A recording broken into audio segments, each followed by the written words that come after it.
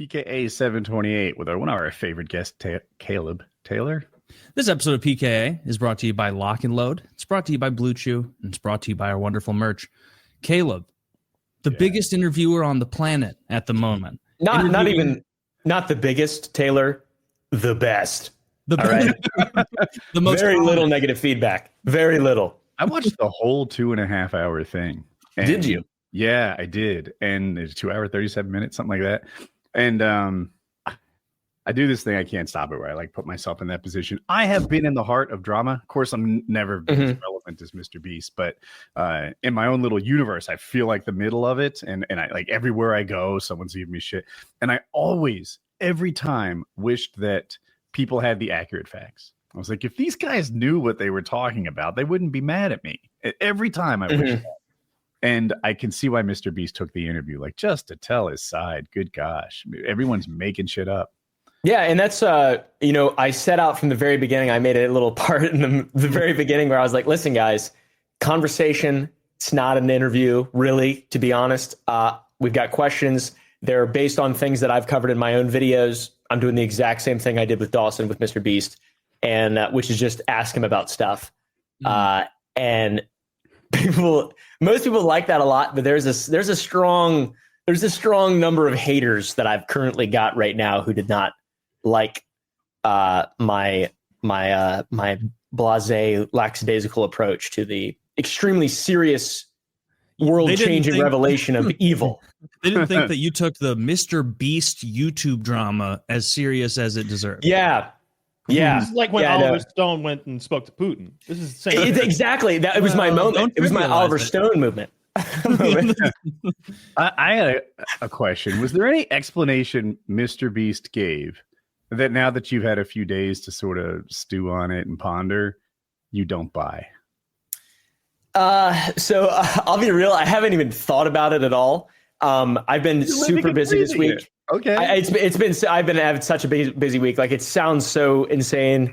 I know people probably don't believe me, but like, if I had to think of one where I'm just like, I wish I would have asked more about that. I definitely wish I would have asked more of if he still talks to Ava Tyson, and more about the Beast Games, the show that he's releasing, because a lot of that stuff, since it's all NDA'd, it's not released. There's a lot of, he controls the lion's share of information when it comes to that right now. And like, it's a very muddy water. MrBeast allegations are very muddy waters.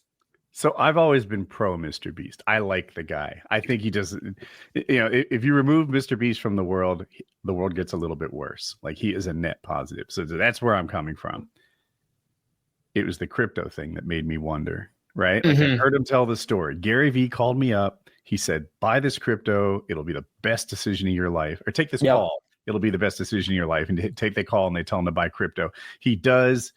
Did he turn 10 grand into $1 million? Does that sound right? Oh, wow. If that's not right, it's close-ish. Like, it was a wild gain. And he might have turned 100 grand into 10 million. It was great. And then he's like, a fund manages all that. And I'm like, well, it might be in a fund.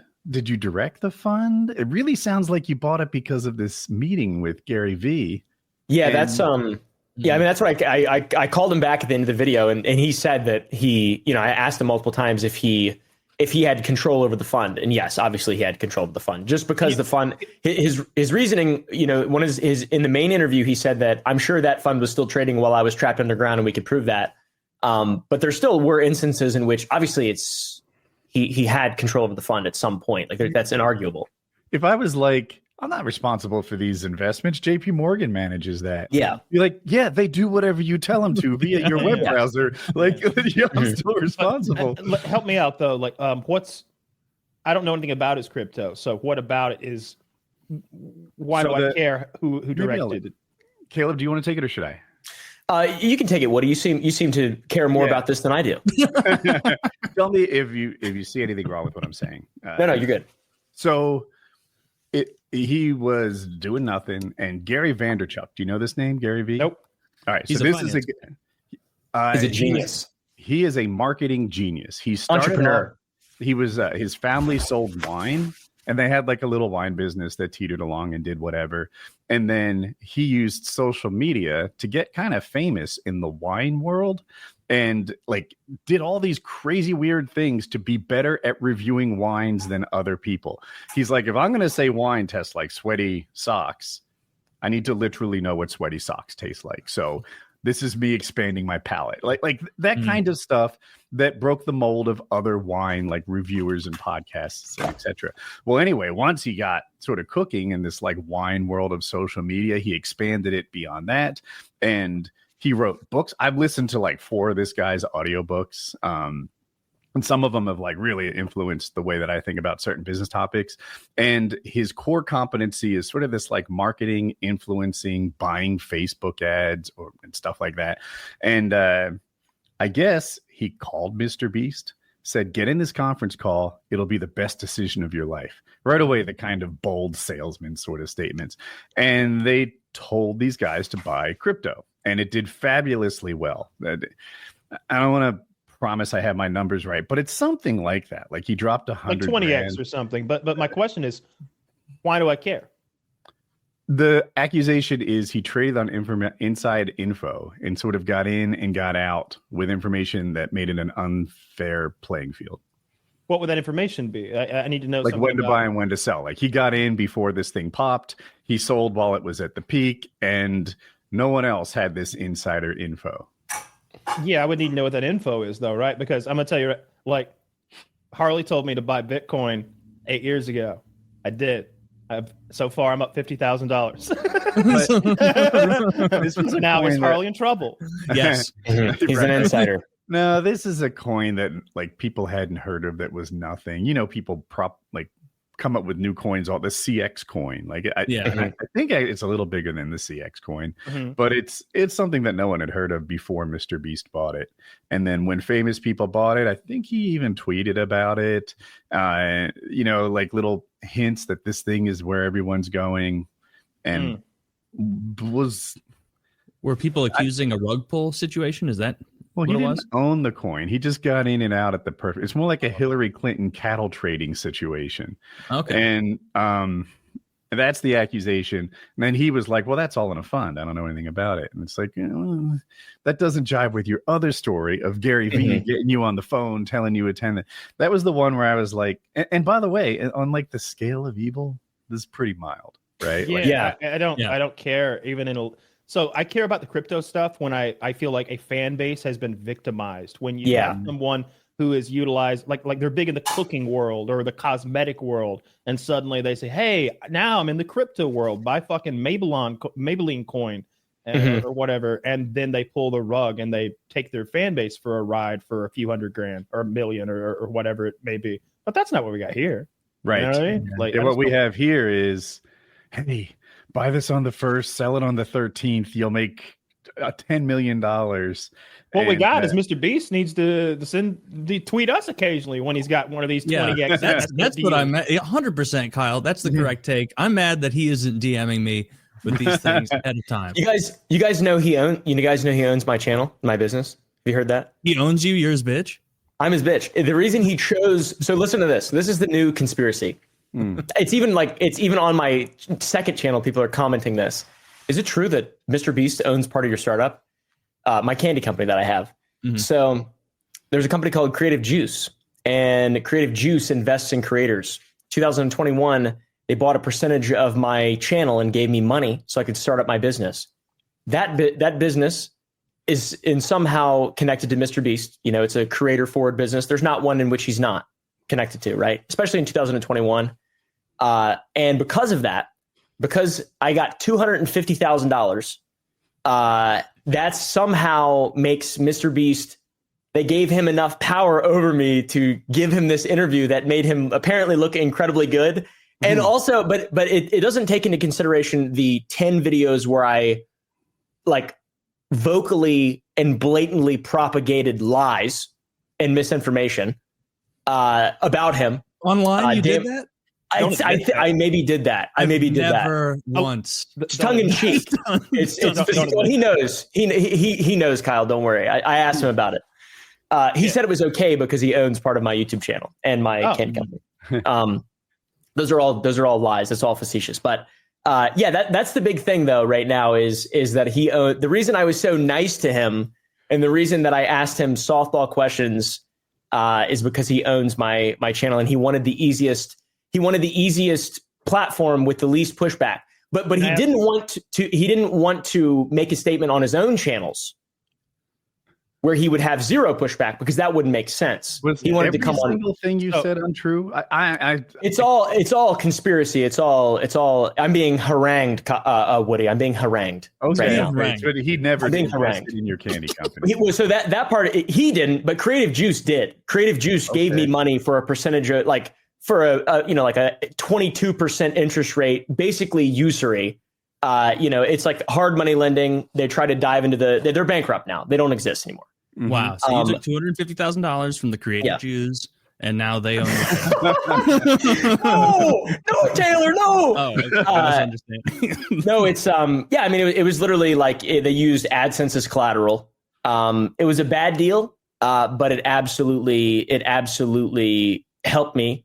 I never spoke to MrBeast. It was good for me at the time. Like it was great. I'm not, but with the level of sense that I have now and there's more of I actually have like equity in the business now, so I can get money from traditional lending, which is, superior by 1,000,000 times. But it would be just like starting any business. You get a high interest rate. They expect a high return. It's a big risk, whatever. Okay. That's very normal. Right. Like in the world of business, it's very normal. What did they like? What is the thing that everybody's mad about? Like, what topic do they think you should have gone hard? Was it like he hired a sex pest knowingly, like that accusation? Yeah, it's that. They are mad that I didn't ask about Shadman, but I did. There's literally comments who are like, there's thousands of people who are upset that I didn't ask about Shadman, and Ava Tyson had Shadman shit on her on her wall, and it's mainly the pedo shit. The Delaware thing, the Ava thing. The Delaware thing, I feel like not only did you guys cover that in depth, but didn't you call back and fill in some blanks? Yeah. The criticism is totally valid. People just were, I disagree. I appreciate that. Can you give us the backstory on what's the Delaware thing? Oh, so the Delaware thing is MrBeast. This is the story, right? This is what people believe. MrBeast hired a pedophile, knew about it, and then formed his business around multiple different sex pests and pedophiles and his eyes wide shut, evil antichrist. Can I add something? They called him Delaware as a nickname because of his history of sexual assault in Delaware. That was that's the fake. This is the guy that I think last time you were on, we pulled up his documents, and that seems pretty sinister. He's a registered sex offender. And if you hire a registered sex offender, that's bad. You're supposed to do background checks. There's a reason for all that, which obviously there is. His explanation for that is that he hired him when he was 19 years old. They filmed a bunch of videos at Best Buy, and Delaware was there. You can see his name tag without a mask on in the video. You can see his name tag at Best Buy before MrBeast hired him. So there's proof that he worked at Best Buy, which, I guess Best Buy hires registered sex offenders. The name tag said Delaware. It said Delaware literally on it. Delaware being a nickname reference. Yeah. Actually, the good goes by Delaware. Yeah. And so they hired him after they liked him at Best Buy. They thought he was funny. And then he was in a bunch of videos without a mask on. And then a lot of people, say that because he was wearing a mask, he was trying to hide his identity. And then, so the thing is that they called him Delaware because he's a pedo from Delaware. He's a child rapist from Delaware, or whatever his fucking charge is. Probably should fact check that. But he's a registered sex offender from Delaware. Shoot from the hip. That's what we do. I've been seeing, I don't know, dude. He's a registered sex offender from Delaware who MrBeast knowingly hired. And his business is allegedly full of freaks like that. Like facts. And then there's, my gut. And he told this story where he's like, he called his mom. Now, his mom was in charge of HR, which sounds terrible, right? You should have someone less biased. But when he was like, I was 19, she was my HR manager, my CIO, my CFO, my this, my that. I'm in over my head. I'm a teenager. And I pulled in my mom to help me, like someone you could trust. That's a really common thing to do. And it didn't strike me as evil. All right, back on topic. He calls his mom. And he's like, did we do this? Did we do what people are saying? And she's like, no, No, I would never knowingly hire a sex offender and have him work with my teenaged son. It's like that doesn't make sense. I would sooner shut down the business than have you with a sex offender on a daily basis. And I was like, that just checks out at a knee jerk. What if he's like really funny though? Touche. What if he's hysterical? Yeah. What if he can sing like Michael Jackson? Then you have to I thought MrBeast came out looking really good from that interview, and I put myself in that situation where it's like, oh, so many times I just wish people were well informed, and if they were, they would have a higher opinion of me and whatever drama I was in. It's a thing I do when I watch content. Was a lot of the punishment or like the vitriol coming at you with the Shad Man stuff? Because we talked about him on the show, I think last time you were here. He's the guy who like makes those weird sexualized drawings of children as cartoons. And the only picture I saw of MrBeast like seeing one of those was like a screenshot from, I guess, a super old video where they're at Chris Tyson's house, and there's a picture up of like a sexualized child, and MrBeast is like looking at it with like that, just like sometimes people can't hide disgust on their face, and he had disgust looking at it. Like, what the fuck is this pervert have on his wall? And it's not like there's nothing else on his wall, just one picture of like a sexualized kid, and that was it. So like, are they still on about because I feel like it's such good meme material. Like you could change that photo to any number. It's him looking over at it like, what the fuck is this? What is his name? Shad, S-H-A-D? Shad Man? It was MrBeast. Also, for clarification, the internet says that the charge for Delaware was rape, 4th degree sexual intercourse victim less than 18 years old, victim's age 1 and 11, between 1 and 11. Ooh, don't like that. Ooh. Yeah, so that's what it says on the internet, based on a picture from this is all provided by Dawson in his video. So, damn. 1 and 11. This person is posting a clip of MrBeast talking about Chris having moved out, but the Shad Man art is still up behind him. Oh my god! Wow. Oh fuck! This Taylor. is hard hitting journalism. Yeah, it is bad. So like a lot of this stuff is really bad, but Dude, seriously though, if Kyle invited me over to hang out and he had that picture on his wall, we're gonna talk about it. I need to see. I'm gonna be like, weird. What the fuck is like? What are you doing? Mm-hmm. Like I thought you were more of like a Kramer in a funny frame kind of guy, not a 9-year-old like in a close up of it, bikini. because I have this wide angle shot where you can tell, but it's even blurred in the wide angle. Okay, like can you just tell me what it is? Like, I don't know exactly what it is because it's blurred out.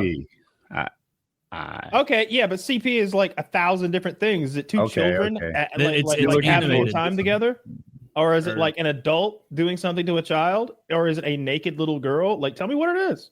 It's scrubbed out. Lolly CP. I don't know Okay, what so that means. Me neither. So is it like? Or could you take a guess? Because I bet it might be on target. So is it animated or is it a real girl then? No, it's a drawing, but I can't see. It's like the picture I'm seeing on Twitter. It's all red and scribbled out, pretty much the entire thing, other than the face. So I can't see what actually is there. You know, and like I'm not trying to split hairs here, but sometimes it matters. You know, with stuff like this. With the other dude, like 1 to 11. Sometimes we're like, wait a minute, how old was this person? 17 and 7/16 or whatever. It's but 1 to 11. There's no splitting those hairs. That's fucked up. The Shad Man. Can I tell everyone what lolly means? Just because I think maybe I'm not alone. It's a young or young-looking girl character in Japanese anime. Trust me, Woody, you were alone with our audience. They all know what lollies are. Dude, the Japanese are fucking wild, man. They've all got. They got. I knew that was like pads. something creepy and pedophilic. I didn't know the specific definition. So it's just underage drawn pornography. Yeah, you're going back to Lolita the whole time. But because it was drawn, it was illegal. Yeah, of course. I do believe that. I think you should be able to draw whatever the fuck you want. Like, I don't.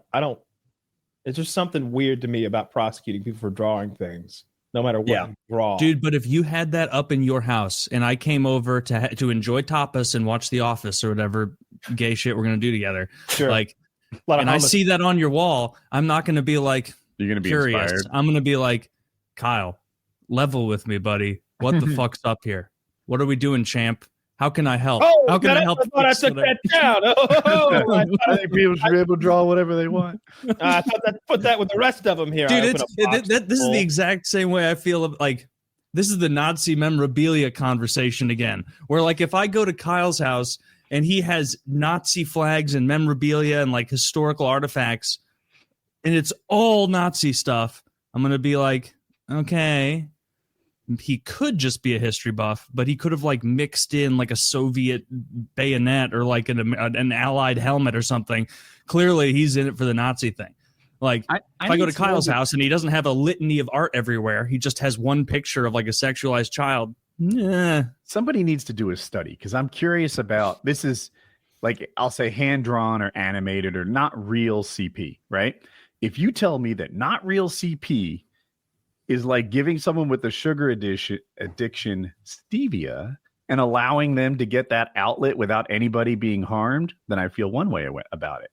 If you're telling me that this is like giving someone with a sugar addiction sugar and surrounding them with that and never letting them remove themselves from that and sort of break the habit, then I feel a different way about it. Like, is this animated victimless stuff propagating this awful kink, or I have no data. I don't care if data it propagates whatsoever. it.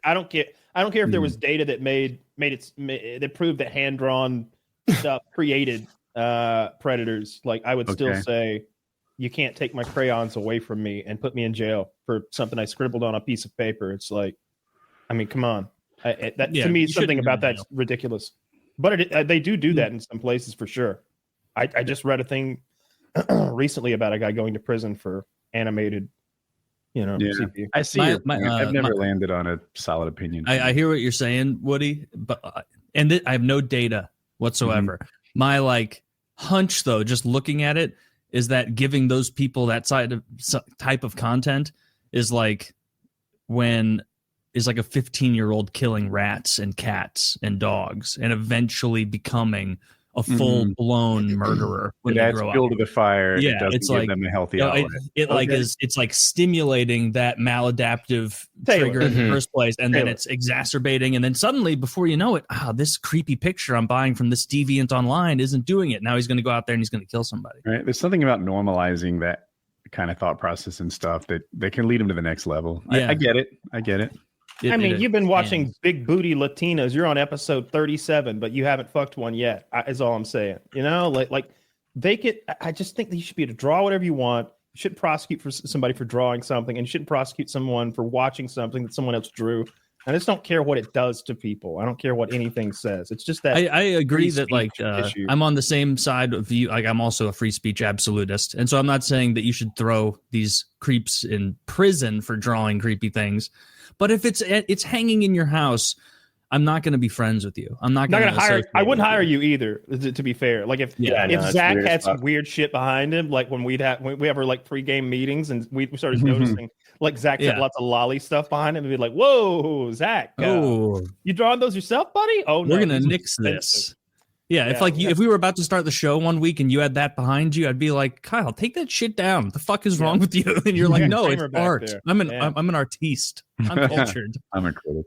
It's like, why is it all sticky? It's a little messed up. I certainly wouldn't want that. But I'm glad MrBeast came out mostly looking. There were accusations of him not paying for the eye surgeries.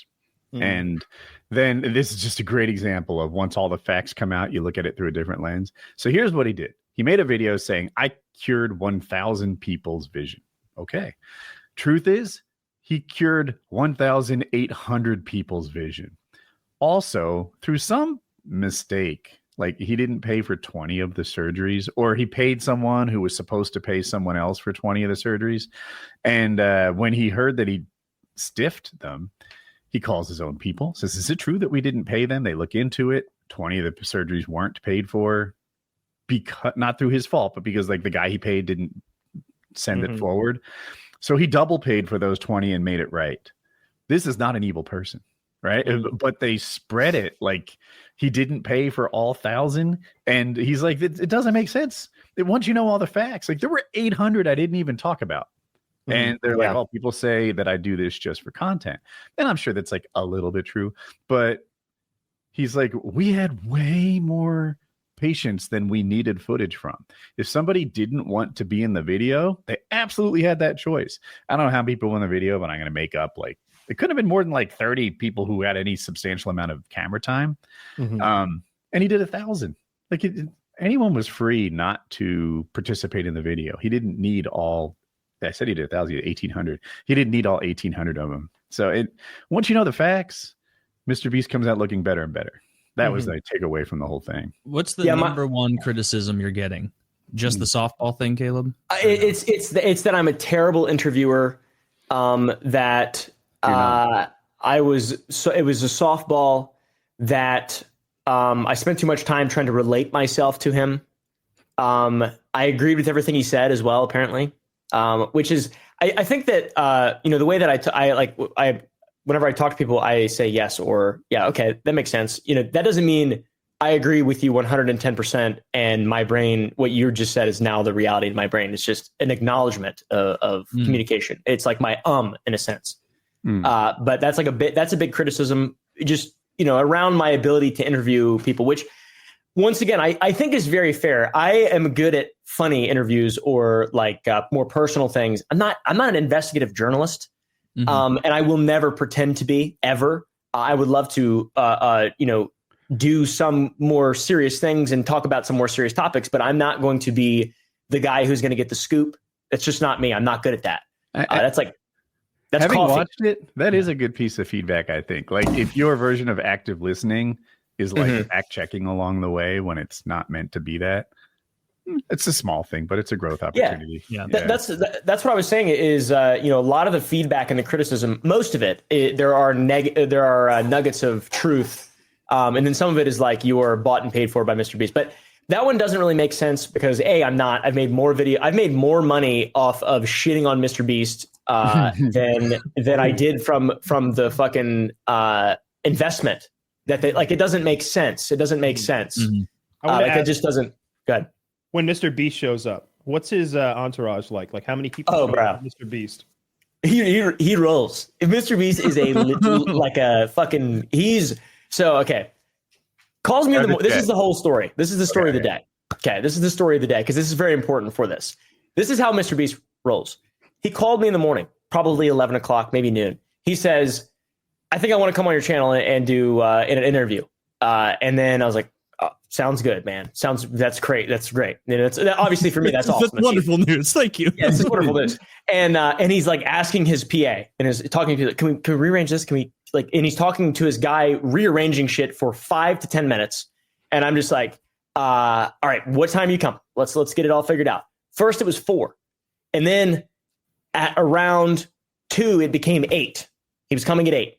Okay. Coming at 8 o'clock. He's in Greenville, North Carolina. I'm in Central Texas in the middle of nowhere with no big cities around. So how is he going to get there in a short amount of time, in a reasonable amount of time? He's going to fly a private jet to the nearest airport. And then he's going to drive from there to my house. That is exactly what he did. He shows up at 8 o'clock. By the way, I released a very long video that I'm actually very proud of. And I announced a game and a game development studio that I've been working on and a part of at 3 o'clock that day. And that was obviously substantially more important to me because there's like people I'm talking to, we're releasing this game. And like, it's just a massive, very important thing for me. And the priority of that just in general, compared to YouTube content, especially drama, is like night and day. Yeah. Very easy to determine my priorities. You intentionally structure your content this way is like, because it would dilute the release of what you just did. Yeah.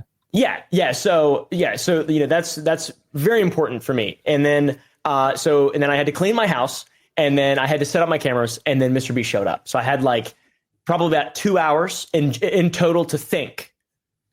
I'm cleaning, doing shit, thinking, and I'm like excited. This is gonna be cool. A little bit nervous. You're cleaning up. Oh my goodness, MrBeast is coming over. Oh my goodness, I must clean my house. I keep the towels on the bathroom floor. I like to picture that like off camera, MrBeast is like benevolent in like a shitty way, like throwing socks full of quarters at homeless people from the window of his limo, firing wads of cash through a t-shirt gun at like the chest of the homeless people. Yeah, he arrived at 8. He arrived at 8 or 7:45 or something like that, called me and was like, where the fuck am I? And then he showed up 15 minutes later. So he flew into an airport that was 15 minutes away. I didn't know there was an airport 15 minutes away, for one. And then shows up and walks in, emerges out of the darkness. He's got 3 guys with him. I do not remember their names. I know one of their names. I don't know any of their names. I don't remember any of their names. One of them, PA, and they were very regular dudes. Like these were regular, just super regular people. I thought it was going to be, like the most crazy thing was that he had a black SUV with a driver that sat out in it the whole time, which was so baller. That's amazing. Is that what he used? That's a black SUV. I know. I don't know where this stuff came from. I thought that was really cool. Well, he had a car service meet him at the airport. That's true. You're right. Car service in nowhere. You're right, Kyle. Yeah. When you don't care if something costs 8 times what it normally does, then it will just show up where you want it. I mean, that's true. No, it's pretty cool. That's a good point. It's cool. It was cool. When you think about it like that, logically, it's less cool. But like, no, it's gay. Yeah. Oh, shit. Was it like a Ford or a Chevy? Dude, I think it was an Escalade. It was an Escalade. How do you feel about that? Airport I've ever been to will now give I you know a free that it was car. a car service. People don't know this. You can just fly into an airport and they'll give you a car. You can do whatever the fuck you want with it. I think the idea is you've got your jet or even your Cessna worth 60 grand there. They give you this $3,000 car. It's no big deal. I think it's funny because I show up in a used paramotor and like ski clothing because it's cold up there. Yeah. And then I land, I leave my jacket at the airport and I drive off in their car. And it's like, wait a minute, this thing's worth more than your shitty backpack. but that was my assumption, but I guess it was wrong. Dude, MrBeast, like 100% serious. So he was coming to my house to interview him, which could be one of the most damaging things he could do to his career. Is come to my house and be like, today I'm going to ask you many questions. Oh my God. Just for an hour. Like, if he pulled up in like a Hyundai accent, I'd be like, and like some Indian guy dropped him off. Like, go fuck yourself. This guy. No, I need that big SUV sitting out there feeling like he's a baller. It was weird. You know what? I felt sorry for him. So there are these lies spread out about MrBeast. And then he would have proof that refuted the lies. Like, look, here's some video that counters the story that is it Dogpack? I don't know these people. Yeah. That counters the story that like Dogpack was lying about him. Cool. And he'd show it to other YouTubers and they'd be like, yeah, but the thing is, you're toxic right now. And if I support you, it could hurt my own brand. So you're on your own. And I was like, oh, that sucks. He can't find a friend right now. And I felt bad for him. We here on PKA, we're always on his corner. Why don't you come over here, MrBeast? We're friendly, we're nice, MrBeast. We'll clean up. We're good optics. Dude, I won't even call you soft A's when you're here. I want to ask you, like when he showed up though, because I would have thought, look, if I'm MrBeast, I'm gonna have one security guy with me in case somebody scoops me up, starts pulling my fingernails off, wanting my crypto fucking keys, right?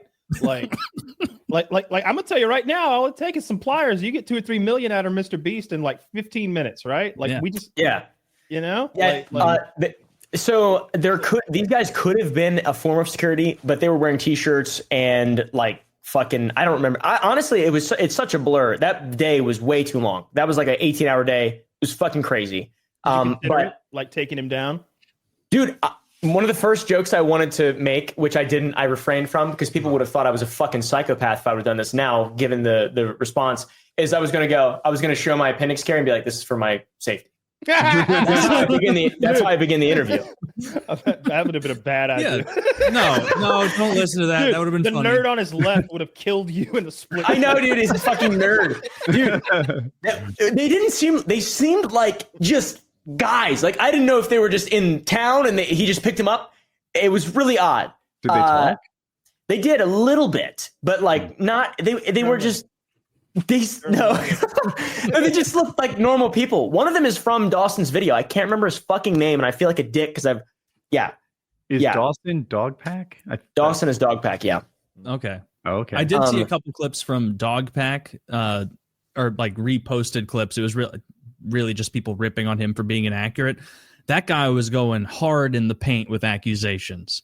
Oh yeah, like, just seemingly frivolous now, where it's like he not only hired pedophiles, he liked it. And it's like, Yeah. okay, well, how do you know? Shit. So he called MrBeast the Antichrist and tried to put out some like proof that this guy was actually a satanic force, like supernatural. Damn. And then he removed that part of the video because it wasn't that credible. And people were like, okay, so that part's not true, but all the other parts are true. Like, and I can see why MrBeast is scratching his head. But my gosh, when someone does well enough, there are a lot of people who want to shit on it. I've been, this is related. Don't think I'm taking us for a turn here. I'm playing Fallout this week and I'm modding it. Fallout, of course, is several hundred years after an apocalypse. There's a mod so you can replace the food items with a moldy lunchy. You can, oh god! So you like 200 years after the apocalypse, you can find an old moldy lunchy. Dude, I saw someone posting pictures of all the moldy lunchlies, and then just like quote tweeting it, being like, "Someone just realized why preservatives are in Lunchables," because a big like point of Lunchly was like no preservatives, and it's like, did you shelf test this? Yeah, like. What were the conditions that made it moldy? Was it expired? Did they open it and then leave it on the shelf? And then in regard to like it's moldy, dude, in regard to like consumer packaged goods like that, like they're required to do either true time or artificial time shelf testing, where you have to put it in either a special pressurized whatever science container that makes it seem like it's 8 months instead of being 6 weeks, or you have to actually sit it out for 6, 8, 12 weeks. And then at the end, present that to the FDA.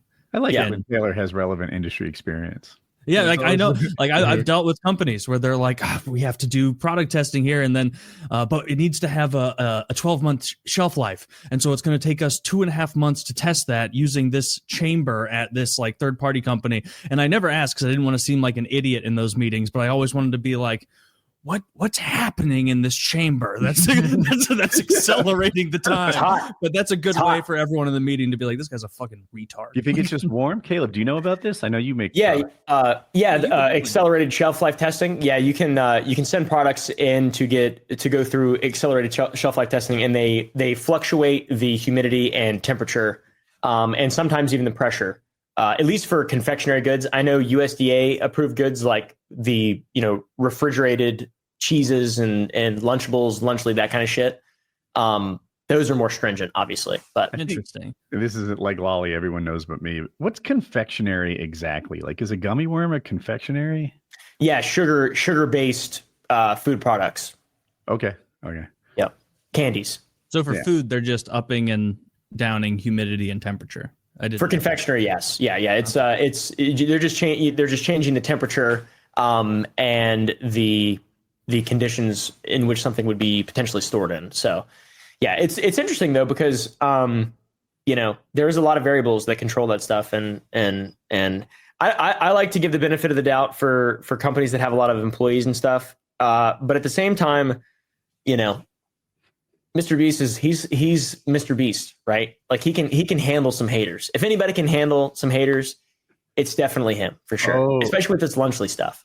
I'm not saying that he's incapable of it, but I'm saying that for people who've never had haters, they would think to themselves that if they had X million dollars, that they wouldn't be bothered by it at all. Oh, I'd be laying by my pool while everybody hates me. You probably would. You probably would be by. Humans just aren't designed. Like, I was watching a live streamer last night, and you had 1,700 people watching, all of them with some criticism about the way he's playing. He's one of the world's greatest Elden Ring players, and it's just getting at him. Like, why didn't you win this tournament? You don't know anything about this. You tell him he's wrong. And I'm like, man, people just aren't designed to have 1,700 people in unison saying you're not very smart, you're not very good, you're not the like. If you went to school in high school and someone said you look bad that day, it might sit with you. Yeah. Right? Try having 1,700 people in unison all say that you're bad at your job, that you're evil, you're this, you're that. It can sink in more than you'd guess. And I'm doing too much about making about me. I used to sink into me super hard. Still sinks in too much, but not like it used to. Yeah. And I'm just MrBeast. What is he? 24? Does that sound right? Oh, he's got to be older than like that. Yeah. My goodness, 26. Good for him if he's 24. Like, what are like? I remember like I feel the same way as with like the hate comments, where like I've been doing this long enough now that most of them it's just like whatever, who cares, doesn't matter. Like you always remind yourself, like more people liked that, like in regard to like a bit on this show. I just have to be like more people like that bit than dislike it. It's just a loud person. It was maybe like a few months ago, like one specific person like tweeted at me, and he was like, "Your Trump impression fucking sucks," and like that. More than any comment of like the past half decade, like literally like 8 hours later, I'm like, that guy doesn't know what he's fucking talking about. He totally got me. He totally got me. Dude, a guy got me. So I have an email account that I never read, right? It must have 38,000 unread emails. I don't know. And it gets an email every time someone leaves a comment on Podbean. And this is like 4 weeks ago. I don't know why I looked at that account. Maybe it was like a verification number that was sent to it or something. And the comment was, "Oh my God, I hate Woody so much." And I'm like, happy Saturday morning to you. I didn't do anything. Like, genuinely, this is my best effort. You should reply back. Anything specific or nah? Fuck you. This hates my whole essence. I don't know what I breath did. smells like cum. That is like, do you almost like get a kick out of it sometimes though? Because like you'll see hate comments and it's like water off a duck's back, but every once in a while it's like hey, your African guy impression sucks, it used to be better, and it's like I'm actually like my nostrils flare where I'm like, this guy doesn't know anything. I can't decide when it's worse, if they're right or they're wrong, right? If they're mad at me for something that I never even said or did, or is like not even remotely true, maybe they believe something someone else said. Sometimes that like, oh, this guy doesn't even know what he's talking about. It's easy to disregard. And other times it's like people think that, and you can't win. Yeah. Yeah. Like I would 100 times out of 100, I would rather people tweet those fat pictures of me with my eyes photoshopped apart. Like as opposed to that one guy's guy. And now if I saw another one like today, that wouldn't get me like that. It's just, I don't know what the mood was. It's like at the time I saw that when he was hitting me over the Trump impression, I was like, fuck. And then you're in your own head where you're like, maybe it is bad. He's probably right. He's probably right. And you're just a fool. Yeah. It's annoying. And I take some solace when like real celebrity. I see John Cena talk about his haters. People go up to him and go like this and such in a way that kind of. I thought that was a fan thing. It is, but you know, people do it differently, right? Like some people might do it to mock how dumb he is or how silly his whole career is, and you know, every so often people do that to him, and he has to like just suck it up and keep walking. And it, he famously has that guy that there was a famous incident where a guy was bothering John Cena in a store, and he's just like kind of yelling at him like, "John Cena, woo!" He's just like, John Cena's like trying to buy like a croissant or something. I've seen that. Yeah. He's in like a gray suit. And I think the guy's like, "No, I'm not going to give you because of how you've approached me. This is absurd." I can't remember exactly, but it's just like the guy was making his day hell for no reason. Just being like, you know, if I saw John Cena somewhere, I would just be like, "Oh, that's John Cena," and that would be it. But he's kind of stalking John Cena with his camera out, like, "John Cena, woo! Yeah. I can see you. Holy shit!" I would ask John Cena what happened in Tiananmen Square in 1989. He's an asset of the Chinese Communist Party. Did you guys know that? I did know that. His man. Have you seen that video of him where like? Oh yeah. He's like, "Oh no, like he's like on camera doing that, apologizing because I guess he like pissed off the Chinese for some Chinese communist government shit. Yep. Yeah. I was gonna joke that your Chinese was terrible, but I was like, what if it sinks in? I don't want that. What if Taylor's sense of self-worth is wrapped up in his imaginary Chinese? It is more integral than you would know. Yeah. So anyway, yeah, I wouldn't do that to John Cena. I wouldn't bully him because he's big and scary. What would you do? He's enormous. You saw John Cena. I'd jump on his shoulders. I'd probably, I don't know. I'd probably just keep walking and be like, neat. Like, yeah, I that's wouldn't pretty bother him cool. at all. I'd like walk by him so that I could see how tall he was in real life, so that then I could go home and I could Google it and see if he was doing like Hollywood height or. Yeah. I guess his you two are like identical. That would be my guess. That's funny. In height? There is no way. Isn't he yeah. like? I thought he was like purportedly like 6'4". I didn't think so. I thought he was like 6 feet tall. Okay. That's how I imagine John Cena. Maybe he's bigger. Well, a lot of us that are 6 feet tall have a bad rap because there's a lot of 5'10" and 5'11" liars out there. And so when you get an honest to God 6 foot person saying that, you know, like I think 6 foot stolen valor is more important than any sort of military stolen valor. John Cena, the internet says he's 6'1", so I don't know how to translate that into real life. Yeah, we should invite him out. Yeah, we should invite John Cena out. Yeah, you know who doesn't have Hollywood inches? Fucking Harley. He's every bit of his height. Yeah, the biggest Jew in the Western Hemisphere, easily. Like I don't think there's a bigger one. Name one bigger Jew. How big is the Jew hunter?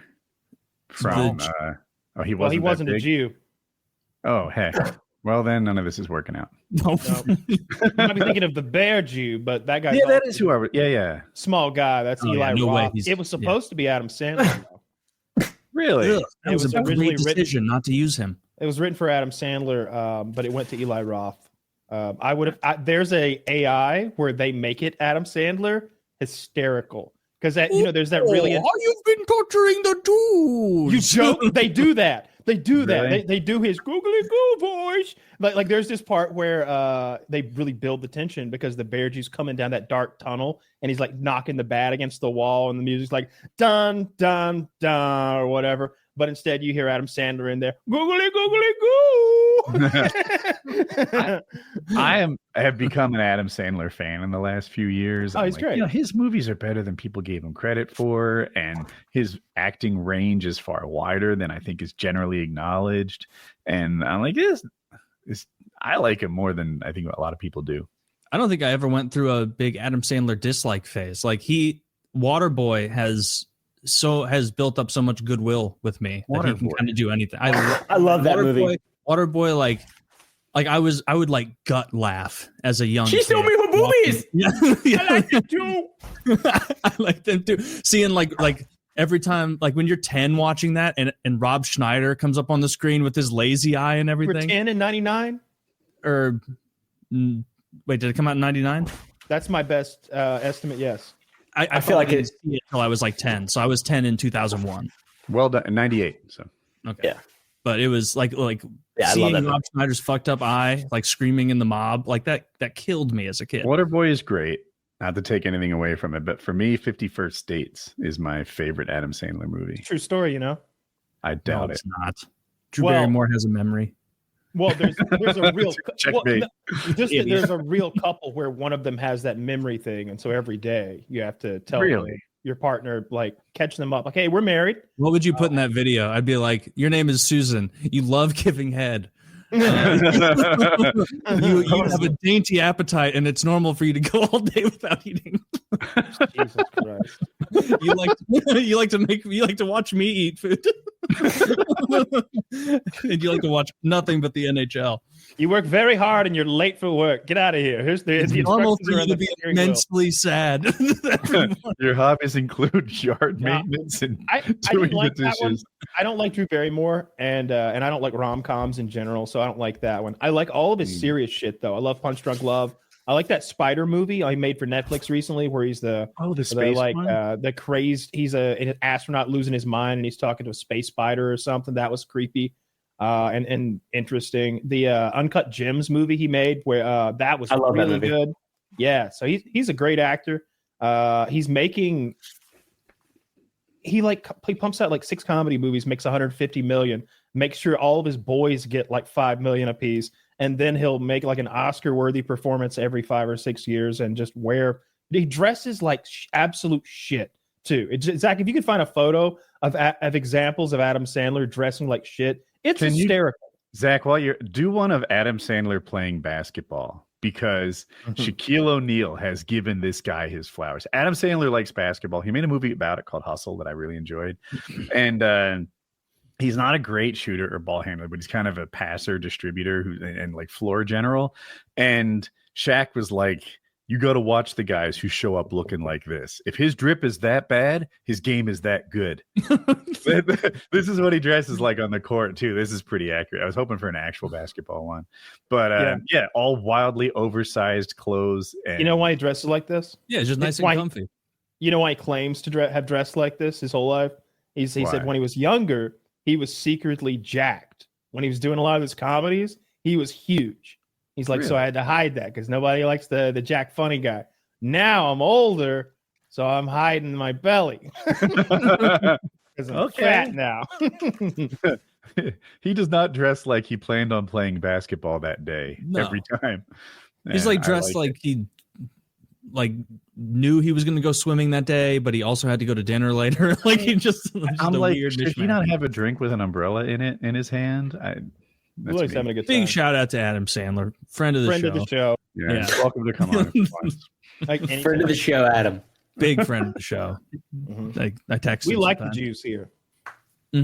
Well, the funny ones, all of them, but especially the funny. Well, ones. we draw a line. Some of us like all of them. You like even Epstein. He wasn't funny. He didn't make anything like Seinfeld. He just molested kids on an island. Was hilarious. I'm told. You ever see that guy smile? It'd light up a room.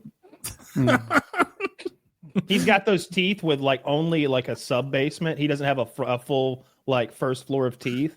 He's just got those little half teeth that make him. I don't understand what that means. Well, some people have a whole second story to their mouths when they smile, and you're like, "Whoa, put that shit away!" Like someone who's gummy. Yeah.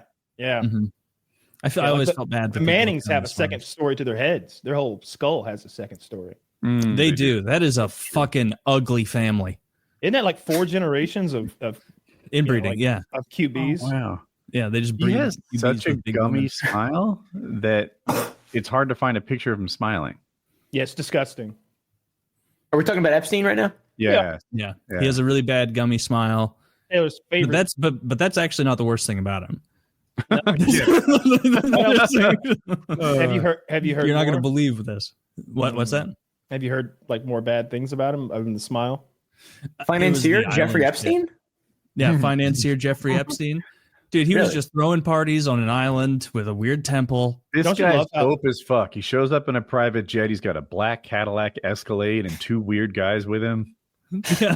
Dude, MrBeast should buy Little St. James. Doesn't show the gums as well as the pictures I was seeing. Yeah, they're quite bad. You know something you might not know about Ghislaine Maxwell on the left?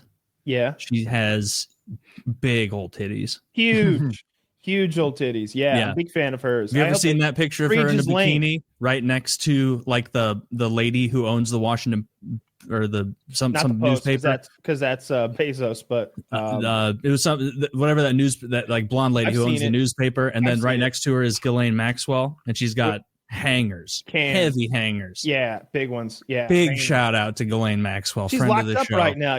I say free Ghislaine. # free Ghislaine. Where's she locked up at? I don't think they got her in that Diddy lockup, but they got her in the lady equivalent, I'm sure.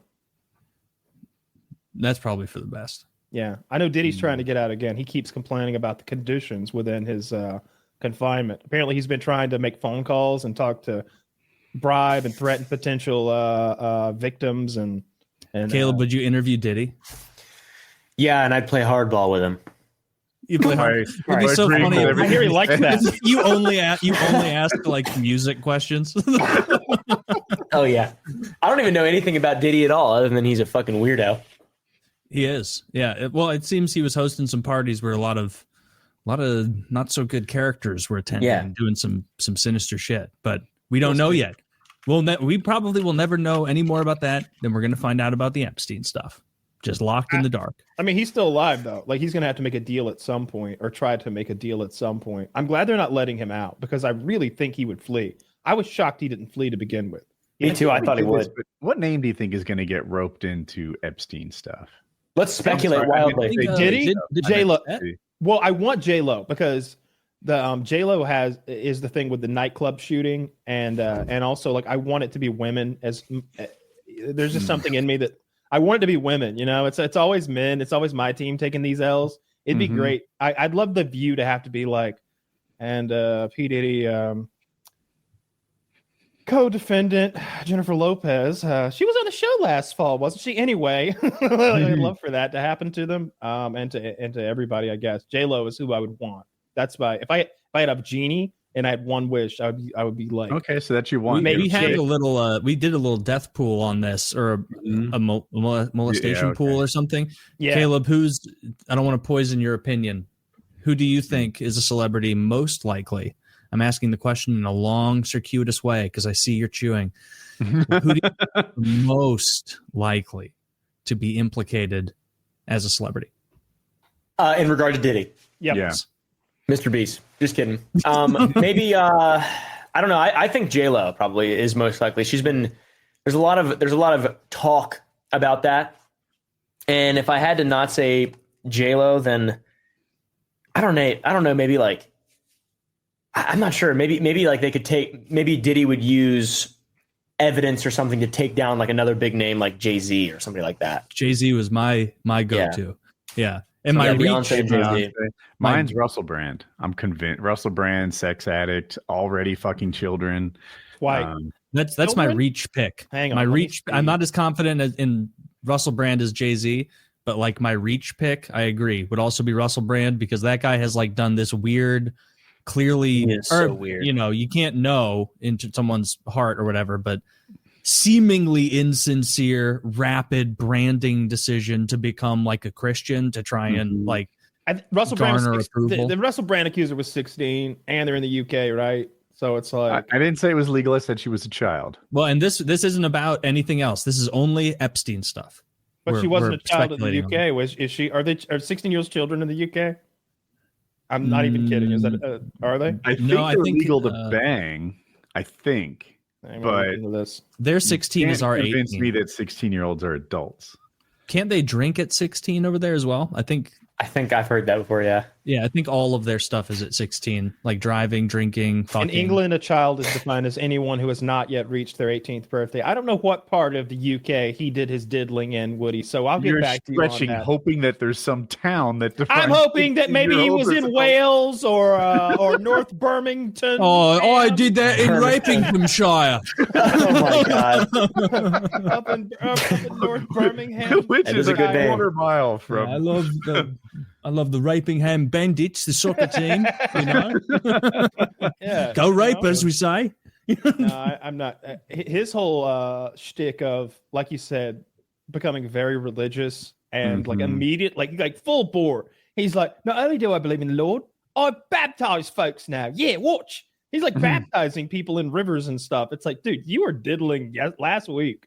You can't make this turn around that What the quick. fuck? How do you even do that? You get baptized and within a week you're fucking doling them out? I don't know about That's what that. John the Pretty sure Baptist that's did. just a That's what- public persona. That's what John the Baptist did. did. That's true. He's still doing Well, sex John the parties Baptist and is better drugs. than fucking Russell Brand. Oh, is he? Who's to say? Who's to say? I mean, Right. one of them did lead. It was a long time ago. One of them led Christ Church. The other made some real knee slapper comedies. I don't know. I think Jesus said that never was a man born of a woman who was as just as John the Baptist. And I would not apply that attribution to Russell Brand. Did Jesus say that? I believe so. Something to that effect. Yeah. That's why Jesus let John the Baptist baptize him as like a show of humility. Citation needed. Oh, dude. If we're doing Bible citations all day, I could find it in 2 seconds. Source. Here is Bible knowledge. here's 1 Timothy 7. Russell Brand got weird. I hope that I never I hope thought that he was something very comes funny out. either. I hope that he doesn't like mysteriously pass away in there.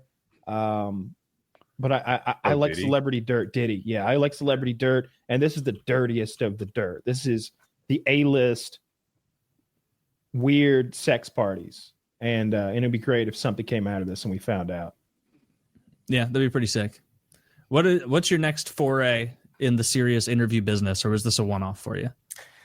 I mean, I've interviewed a couple people before. The only two serious people I've interviewed are Andrew Tate and MrBeast. Oh, Shit, I didn't know you interviewed Andrew Tate. Yeah, Or long at least ago, not- before he was arrested for human trafficking and all that other stuff. Yeah. This was like in July of 2022. could you tell? So Um, Andrew Tate has this like, I don't know. I'm an alpha male. I should get all these special treatments and rule sets because I'm so wonderful. Special people are treated special, etc. Did you think that was for show, or that's who he is to his core? I think he's a very. Do you know the Alex Jones defense, and that it's like he's entertainment and everything he says is for a. I think it's like that kind of deal where he's a character, and maybe he does embody that character in his day-to-day life because he's a rich, super rich guy. But to me, it all seemed like, oh, he's going to say this, and then he would say that, and it's like, of course he's going to say that he's Andrew Tate, and it just seems too much like fencing, and not enough like this guy's just being himself and just hanging out. Like he's pressing buttons too much, like he's too well. I saw an interview with him once, not even an interview, but just a quick little like short clip, and they asked him a silly question that was meant to get an Andrew Tate answer, and it was like something like, "What would you do if you had daughters?" And or like, and he's like, "I would drown them." And he's like, "Really?" And he's like, "Come on, what do you think?" I like that. He just slipped the mask off for a second. He really dropped. He's like, "Come on, what the fuck do you think, man?" Yeah, I got that vibe. It was interesting. He definitely is like a, giant ego, crazy fucking kickboxer, fighting mindset, just on a different planet. But it's just some of what he says is like about some of the accomplishments he's proud of are true. The dude's a world-class kickboxer, right? Mm-hmm. Is he the best to have ever walked the earth? No, but none of us could beat him up. Mm-hmm. And is he wealthy? Yeah. No, I suspect he might have claimed higher levels of wealth than he really had at one point in his trajectory. But at this point, I think a lot of his wealth is true. So, yeah, he's in a lot of trouble these days, though, right? Like he's in legal trouble in Romania or whatever. Yeah, and a lot of, he just like kind of just scams people now. Like it's just kind of his thing now is to just take whatever the easiest, most. Whatever the route to manipulate people the easiest. The whole Hustlers University thing, gigantic scam, all the crypto stuff, a lot of that shit's just meme coin nonsense. Mm-hmm. He's just doing a lot of like really, he's hated obviously by the whole world. Well, by the civilized world. And, right. By 90%, but he only needs 10. Yeah, he needs that 10. And it just seems like he's kind of leaning into being a scamming piece of shit now, which is less funny for sure. And also all the fucking crazy sex trafficking stuff. Willie Mack Show has a great video going into that. Did you do a deep dive into the Hustlers University at all, and like the materials and such? So that was right before all that stuff became super big. I have not. I've seen a bunch of videos on it, and they're fascinating. We had a guy in our Patreon Discord for $50 a month to get to hang out with at the end of the month, and one of those guys was in the Hustlers University. And I expected him to be like, I don't know, man. It was only $100, and I thought maybe I'd learn. But he was just like, no, it's great. We learn a lot of stuff, a lot of good material, a lot of stuff that's helped me with my self-esteem. I love it. I've been, and he was like a multi-month member to the Hustlers University. Wow. So my one and only example of someone who did that was a positive result.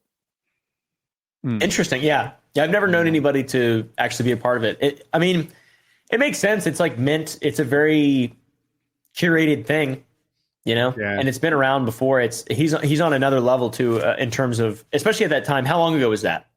Oh, a couple years probably.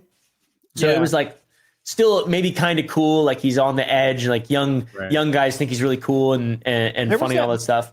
There was that moment where it seemed the algorithm just loved him. Oh, and that was all those podcasts. He'd done like 4 or 5 podcasts, and then they got clipped up and diced up. Yep. And man, it took off. I bet the combined viewership was over 1 billion easily.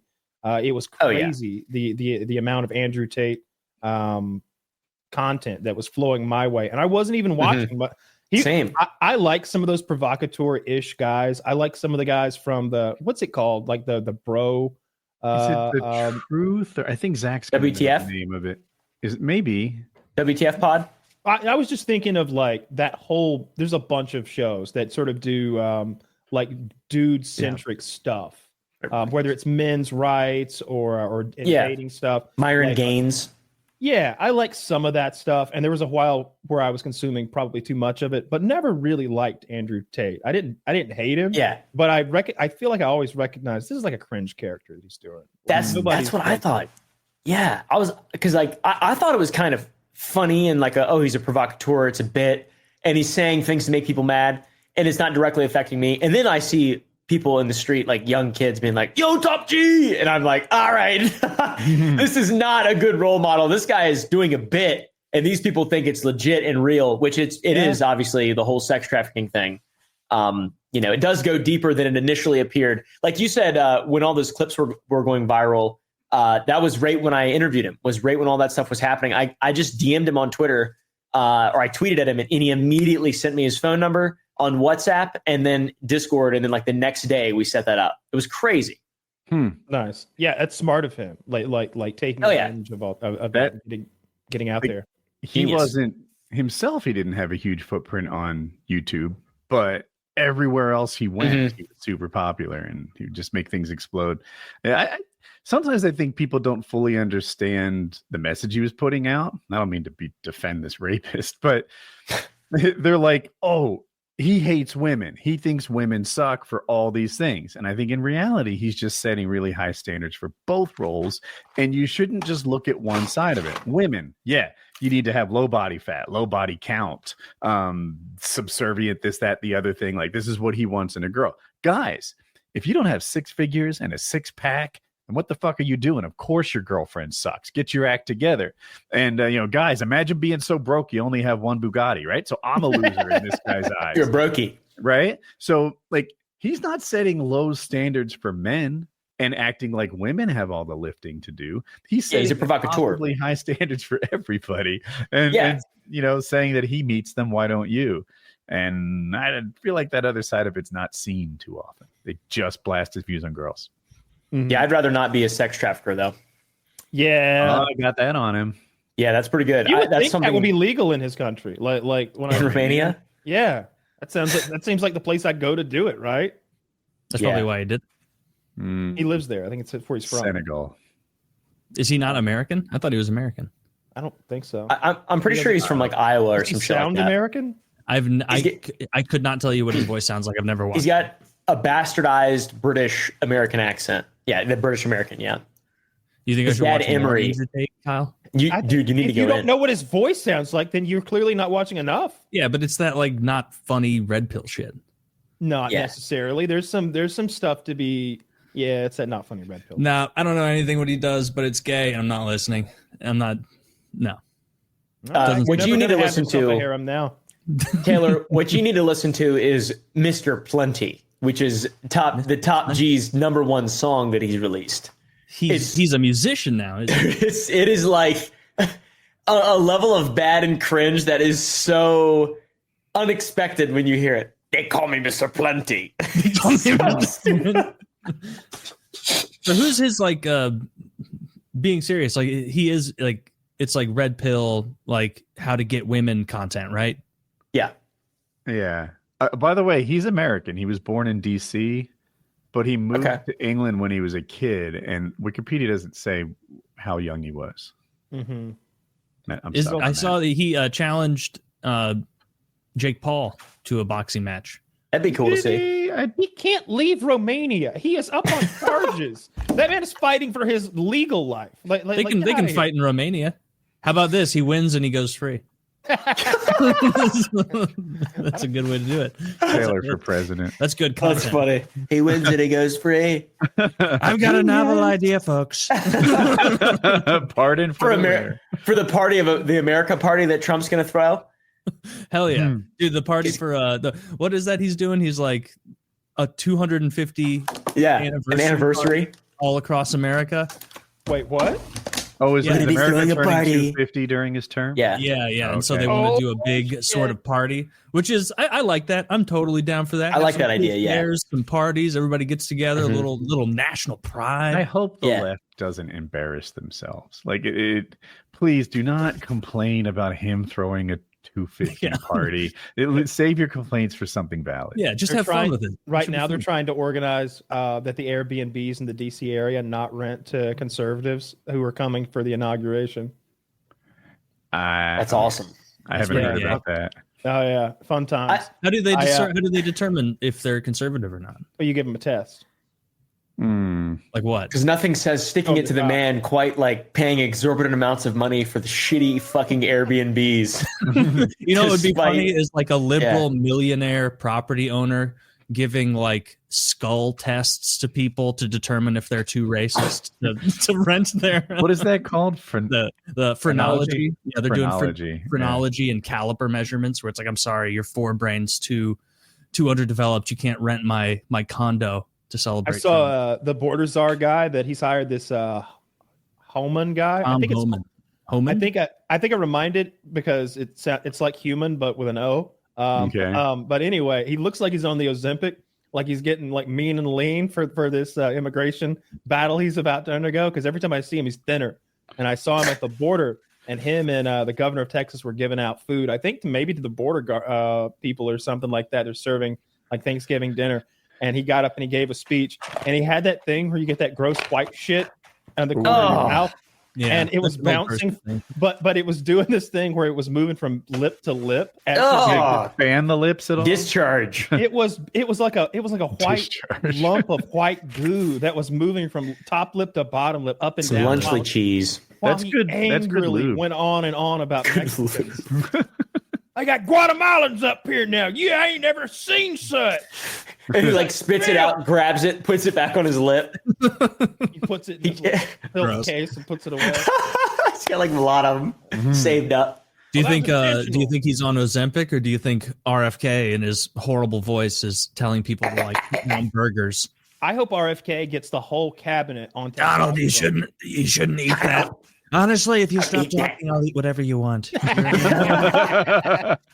Who told you should be a politician? I wouldn't be shocked because Trump is very concerned about like visuals. You know, he looks for people. One of the things he looks at, are they from central casting? That's a thing that he said. So if his cabinet all becomes just a little leaner and meaner and more attractive and Hollywoodish, wouldn't shock me.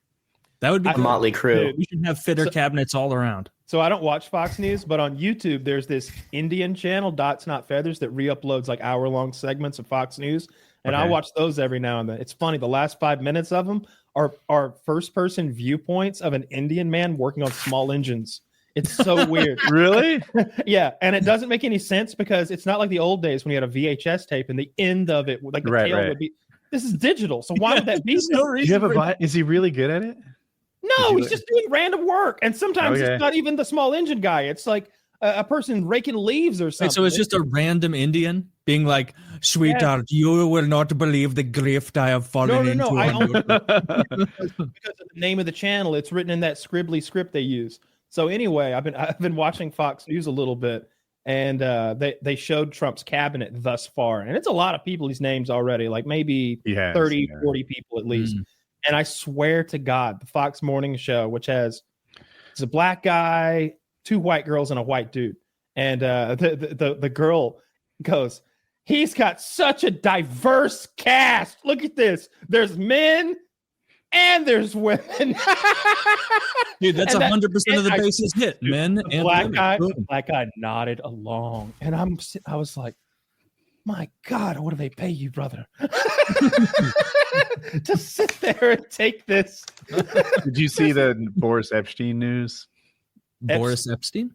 I don't know what that is. Yeah. All right. So this guy was Trump's Republican strategist, and he was selling seats, selling jobs, and they had to pay him $30,000 to $40,000 a month for their position. And to Trump's credit, he heard about it. He fired him. He said anyone who does stuff like this is going to get fired just like he did. And it wasn't a thing Trump did, so I don't mean to mispaint it. But it is a dirty guy who was selling access to Trump. And he's out now. Imagine how many of those sketchy fucks just are out there. Is that the date right guy? Is that the guy that went to TikTok and now... Because that rings a bell, but that might not be him. I could just be lying, spreading false news. Fake news. Don't let that disinformation. Yeah. Or misinformation. This article doesn't say anything about him. Don't worry. This and misinformation are safe now. What's his name? It's hard for me to pronounce. I'm going to posted in there. I'm getting Boris Epstein. Boris Epstein. Do you see the? How would you pronounce that? Oh, Boris Epstein. Yeah. Boris Epstein. Epstein. Wait, it's Epstein. Yeah. Epstein. I think you're right. Like, how else could you possibly say that? Yeah. I sometimes do this. I focus and make sure that every letter makes its word into my pronunciation because it's supposed to. I used to just look at the first three and like roll from there. Wait, this was the guy working for Trump? Yes. This guy was born in the fucking Soviet Union. He lives in what ethnic? Dude, Epstein makes me think Jewish, but Epstein, what fucking ethnicity is that? Is that Russian? He's Russian. He's probably a Russian Jew. He was high up on his. We can do an early life check. And then he made it into the White House, and now he's out because he got caught for being dirty. Shame on him. His family are Russian Jews, so he thought he was too good for like the Jeffrey Epstein spelling. Had to be unique. I don't like this guy, not one bit. Selling loser. Yeah, he's a loser. Don't like him. He's a loser. He's a loser. So he's a loser. Oh my god! Hey, RFK, if you could shut the fuck up, you're bothering everyone. It's really. Can you imagine having to speak to him at a party and be like for one thing, like you do want to speak to him because it's RFK. Oh, yeah. Dude, I'd be like either swallow or spit it out. Like, get it out. Taylor, I can't. There's a worm in my brain, and also I just give him a burner phone and text across the dining table all night. Give him that Fetterman iPad. Yeah, Jesus. Yeah, something, a speak and spell. It's really dude, people don't give him enough shit for that stuff where it's like, well, in the 80s I cheated on my wife 67 times and I kept a diary of it, and then I showed it to her and she hanged herself. Now I'm kind of into fitness. It's like that was in like the 2000s. Was like, bro, that wasn't that long ago when his ex-wife hung herself. That was in like 2011, I think. Do you look down? See, I don't look down. I want that guy to talk about fitness and like getting nasty stuff out of food and literally nothing else. I really don't care what dudes. As long as you're not beating your wife, I don't care about dudes who have infidelities. Like, that doesn't mean anything to me whatsoever. Like, she killed herself out of torture of him like basically like, rubbing that in her face. It was pretty fucked up. Yeah, I think that's ridiculous. I mean, I think that's ridiculous. She killed herself because he did this. She killed herself because she wanted to kill herself. That's on her. Fair enough. The onus is on her at the end of the day. I'm just saying, I really like what RFK seems to say about like all his food takes seem to be good. And then outside of that, I'm like, you know what I like about his food takes? The left has to try to attack them now, and it's hilarious to watch them do it. The articles will be like, what's the problem with GMOs anyway? And it's like, whoa, what do you mean? Aren't you supposed to be against them too? I sent you all those articles, and it was like a pain of 4 of them where they're attacking like healthy foods. Suddenly. You sent one, I remember a headline specifically you sent a picture of that said, why ultra processed foods aren't bad for you. Yeah. And I'm like, why would this be the point that they want to take? Why is contention anyone with? making like, this point? This is the worst possible position to take. Yeah. Oh, you think like having like weird emulsified paste turned into crackers and fed to us is like good? Yes. It tastes good. It's probably not tastes good for us. Have you fucking tasted it? Yeah, I love chips. I'll eat chips all day. It's been a problem. All right,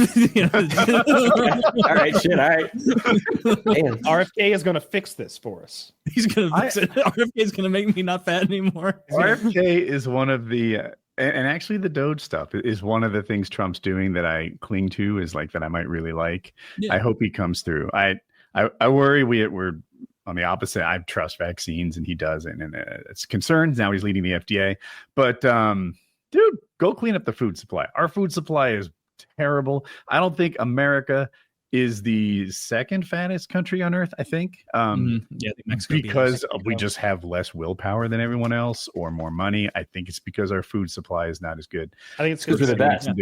It's GDP. We shouldn't be number one. We got more money to like blow, right? Well, it's because our I food isn't don't know as that good. more money. I swear, if Americans were the fittest, they just said that's GDP too. Oh yeah, we have like fresh fruits and vegetables. Other people have to survive on Fritos. I think it's just easy, convenient access to bad food. Yeah, convenience, right? Convenience, which probably has some kind of like patternable correlation with GDP. Yeah, I went to to emphasis on convenience. Mexico 2 or 3 years ago, and their food was awful. There was hardly any meat or any protein everywhere, you know. And I went down there with like the budget to get good food. It's just not offered. Everything is just carbs. And they're very carb heavy. But there's no excuse for us as America. Like, we're fucking America, bro. We're awesome. We have worse food, like worse food than Europe. We have like lower quality food than Europe. Fuck how? No. Fuck that. We need to humiliate Europe again. Yeah. With great. Are you so it's weird, like the topics and policies and where people get sliced along the Republican Democrat lines. Like, how do you feel about raw milk and raw cheese and stuff like that, like the non-pasteurized stuff? It's because it seems by and large that there are people on the right, conservatives will be the ones who are like, this is the way it used to be, bruh. Like, pasteurization is just nuking all the nutrients. It's a conspiracy. You want that raw milk. And then you'll hear about a listeria outbreak killing a bunch of people. And it's like, what are you doing? It seems like it's like the most obvious thing ever, where it's like, yeah, pasteurization makes it safer. And it also like kills some, I guess, microorganisms that would be good. Like, but it kills the good with the bad ones. And so that's what they're saying.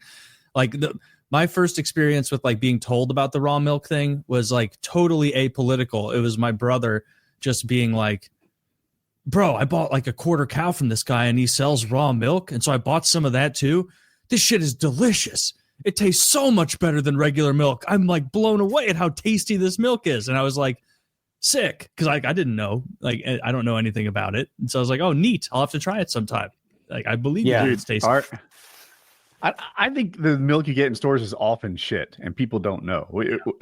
We have a milkman deliver our milk in these like glass jars, and it is so much better than the grocery store. But it is pasteurized and homogenized. Homogenized. Thank you. But people don't know there are levels to milk. It gets better. Yeah, I think. And as for like thinking that pasteurization, that's like just being mad at refrigeration or some kind of thing that has gave us a massive benefit that we unlocked along the way as humans. Like we can now, not only do we have raw milk, you can also in a stable environment supplement all the good bacteria that you would have in raw milk as well. Yep. So it's like, you know, it's one of those things where if we're going to let people can food and can their own stuff, there's a risk to that with botulism and all. You have to do it perfectly. I feel like the government shouldn't have anything to do with raw milk. But also I will drink pasteurized milk because I prefer my milk to be free of bacteria. Sure. Yeah. See, I think the government should set a standard for milk. I think if you're going to sell milk, it should have to meet a standard in the marketplace that is, and I don't think that raw milk meets that standard. Yeah, no, there would be mass outbreaks. I want to go to a farmer and be like, hey, give me a quarter cow and give me this milk. Like, there should be nothing preventing me, even if I'm a retard. Like, there should be nothing preventing me. Here's all I want. Warning labels. I think you should be free to take the risk, and it should say right on it, this milk may contain harmful bacteria. And then when every so often people get sick from it, they're going into it eyes wide open. That's what I want. I don't want any restriction on your rights or overregulation, but education, yes. 100% same page. Yeah. No, because like the farmer is going to be doing business selling poison milk. You're going to let him do business that way. Now, in your scenario, you just popped over like you needed half a cup of sugar, and he's like, "Yeah, I guess I could grab a teat. Let's knock this out double time." And you just get a little milk out. I didn't bring a cup. Are we cool? In that scenario, I'm like, yeah, that's raw milk. Nobody's gonna like slap the teat out of your hand. But if you're going over there regularly and you're buying summer child, you think it's in my hand? I stuck it from the source. It doesn't go in there, Woody. Good God. What if I'm like a raw milk truther where I think the people who drink it out of glass are like libs? I suck it only from the tin. Hot milk. Yeah, I see what you're saying, Kyle. Because it's like, you know, if you're going to be selling people it would be a self-solving problem if it became commercialized and there was no regulation aside from just having a warning label. People are going to eventually see through the hype at a certain point. Like, it's not like it does anything that normal milk doesn't do without some kind of supplement. So eventually it's literally just going to be the choice of, do I buy the milk that might kill me, or do I buy the milk that's not going to kill me? Yeah. But what I do want to know is, how much tastier is it? Because I've never tried it. It's not any. If it's like 40% tastier than regular milk, then it's like, what are we even doing? Like, it better be like 5 times, but I better be blown away. Well, the pasteurization doesn't make it less tastier. It's just the source of the milk itself. Like what Woody was saying, you can get very high quality milk that's pasteurized as well. The pasteurization, as far as I'm aware, has no effect outside of maybe like people are just like, this is so much better because it's like I'm closer with nature or whatever. I don't fucking know. Yeah, I don't know why it would change the taste. You're just warming it up. Yeah, I'm genuinely just going by what my brother told me. And he didn't tell me, you're like, an expert. You showed up saying you were the raw milk expert. I am the raw milk expert, cut from a 1-minute conversation with my brother 8 months ago. And so I think you just got higher quality milk. Yeah, and that could be it too. Like, he didn't say anything to me like, this is saving my life. There are microbes in here that are doing this and that. He literally was like, my meat man sells milk. It tastes great. Yeah. I've had a lot of my parents bought a quarter of a Jersey cow to get the raw milk a couple years, like 10 years ago. And this was before it was a massive trend. And my dad just likes like really natural stuff. And he's not like a fucking granola or anything weird like that. But he loved the raw milk, and he never got sick from it. And every night he'd eat like 5 bowls of chili. And then just, I don't know why, so much chili all the time. And then he'd just get his giant mason jar of milk and just go, it's just fucking drink like a quarter of it. And then he'd be like, I'm so full. I ate too much. Isn't your dad ripped? Yeah, absolutely. He eats like 1 meal a day, but he eats like a lot in that meal. 5 bowls of chili and so much chili. Quart of raw milk. And a disgusting amount of raw milk. And he loved it. I thought it tasted like grass and fucking like barnyard. I didn't like it. Oh, so you thought it tasted worse than regular milk? I thought it was disgusting. Yeah, I didn't like it. I think our milk is better because it's cream adjacent. I think it's cream adjacent and better. Yeah. What brand is your delivery? Is it Oberweis? I don't know if that's just in the Midwest or if it's somewhere else. I don't know. Maybe I could look at the bottle. So we used to sometimes get that delivered as a kid. Yeah, like Oberweis. it was this glass bottle milk, and I remember like pulling that little cap off the top where it kind of pops around that circular cap of the glass and being like, "Damn, now this is milk," and it was great. I don't drink milk. I don't drink milk that often, but it's every time I get milk, I get whole milk, and every time I drink it, I'm like, this is great. I should get this more, and then I forget for another year. I love ice cream. Milk in so long, I only drink cashew milk. Cashew milk? Oh, cashew milk is the best of all the nut milks. It is. Just eat cashews. Why? What are you talking about? Just eat because cashews are delicious. What are you talking about right now? Cashew milk's amazing too. That'd be like me telling you I was going to have like an omelet, and you were like, just rotisserie chicken. I don't do this. I pour my morning coffee. I put some cashews in there, and then I chew it.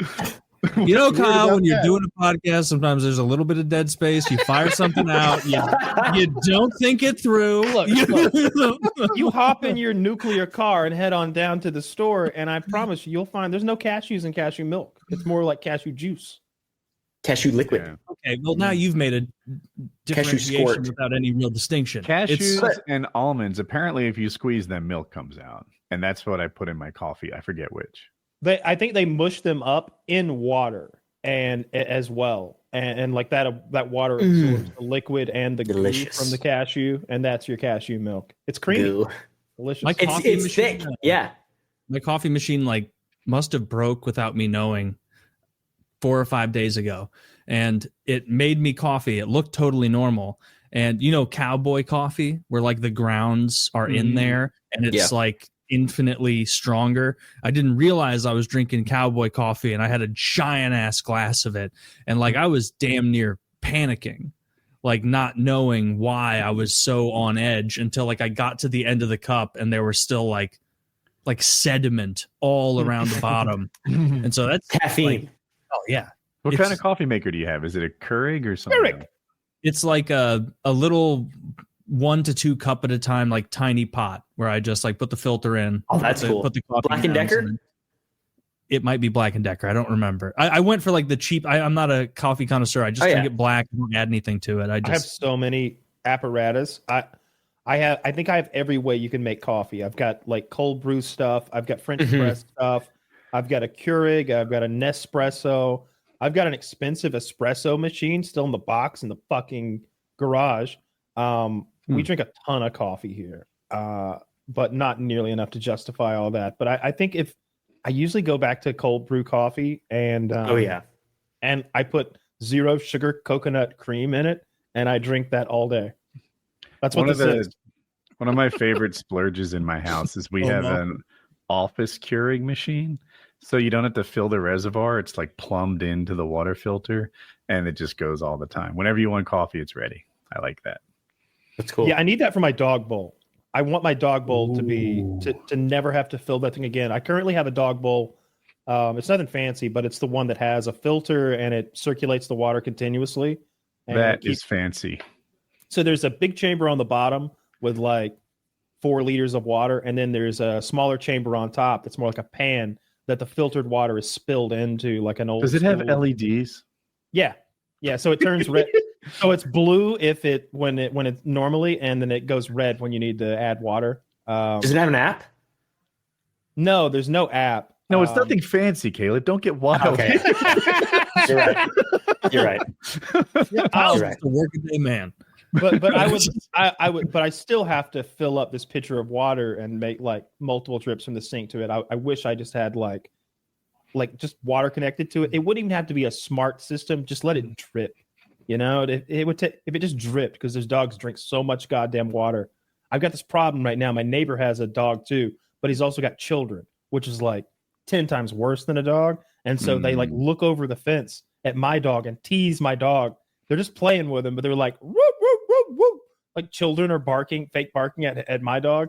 And so he's jumping on my fence. But Toby's so big and scary that he's destroying the fence. He is chewing on the fence and scratching the fence. And I'm like, you're getting somewhere, buddy. You're gonna get to those kids in a week or two. I got to do something. So go to your neighbor's side of the fence and hammer nails through it. Problem solved. Oh, I need the opposite. I need to drive the nails from my side to keep them off the to get the children. Why not both? Yeah, sounds like it's your dog problem, and those kids are just having a good time. Oh yeah, they're leaning over.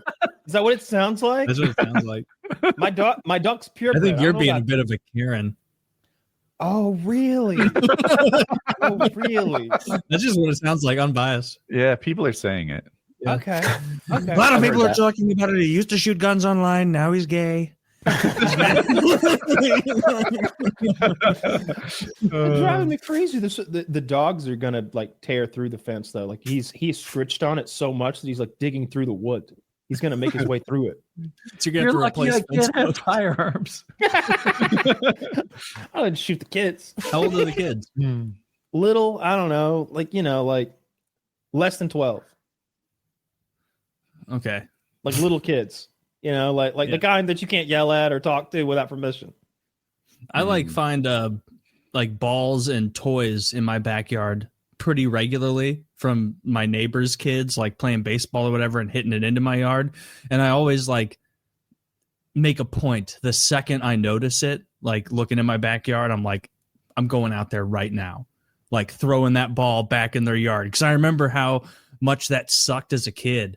To hit your ball into some neighbor's yard, and then you were like nervous about it that you were going to get in trouble going over there getting it. Meanwhile, like I wouldn't mind at all. Obviously, they're just kids coming to get a ball. But as a kid, you have that mindset of like, I'm going to get in trouble. Like I shouldn't do this. I'm doing the wrong thing. And so anytime I see a ball out there, I just run out there, throw it back, keep the games going. No part of you wants to just go out there and stab a knife into it.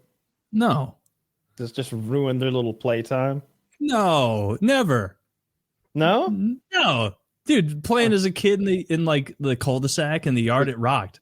Here, let me do this. I don't. If I were to start, I don't want to kill the ball. What I want to do is play. What are they, like 12? Like, I'm not the greatest athlete, but I could destroy these kids at almost every sport. If they're like 10, 11, like, hey, you got room for one more? Dunk on them. Can you imagine looking out your window and seeing what he's dunking on your neighbor's children? 5 Yes, kids. we're gonna need an 8-foot hoop for this, but I could do it. Like, you look out the window and you see Woody's taking his shirt off, and stopping sweat from his brow with it, throwing it to the side. Woody watches a ton of basketball, so like you look and like he's playing defense so hard on your Aggressive. He's calling fouls. Oh yeah, Playing street ball. my basketball team. There's 30 teams in the NBA, and we're top 29 right now. So. We Sick. No, Right. they're top 29, I'm so sorry, it's who are they. we? Yeah. The whole world hates our best player. There's just not a lot of bright spots. The brightest spot is the next draft class is supposed to be very good, and we're looking sweet. That's a good Who's place to your be. team? I'm sorry? Who's your team? 76ers. The 76ers, the Philadelphia 76ers. I had no idea. It's okay. How could you not know that? I don't know. He's in North Carolina. Like he supports those North Carolina college teams. I He's thought from maybe Jersey. He maybe he was likes a the Charlotte Flyers more Hornet. than the Hurricanes. Well, maybe he's a Charlotte like Hornet you fan. don't I don't even know. listen to us sometimes, man. Yeah, Kyle, you knowing my favorite basketball team is essential to our relationship. It is. It's a big part of it. It's the touchstone of what makes us close. I thought maybe you could be a Charlotte Hornet fan. I don't know. He lives there. Yeah, I should give them more attention. They're further away than people know. It's over 3 hours. Yeah, it's a weirdly shaped state. Like the part of North Carolina, like I think of North Carolina is not that far because that little tidbit where Cherokee is, where the casino is and stuff, isn't that far from me.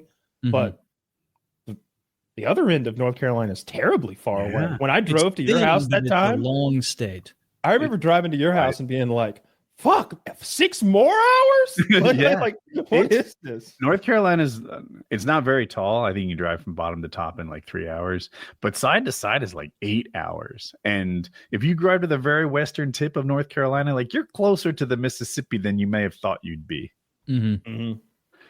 So it's why. Yeah, I'm super looking forward to the Trump inauguration and the parties and like the official stuff. I don't know what all the things are that happen. The 2 days I know about are obviously whenever the January 6th thing, whenever they certify the election, and then I'm sure he's going to try to throw because he really cares about attendance. It seems like he would do his best to throw the biggest like inauguration day bash he could possibly throw, and so I'm looking forward to seeing that too. That's a good really call. I'm going to agree with it. I bet he does something. Like usually the inaugurations are kind of like boring political events that you've already won. Who cares, right? Mm-hmm. To me, the election was the event, not the inauguration. But Trump will want a crowd. So if he were to get the Trump supporting celebrities or just something to make it an event that people want to attend, then I wouldn't be at all surprised.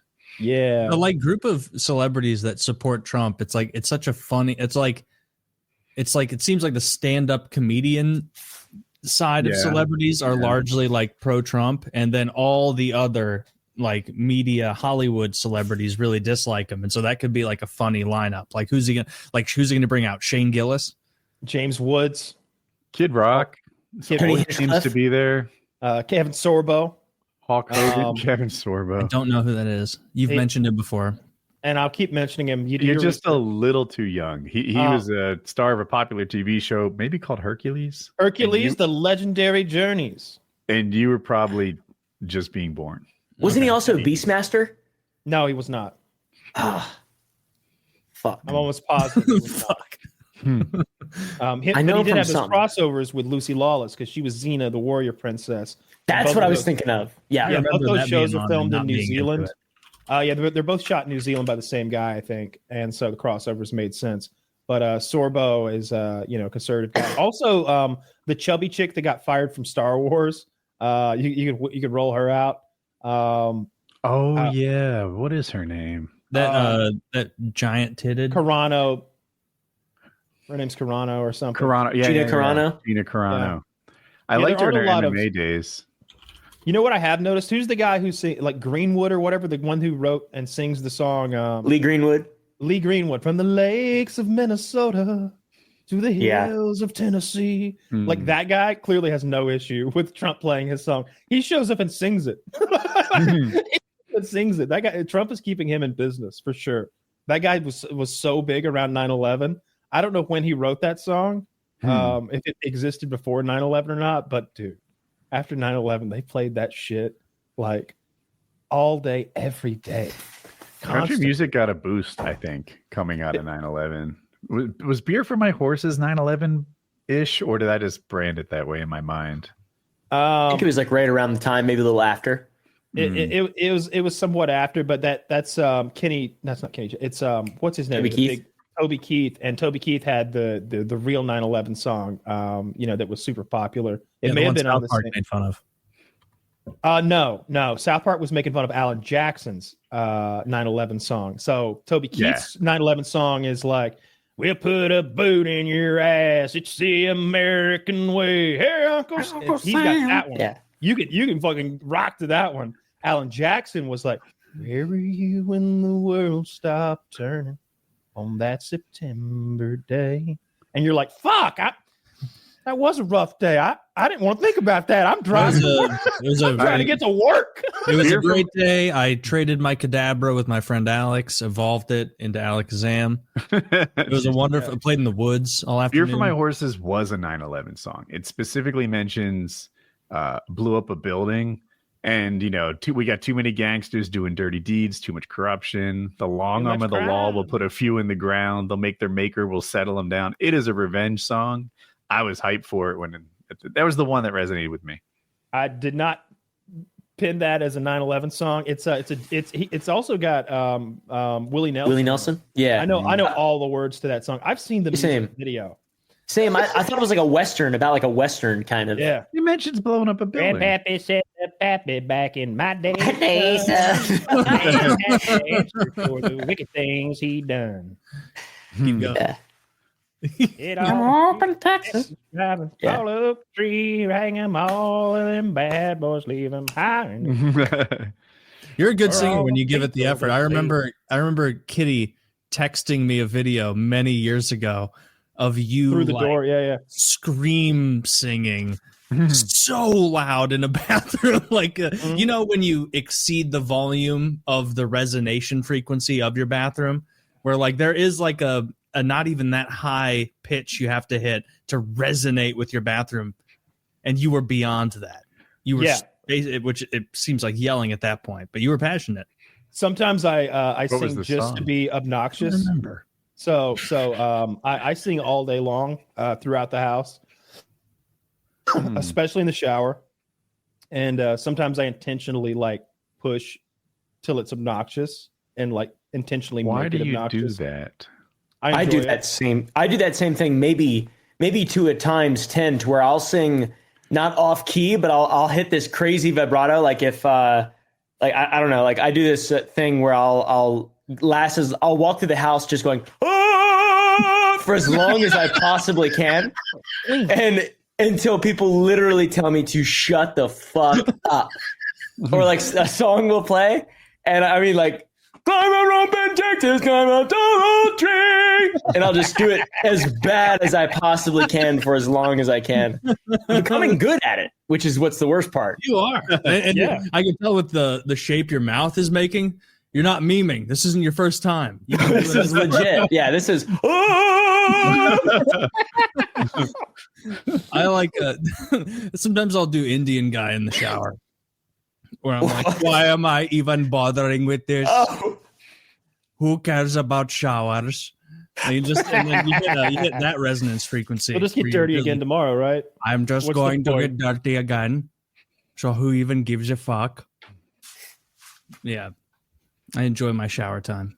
I take me too. Battle 40-minute those showers Indians have with filthiness. Dude, if you look at videos from India, I sent you that picture. You sent me the videos. They love filth. They were bathing in the Ganges, and there was that filthy foam. That foam stands up off the water thicker than like the tallest bubble bath you've ever seen in your life. I mean, like a solid 2 feet of foam is coming off the water. And they're washing their hair in it and like scrub-a-dub-dubbing in it. And nobody's being shy about the foam. Nobody's like, like pushing it. Like if I saw that foam, I'd be trying to find a clean spot. They're like, oh yeah, give me a little foam. You got all the foam. They're treating it like that raw water. They're treating it like soap. Like they're grabbing like the top of the foam and putting it on rubbing it on them. Maybe there's a wealthier village upstream that washes in there too. And now they're recycling soap. The Ganges needs to be pasteurized.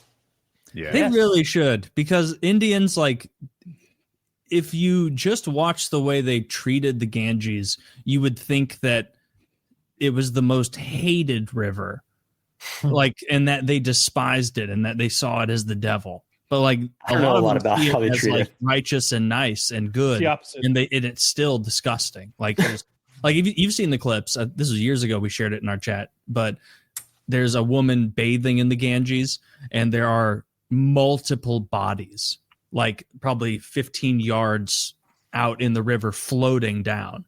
Like dead bodies floating down the river as they're bathing, and everyone is totally nonplussed. They're gargling the water and shit. Nonplussed. Nobody is even like, "Hey, did you get a load of it?" Like, no one cares. No one even. It's not a topic of conversation. I quickly Googled it. I was like, maybe we're out of date. Maybe we're exaggerating. One picture can be misleading. Currently, it is considered the most polluted river in the world. I'm like, okay, that's what's disgusting. Up. It's crazy, dude. People in like India, China, Bangladesh, they fucking hate rivers. They like throw plastic at it and curse. Well, they're winning. Are these just like very rural areas where they can't, they don't have like good access to sort of education and infrastructure, or like what is going on? It's just. I think that's it. Yeah. That, and it's a little cultural, you know, like it. I know I'm the only one here who was around in the 70s, but, you know, nature was your trash can. Did you finish eating fast food in the car? You're not just going to leave that bag in the car for the rest of your trip, right? There's a window right next to you. That was the culture in 1978. I don't think there's been any cultural change I appreciate as much as like me too. The non-normalization of littering. Like if I see someone throw something out of their car, I hate it. It's like, where do you get off? Like, everybody lives here, you piece of shit. Like, just throw it in the garbage can. Certain exceptions. I'm totally okay with like an apple core, a banana peel. Sure. Like biodegradable stuff. Like, you throw an apple core out. Like, if I throw a banana peel out, in my head, I'm like, I just made like some anthill's life. Yeah, dude. Like, I just made them so stoked. Yeah. You just chucked El Dorado right on their fucking little house. Where do you draw the line? Where exactly is the line? Because plastic, non-biodegradable stuff. I don't like tomato on like sandwiches. So if I get like a sandwich and they put tomato in that bitch, I'm tossing that right out the window. Throw that out. You're feeding animals. Like, a bird will eat that. A bug will eat that. I don't think like paper products count. They should not be thrown away. Yeah, and like every year I fry a turkey, and so I have like 4 gallons of this putrid peanut oil. I just dump that right in the stranger. Right in the neighbor's yard. People throw cigarette butts on the ground, arguing that it's paper and it will degrade. But they would never do that with the bag that their fast food came in. Yeah. And they should look at them as the same. I agree. And there's a brand of cigarettes where the butts have flower seeds in them. Oh, really? That's kind of cool. I think I've seen that. Really, me? I just solved the fucking problem here. I'm planting a fucking flower garden in your yard. Now you're gonna shit on that. If they're doing that, then I'm okay with it. But I'm pretty sure I would lie to you and tell you it was, but just flick them in your yard. Just flicking like they never take. Marlboro doesn't know shit about growing things. There's a pile of your camel crushes in my yard, and I'm like, what are they gonna sprout? Like, it's got a little blue flower in it. I've been hoodwinked. Every time you go outside, you look at my cigarette butts and like, well, any day now. He said there were tulips. I'm burying them. Yeah, no, I think the cigarette butt thing, there's something in the cigarette butt that doesn't degrade, right? Plastic. Is that true? Or maybe fiberglass, or there's something in the filter. Everything else will rot away. Obviously, tobacco is biodegradable. The paper itself will go away in no time, but there's something in the filter that doesn't go away, and that's why people don't like it. I'm going to say plastic. Probably. Yeah, I'd say something plastic related. People should go back to smoking no filter cigarettes like all those badasses in World War II. Look at that. Problem solved. Now there's no filters to degrade. You just smoke a stronger cigarette. And look at this. We're solving smoking too, because I bet one of those no filter cigarettes hits as hard as like 5 regular cigarettes, right? Yeah, but no. I you want the nicotine throughout the day, though. I don't think I've ever smoked oh, yeah, I have. I've smoked a rolled cigarette before. They're real. I remember it being super harsh and like not What like, does harsh mean? Does it make you burn? It would burn your throat like immediately, like stinging and burning my throat. Like it's too hot and it's unfiltered, and so it's like harsh. Okay. Did you guys see the new vaping study that just came out? A couple of vapors. No, I don't need to hear about it. It was did they conclude that it's totally fine? Vaping makes you cool. No, the conclusion was that that LGBTQ groups smoke at twice the rate of heterosexual groups. Checks out. 36.7 or 37% versus like 17%. Dude, I could have gay sex on camera, and the gayest thing I do would still be vaping. I hate it. Do you vape, Woody? Do I vape? Yeah. No, I have bought a CBD vape once, like me too, ago, but not regularly. Yeah, I don't. I remember like I went on a date with a girl. This is like 2 years ago now, and I was like, I pulled out the vape, and I was like. Before I pulled it out, I was like, I have something to tell you. And she was like, oh no. It was like third or fourth date. I have something to tell you. I was like, what is it? I have a vaporizer in my pocket. And she's like, what are you saying to me right now? I was like, I vape nicotine. She's like, oh, Jesus Christ. I thought you were gonna kill me or something. A vaporizer, like Men in Black. It sounded like you had a fucking weapon. She wished you would have. Oh no! Trust me, I can't have weapons anymore. It's cool. You have nothing to worry about. No, the government says I can't have weapons. Well, ever since the felony convictions, I stopped carrying weapons. You're safe, dude. I felt like hook, line, and sinker for the vape shit in like 2013, or like I smoked a decent amount of cigarettes pretty regularly in college with buddies and whatnot, and then kind of got addicted to it. And then like 2013 is when like the vapes and all that stuff was really coming out, and like they didn't have disposables. It was just you put like juice in there, and they were like, do this is way better for you than smoking. And so I switched then and convinced myself like I'm gonna quit using this. Total failure. So a failure in terms of quitting, but it is healthier, right? Way healthier. It can't be as bad as smoking, but it's still definitely like, healthier. This shit is way still poison. It's not good for me. Yeah, substantially healthier. It's not poison. It's way healthier too. And I'm not even addicted. It's just I get like we are addicted. Really anxious if I don't have it right just now.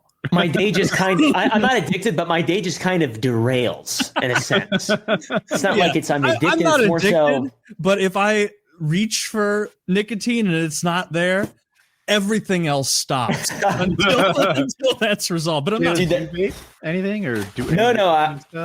My thing is ginger. Ginger. Oh well, he is. He puts it in his ass. Bad. I do. I'm so addicted to ginger, and it's not even a joke. Like this morning. Take a little bite. Oh shit! I'll prepare me a bite and I'll tell a story. What impact does it have? What's that? What impact does? I guess you put it in your lip. I just chew it and eat it, swallow it. It makes so. I have my stomach is very sensitive, and I eat ginger after meals to help with digestion, and I've done it for a really long time. And now it feels like, which I know it's not true, but it feels like if I don't have ginger after a meal, or if I start to feel a certain way, it's like I'm addicted to it, and I'm like, oh fuck, where is it? Where's my? I am like where's my ginger bulb? Yeah, where's my bulb? I need my woot. Ginger is like a really well known in the sailing community as an anti-nausea thing. People do that, and they may have ginger meals on their travel days and such. Do you think that's at all comparable to what you're doing? Like, sensitive stomach need ginger? Yeah, I think so, but it's more so just like a crutch thing for me now. Like it makes me feel calm. And it has a lot of health benefits as well. I also eat it for its health benefits. It's a vasodilator.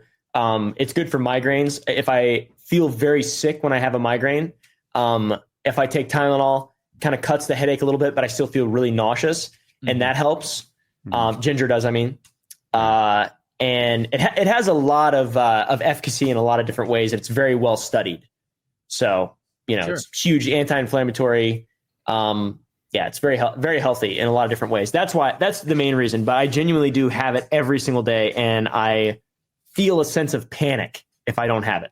Do you which get is not like good. Ginged out in public? Like you'll pull it Dude, out? yeah. Oh yeah, I'll nib. Take a Dude, nib. you're selling Take it a so nib. hard. I want a ginger addiction now. Dude, I can't imagine a less maladaptive addiction than Right? Oh yeah, I mean, Look at that. Pop And- that in. And you just chew it and eat it? yeah, it's really spicy. And it's funny watching people who aren't used to it eat it. That like they react so poorly to it because I don't think it's capsaicin. I think it's like some other. I think it's gingerol is the component in the ginger that makes your mouth burn. Probably similar to horseradish. Like a similar. It is very similar. compound. Yep. Like A burn. ginger, the vasodilator, like side effects include lack of nausea, extra hard Boners. and fresh death. Dude, Fresh yeah, death, dude. man. Boners. Yeah. Oh, and your breath as well. My teeth. I haven't been to the dentist in a long time. I'm not going to say how long, but it's been over 10 years. It's been exactly As far 10 as years. I know, they're fine. And well, they're fine. I went a couple years ago, like 2 years ago. And they were just like, I told them that I had been in 6 months before, and they're like, yeah, you're all good. They didn't say you haven't been to the dentist. You need to come. We need to clean your teeth like every 6 months or whatever. They also told me when I went the last time that my wisdom tooth was impacted and I needed to get it removed. And then I went again 6 months later and they just never mentioned it.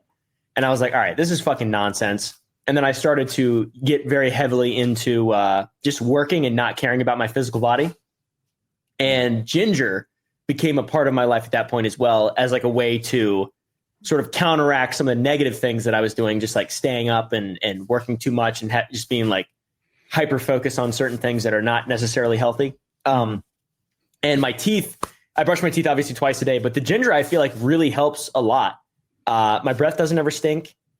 I've got maybe a few pits like that could potentially become cavities, but that's remarkable. I drink so much Dr. Pepper and like sugary shit. I should absolutely have holes in my teeth at this point. They say like most of your tooth problems are from diet.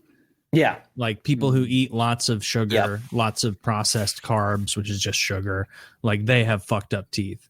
But like if you eat mostly reasonably, it isn't a huge issue.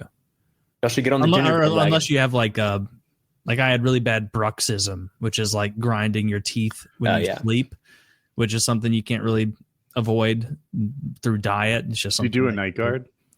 No, well, I had a mouth guard years and years ago, and I wore it like literally 4 nights in a row. And every single night or every morning rather, I would wake up and it was spit out, and it was like in the bed somewhere, like in my covers somewhere. It wouldn't stay in. I wasn't waking up and taking it out. I was just spitting it out at some point through the night.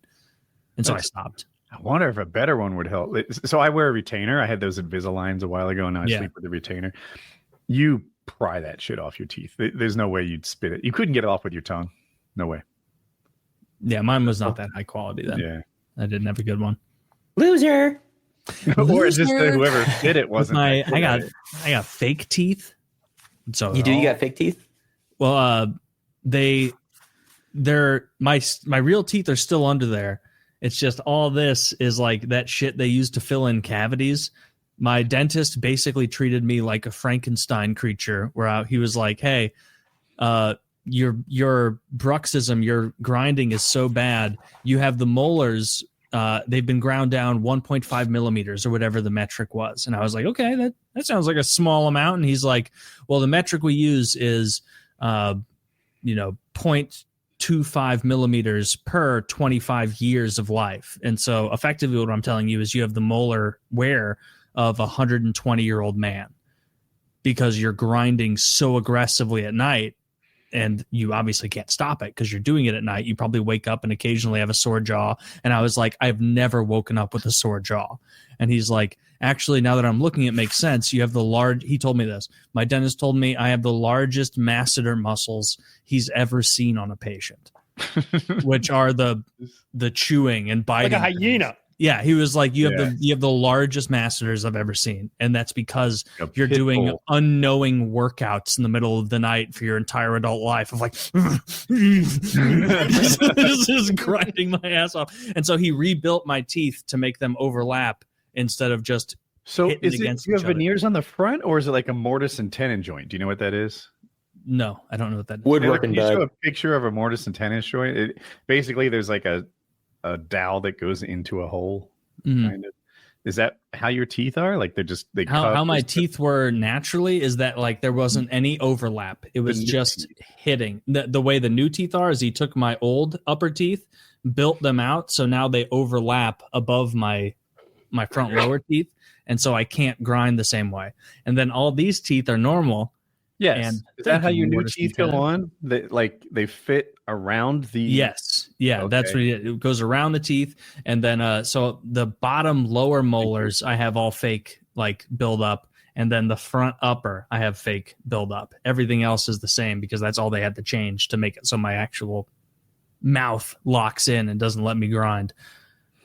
But I also have not been to the dentist in a long time at this point. When you How get long? new teeth, can they do it same day, or do you Yeah. have to have like tenons for a day or two?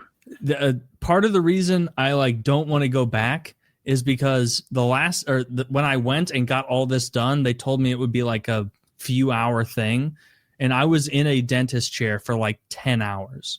For like 10 straight hours, like from 8 a.m. when they opened or whatever until they closed. Like they stayed open late for me to stay there, and it was awful. And this dental hygiene, I hate this. I hate my dental hygienist more than Hitler hated Jews.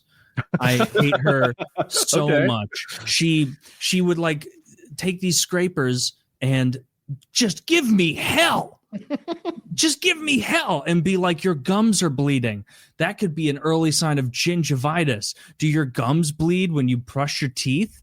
And it's like, not unless I'm going hog wild the way you are with this shit right now. Like, no. And she's like, oh, interesting. And it's like, no, it's not interesting. It's because you're being a retard right now and digging around like you're mining for something instead of just doing a little scrape. But no, I told you so I made now it. every time I see that fat white cunt, I hate her so much. I wish I recalled her exact name. Can't you have a different one? No, my dentist is fine. He only has one hygienist. No, it's the same hygienist that I've gotten multiple times. Anytime I go there and I don't get her specifically, everything goes hunky-dory. Totally fine. When I get her specifically, she's this like early 40s, at this point, probably early 50s. Just say her fucking name, dude. So I don't know her name. Fucking Susan or whatever. But she's a fucking cunt. Doctor. And she goes at my teeth like they owe her money. And I'm sick of it. And I will not go back. And so now I'm just like waiting until the way I do the dentist now is if something starts hurting, I'll go. But everything Smart. seems to be fine. Nothing's bleeding. No, it's Nothing's not. hurting. It's all fine. And think about this. When you get a cavity filled with this stuff that's on my teeth, problem solved. No more evil can get in that cavity. I have so many teeth entirely confined Probably 30. in this safety prism of cavity Yeah. filling. And Safety. so like, why do I need to go? Rubber room. It's a rubber room. It's a steel room. Yeah. It's an enamel Steel room. room. And enamel. It's a Bondo room. It's a Bondo Use room. Bondo on your teeth. Yeah. I hate I caused that. a scene the last time I was at the dentist and stopped payment on my credit card. Did you take your dick out? I almost took my dick out. It was when I needed a root canal terribly, and we went to this emergency dentist online, and it was like highly recommended. And when I got there, they're like, yeah, you really need a root canal bad. And I was like, yeah, let's get started. And they're like, oh, well, we'll need to get the dentist in on maybe next Monday. He can come in, or probably Tuesday though. I know he's got a thing on Monday. So I'm like, what are you? she's like, I'm just the person that wastes your time on your initial visit and charges you $280. And I was like, I'm not happy with the scenario. And I started yelling because I was in so much pain. And I was at the front, like paying the lady. And I was like, she was like, what did the dentist say? And I was like, you don't have a dentist here today. She's like, what do you mean? I was like, there are no dentists here. There are no dentists here doing dentistry. There are none. I was like, you've got a bunch of tooth cleaners. And I said it loud enough that they could hear like through the curtain. Did you use a hard R or did you say tooth cleaners? I said tooth cleaners. All right, I Holy wasn't trying to shit, get man. beat They knew up. you were playing. We were in Atlanta. I was tooth cleanup. I wasn't trying to get hurt. I did that too. It wasn't that there was no dentist, it's that they were late. So there's just a time in my life I worked at Cisco. I was incredibly busy and stressed and just deadlines like pushing me down in life and everything, and the weight of the fucking world and new kids and mortgage and everything on my shoulders, and pulling this fucking train solo. And I'd make my dentist appointment and they'd be like, what time do you want it? I said, what time are you most likely not to be late? And they're like, 1 p.m. At 1 p.m. we come back from lunch and we all start again at 1 on time. I said, pencil me in. I don't care what day it is, but I care about 1 p.m. now. That's the thing. It's like 1:47 when they call me back there. And I'm like, no, I'm not. No, you're fired. We're done here. Our relationship is over. And I'm like in the waiting room. I want everyone to know that I just fired the dentist. Right? Like, I'm making a scene at this one. This is like 15, 20 years ago. And it was just that. I was like, you are too late. It's 1:47. Like, I can't imagine running 47 minutes late for an appointment when I specifically asked for an appointment in which you wouldn't be late. What is going on here? And by the way, at like 1:17, 1:27, 1:44, I'm like, is he almost ready? It wasn't until they called me back and I just boiled over. Like, 47 minutes is wild. So I fired my dentist, never saw him again. Dr. Mann, you run a bad office. Got a horrible infection, had to have surgery. I go to the dentist regularly. My dentist now is on my good list because one time, being a moron, it seems like every couple of years I bite a fork and I chipped a tooth, and I was like, I got a show tonight and I look ridiculous. And he's like, come right over, we got you. And apparently he does this really well. He like did fucking Miss America's teeth or whoever the pageant contestants are. Like, this is like his thing. And I'm happy with it. And I don't know, that made a deposit in the emotional bank account that I haven't forgotten. Nice. An emergency dentist just right when you need him. I've never bitten a fork. I've never bitten a fork so hard I chipped a tooth. I was in the ocean one of the few times that I've been, and I had a wakeboard, and the water lifted the wakeboard suddenly because I had it floating right in front of me. It hit my chin and made me bite, and it chipped my tooth really badly. Had to go get that fixed. I could see how that would happen. Like slammed my mouth. You can fall on them too if you're standing. Every time I've been to the ocean, I got hurt. I hate that place. That's why that's why you have this animus towards the ocean. Because when we've talked about beach vacations in the past, you're always like, no, that's stupid. I'd rather not go. I'd rather not go. What? How did you hurt yourself at the beach? Multiple times. One time I was skimboarding and like I like timed it wrong or something, and I end up sliding on my knee on a seashell, and it cut Did you knee. make an ass of yourself in front of everyone? No, I was skimboarding. I was doing all right up until then, and then I fell and like skimped my knee up real bad on a seashell, and that ruined the day. One year I got so badly sunburned the first day that the whole trip was ruined. But mostly the skill issue. If I'm being honest, though, it could be perfect. Like, it could be a perfect day. And what I don't like is the sand, the salt water, and the sun, Taylor. And those are the three components of a beach day. All right, fine. If you don't like those three things, you're not going to enjoy the beach. Idea of getting in that salt water, oh God, it makes me so itchy. It's like when you've worked with fiberglass. I'm the opposite. Caleb, you might not know, I grew up by the beach. So when I go to the beach and get closer and start smelling the salty air or the bay, like it smells like home to me. Like something about the aroma of it. It's like, oh, this is my jam. And when I go to the beach, like even now at like 51, I guess, like I don't go in the water like a normal person, because all the normal people, they wade in the water. They do one of these deals as the water like gets to their bathing suit level. That's not what fucking locals do. Locals hit that beach in a goddamn sprint and do a front flip into the first wave that's deep enough. That's how I go in the water. And if you were to see me body surf, I would be the best in miles around. Like I want to go on a beach trip with Woody so bad. We should do it for the next PKA like get together. We should do a beach trip and just let Woody body surf. When it was and you can be miserable. Yeah, I'd talk to the lifeguards and be like, "Hey, man, yeah, I was a guard too. I'm gonna need a special. I'll pull a rule Wings set. of I'm Redemption swimming on over you." to the other lifeguard station. I'll be back in an hour and a half." And they're like, "Yeah, man, cool. Like, you're part of the brotherhood. Go." And I'm so like everyone else is like, "Why can't we swim like that?" Like, well, can you swim like that? That's why. Yeah, get good, idiot. yeah. The beach is my jam. You wouldn't like that, Kyle? What if I brought a ton of edibles and we could just get cooked? Oh, do you have rare edibles? Do they have like weed in them?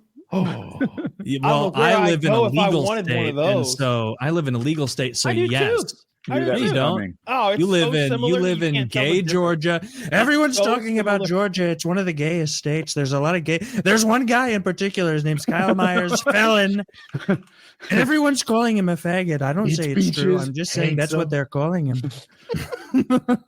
No, I would hate that. I would hate it. I always hate it every time. I'll never go back again. I can genuinely say the odds of me being back on a beach for like the rest of my life are so low. They're so low. It doesn't open up your like sense of fan. Like I stand at the beach, look forward, and be like, "You keep going, that's Italy." Like this is the real beach. That's cool to me. You're talking about something different now, though. You're talking about looking at the ocean. Now, I would happily go out on a boat on the ocean. I would even happily look off the balcony at my hotel that was on the beach and look at the ocean. That's pretty. But I don't want to go down there. I don't want to get in that sand. The sand's gonna get my shoes, Taylor. Here, my shoes. You're gonna wear sandals. Wait, why are you wearing shoes at the beach, you tourist? Just wear sandals. No, I wear my boat shoes like a man, of course. What are you talking about? I always wear my boat shoes. You got Sperry's on? No. And do you have like a pastel for blue beach shorts? trips and wilderness adventures? I wear my penny loafers. Okay, that's the only way. That's why you're not enjoying it. See, Woody's going to be running out there frolicking. I'm going to be sitting there high as hell. Shoebies, where I'm from. We grew up calling all the non-local shoebies. It's a pejorative term, and it's people who wear shoes to the fucking beach. And that's fair because I don't wear shoes on a day. I know Caleb did. I wear flip-flops every single day, more or less. Like flip-flops or moccasins, more or less. But I was more so making fun of Chiz because when we did our survival trip, he showed up with those penny loafers, and it was didn't he? It was like, dude, we're about to hike. We're about to hike into the jungle. Were there pennies in them? No, he lost the pennies in the woods. No, but like some of the wood was like, like you step in and your foot sinks 2 inches or so. Like it's a little muddy. Mm-hmm. Like penny loafers are not the shoe for that. And like 100 years of leaf fall and stuff like that. Yeah. Like it was the woods. No, I just really despise the beach. It's my least favorite. When I hear people are going and not doing like a beach activity, like if you swim or surf or board of any kind. I'm defensive about this. I'm like, yeah, well, I hate chicken farms. Yeah, well, fuck you. And I'm on Team Woody or the beach rules. And also, like, there would be more leeway here if you also weren't vehemently against like skiing in the mountains. It hurts my ankles. But I can girth those ankles up for you. What do you want me to do? Like people always do this. They're like, oh, but we'll fix you and make it so your ankles don't hurt. It's like it hurts my ankles real bad. I don't want to do it. But just because you have bitch-made ankles doesn't mean like we can strap you into ski boots. Those ski boots lock your ankles in. They can't move. If something's going to break, it's going to be your shin. And that is why I'm baffled, because he used ski boots. I was there. He had ski boots and they weren't garbage ski boots. But for some reason, his ankles were still not okay. Your ankles didn't even have to do any work in those boots. The bone in my ankle sticks out. It protrudes more than yours does. Taylor. Does it? Yes. I think you just got Bambi ankles, dude. And I always end up in this goddamn conversation, and I'm like, "What do you want me to do? You want to measure them? You want to measure my ankle?" I want to do a little phrenology on your ankle. Can you send me some foot pics, like with and without painted toenails? I see the problem. So there's hairs in the way. That's what hurting you. You got ingrown hairs on your ankles. It's one of those things where, like, I know for a fact you would have a blast skiing. No. But there's this little that's not what I thing like, preventing. I don't like that. Going fast, the thrill, it's a lot of fun. You're not even going fast enough. If you're good, you are. Not fast enough to be fun. If I'm going to go fast in the snow, I want to be on like a badass snowmobile or a snowcat or something cool like that. I want something with a motor. And the beach could be fun too. Jet skis on the ocean would be sick.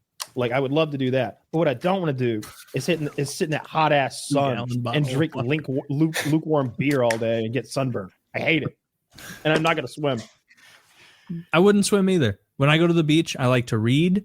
I like to maybe do a light amount of frolicking. Read in the waves. Yeah, read. I don't like it, dude. I'm anti-beach. You're anti. Oh, how far are you from the beach? 5 hours from the Gulf now, but I grew up in Virginia, so we would go to like Virginia Beach and at the Emerald Isle and like Kitty Hawk and all that shit. I think it's just because it's like the East Coast beaches are just what I grew up with. So just I don't know. Never really. I like fishing, but I don't like the beach really. Just heck you. I don't like the people at the beach either. When I see a grown man at the beach laughing and having a good time, I think, is he a pedophile? You don't like that? You don't like seeing that? Is he? What's he doing with them kids out there in the waves too? Keep an eye on that guy. That's how I feel about farmers. All I know is like the chicken kind. Look, this grown man has elected to frolic with children in an environment where we can't see what's going on below his waist. Is all I'm saying. And he's out there. If I see a guy with a John Deere, I wonder what he's doing with that thing at night. What's he doing with that John Deere? 65 horsepower and up is fine though. 65 and up? 65, 70 up is fine. Under that, you're just a hobbyist. Oh my god! Do you know how much like tractor? I was like, I was like, in my head as a kid, like actively jealous of people who grew up near the ocean. Because I grew up in Missouri, and so like I'm a million miles from that shit. And so I used to think like, damn, there are kids who grow up that can literally just go to the ocean. Yeah. Fuck those kids. It was my whole social scene sense of identity. I would go surfing before school in the morning and just feel really fortunate that was what I could do. That would be awesome. Sharks out there, Taylor. That's good. You know that? Yeah, but like if I grew up around it, I would have probably the same outlook Woody does. Where like I just don't think about it. Like you just guns don't work good in the ocean, Taylor. Well, I would bring a gun in the ocean. How am I supposed to defend myself? Have you seen that guy with one of those cool air blowing knives that explodes their organs? That guy in Florida has a Glock he's modified, and he shoots like sea urchins or something that aren't supposed to be there. Like he's just scubaing down there shooting invasive. I've seen that. Could it be lionfish by chance? Yeah, I think it is lionfish. Yeah, it's something like that. It's something that's not. It looks spiny. I remember that being like a weird bony spiny fish. Can you show a lionfish, Zach? It's kind of white and black and spiky. Yeah, you shoot guns work underwater, like especially Glock pistols. 9 mil. How far would it shoot though? Are we talking about 3 feet? Yeah. Do they reciprocate? Do they? Does the slide go back? I assume it wouldn't be semi-automatic, but you could still work this. I mean, it would still shoot. Yeah, I think it'll cycle. I think it'll cycle fully submerged, and I think there's there's something you can get for a Glock, a modification for underwater fire. Wow, that's cool. I did not know that. But you can just stick a Glock in like a bucket of water and shoot it. That fish is venomous. You can eat it, but you need to know what you're doing. Yeah, we need a master level fishmonger. Yeah, is that one of the? Is this one of the sushi fish that like you do need a master to fugu? Eat? Yeah, like I know that's not what fugu is. Fugu is the puffer fish. Yeah, yeah. Which apparently is very good. Yeah. They make excellent lovers. Have you guys seen the butterbean chickens getting fucked? Y'all seen that? I have not. I saw butterball turkeys, butterbean chickens. That wasn't me. Allegedly. Yeah. Butterbean is a kind of chicken. It's like a butterball is like a variety of chicken, and apparently people have been fucking the shit out of them. Because Butterbean is the boxer who beat the shit out of Johnny Knoxville in a Macy's. Yeah, y'all don't know about Butterball, the brand? No, I know about that. Butterball chicken. Butterbean. I misspoke. Somebody's been molesting the chickens? Yeah, or the turkeys. Butterball, the largest producer of turkey products in the United States, has spoken out amid furor over a shocking PETA video that is damaging its reputation. The claim is that PETA is protesting disgusting sexual abuse at the Butterball factory. People are just going to town on these things. Really? I heard about it in our hangout. Someone else was well-versed on turkey sex, and I was for it. Interesting. Yeah. That? Well, the theory is that if it's big enough for an egg to come out of there, it's big enough for me to come in there. Okay. Fair. Yeah. How else are you going to get double yolk? Fucking turkeys. Have you guys ever had a turkey egg? Is that something you can eat? No, that's so funny. Like we talked about this with someone last night, and really? I was like, "There's no way that I've just never considered a turkey egg." I guess it's because they must lay them in such small quantities that it's totally unsustainable to sell. Yeah, big ostrich egg. Yeah, there's it's easy to find on YouTube. You know, your favorite YouTube chef going and splurging on an ostrich egg for like some video he's making, and they seem to say that tastes good. And it actually seems like it would make sense. Like if you had a bunch of people over, like if you're making like breakfast for 5 or 6 people, and an ostrich egg would be pretty cool. Yeah, it looks like it's the size of like 8. I don't know why it grosses me out. Isn't it weird how like I'm drinking a cow's milk is ingrained in me. The idea of drinking most other animals' milk is gross to me. Yeah, drinking eating a chicken's egg, completely ingrained in me. Like that makes sense. But even eating like the ostrich egg, I'm like, that big egg, I don't know if I want to eat that big weird egg. That's kind of gross. Yeah, that's awesome. That's a dinosaur in there. That's scary. Oh, I ain't supposed to eat that. That ain't been domesticated or whatever. Yeah, I don't know. Do y'all if there was small batch, let's say small batch cruelty-free breast milk, human breast milk, would you buy it? Yeah, Tilk. Yes. I would. I would try it. Wait, I would buy it for sure. You really stressed the cruelty-free thing. Does it have to be cruelty-free? I would go for the mass market, like the kind of women that Andrew Tate allegedly has. I was going there. We were racing to that. I was milked. And I want a picture of her too, because if it's some like ugly bitch, I don't want to drink her milk. If it's some hottie, who was it that I had convinced that Tilk was real? Like we had a guest on. So look, I had this bit 10 years ago about selling breast milk, and it would be called titty milk. So it would be Tilk, and it would be like tilk.com. And then I convinced one of our guests that like I was legitimately selling. It was all real, that I was selling women's breast milk. And I explained that I think the joke was I had a black lady for chocolate milk. And I got to that part when they realized I was fucking with them. I don't remember what guest fell for that, but it could be a good, human trafficking, already a huge industry. You hear about that. Just businessmen doing business. Why not add in milk? I don't want imported milk though. I want domestic milk. You want like a okay, so like what kind of farm do you want these ladies roaming around? Really sexy farm. I'm imagining all of the stalls are very plush. I'm imagining some sex machines. I really like. We talked about Hucows like 3 weeks ago, like when they got the industrial milkers on those girls. Yeah, I'm into that. Those Hucows were chunky women. Lactating women are typically not the tip of their sexual market value. It's true. There's a lot some of aggressive veins in these tits. I'm okay with the veiny tits, but you're right, Woody. A lot of the Hucows are who heifers, and it's it's not like they used to be. There used to be Hucows. They're saying that this is full fat. These are full fat heifers. I could use some skim heifers.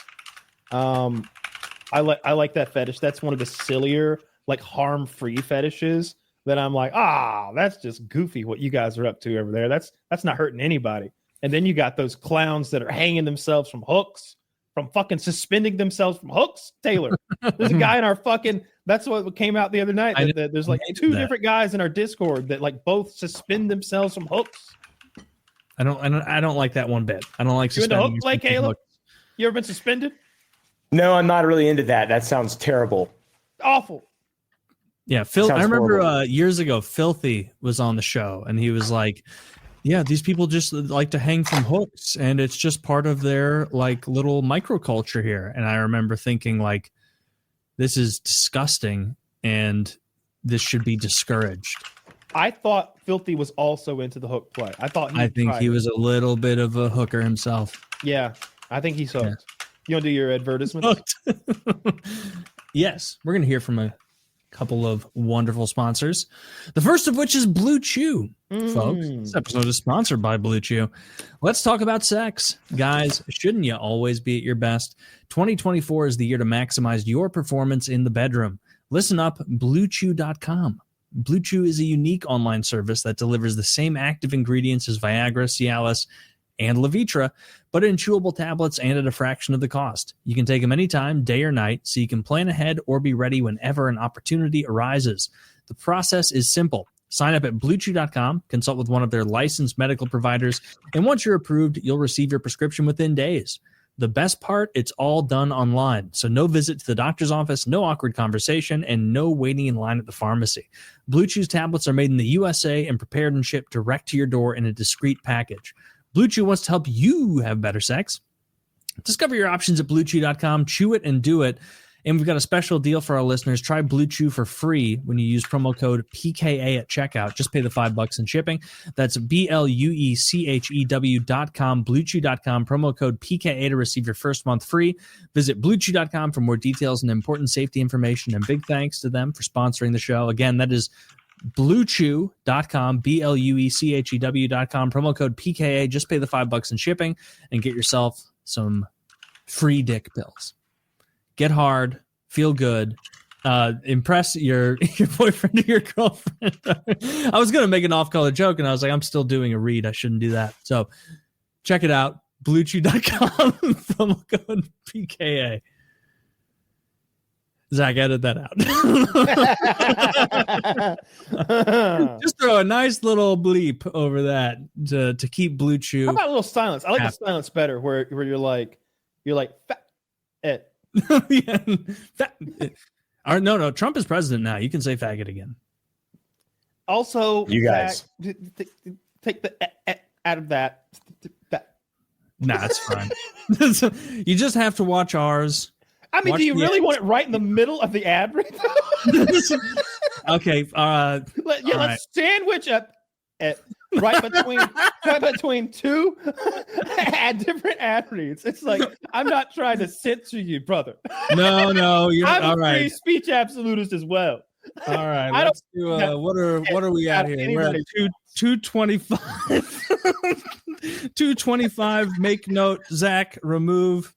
Just right, middle of ad read. I decided to middle of ad. Well, I started to think of a funny joke, and then I realized that they would hate that. No, see, this is good. This is why people listen to our reads. They skip other people's. They listen to ours because they're funny. Okay. Yes, because sometimes you'll slur it up. We'll slur it up right in the middle, and you won't realize. So, Zach, go ahead and bail me out of that quandary I just put myself in, and then we can move on to Lock and Load, the premium ejaculation increasing supplement that's taking the world by storm. Check it out. 6 pills a day, not 9 pills a day, a paltry 6 pills a day in order for you to start coming like a man. It's in a wonderful, smaller bottle now. It's going to look more svelte on your counter, not going to take up as much space, and it's going to have the same wonderful efficacy, perhaps even a little more efficacy. Who's to say? But check it out. Use code PKA or use code JIZ for 10% off Lock and Load or any other products over on GorillaMind.com, including the pre-workouts, the energy drinks, the dream supplements, weight loss supplements, anything and everything you need efficaciously dosed. Check it out and get it 10% off. And of course, our merchandise linked below. Use code PKA10 for anything there. Get the shirts, the hoodies, the stickers, the mugs, anything you want, get it for 10% off. Use code PKA10. A lot of you don't use the code, so go ahead and do that. Or don't do it. Pay us more. Feel free not to use PKA10, but it is there if you so choose. So check it out. And I wanted to ask Caleb, now that we're done with the ads and that Zach has removed the silliness, the various slurs. The various slurs. Well, don't say various because that makes it seem like I was wilding. Well, the usage there was multiple usages of one slur. Yes, and it's an okay slur. I'm bringing it back, folks. No. People used to not say it. Now we're saying no. We're talking about it. We're gonna call him gay, and we're gonna say it. Oh my! And then everyone in his audience, Trump. People, we're gonna say it, and we're gonna linger on the R. We're not gonna just say the R. We're gonna linger on it. Trump. Just thousands of people loving it. Anyway, Sour Boys. How has that been going? It seems like it's wildly successful, probably beyond what you imagined it to be. Do you see yourself going into any other food packaged goods? Yeah, so Sour Boys is awesome. It's tough to even really kind of articulate it in a way that makes it like if I explain it in a very base level. I started a business and it's like a cool YouTube business, whatever. That's cool. But also, we don't have like a co-manufacturer. There's no middleman. It is my best friend from childhood that I've known since I was born. My mom babysat him when I was born, and like we've known each other for our entire lives. He's an engineer, and like him and I just kind of sat down and tried to figure out these different recipes for licorice many years ago, and then figured it out. Had a bunch of crazy shit happen with buying our first piece of machinery, got scammed, and then just kept on, it's like the ultimate sort of, you were allowed to do this in America type thing. It was really cool. It was just very cool and very meaningful. And there was a lot of camaraderie, and we didn't do it the right way. I'm sure there was a lot of more efficient ways, a lot of less dumb ways, but in a sense, you only can get to a certain point by just having blinders on and just refusing to quit, refusing to give up. And that's what we did. And that's where we're at now. We're at this business who has a very loyal fan base who we try to treat as good as we possibly can. And like our customer service is awesome. And the products we continuously, and like every week we have a new flavor. It's pretty cool. Every week, every Friday at 3 Central Standard, we drop a new. Are they all sour? Because I love candy. Right now they're all sour. I'm not a sour boy. I don't like. Yeah. I like sweet candy, not sour. He's a candy. soy guy. I'm a soy boy. You're a soy boy. Yeah. Yeah. We right now they're all sour, but in 2025 we're definitely gonna try to get some other stuff. We're trying to build a warehouse right now because we're in 2 different little kind of, I wouldn't say shitty locations, but unoptimized locations, I should say. How much did you have to invest in the business before you sold your first product? That's a good one. So before we sold our first product. It was before we sold our first product that we made in the factory that was in July of 2023. So it was last July. And I mean, all in all, just putting money into lawyers and making sure everything's right and trying to do it all best, over $1 million. Wow. There's some barrier to entry in that business. I thought. Oh yeah, I mean, food manufacturing is insane, especially into. Yeah, and we have a big, like, extruding licorice is not. We could have started with gummies or something, and the stand up would have been a couple $100,000. But buying an extruder and getting we have a boiler. It's $100,000 piece of equipment, like, and it's just for having a matched PSI of steam to cook in these big kettles. We could have had a lower barrier to entry.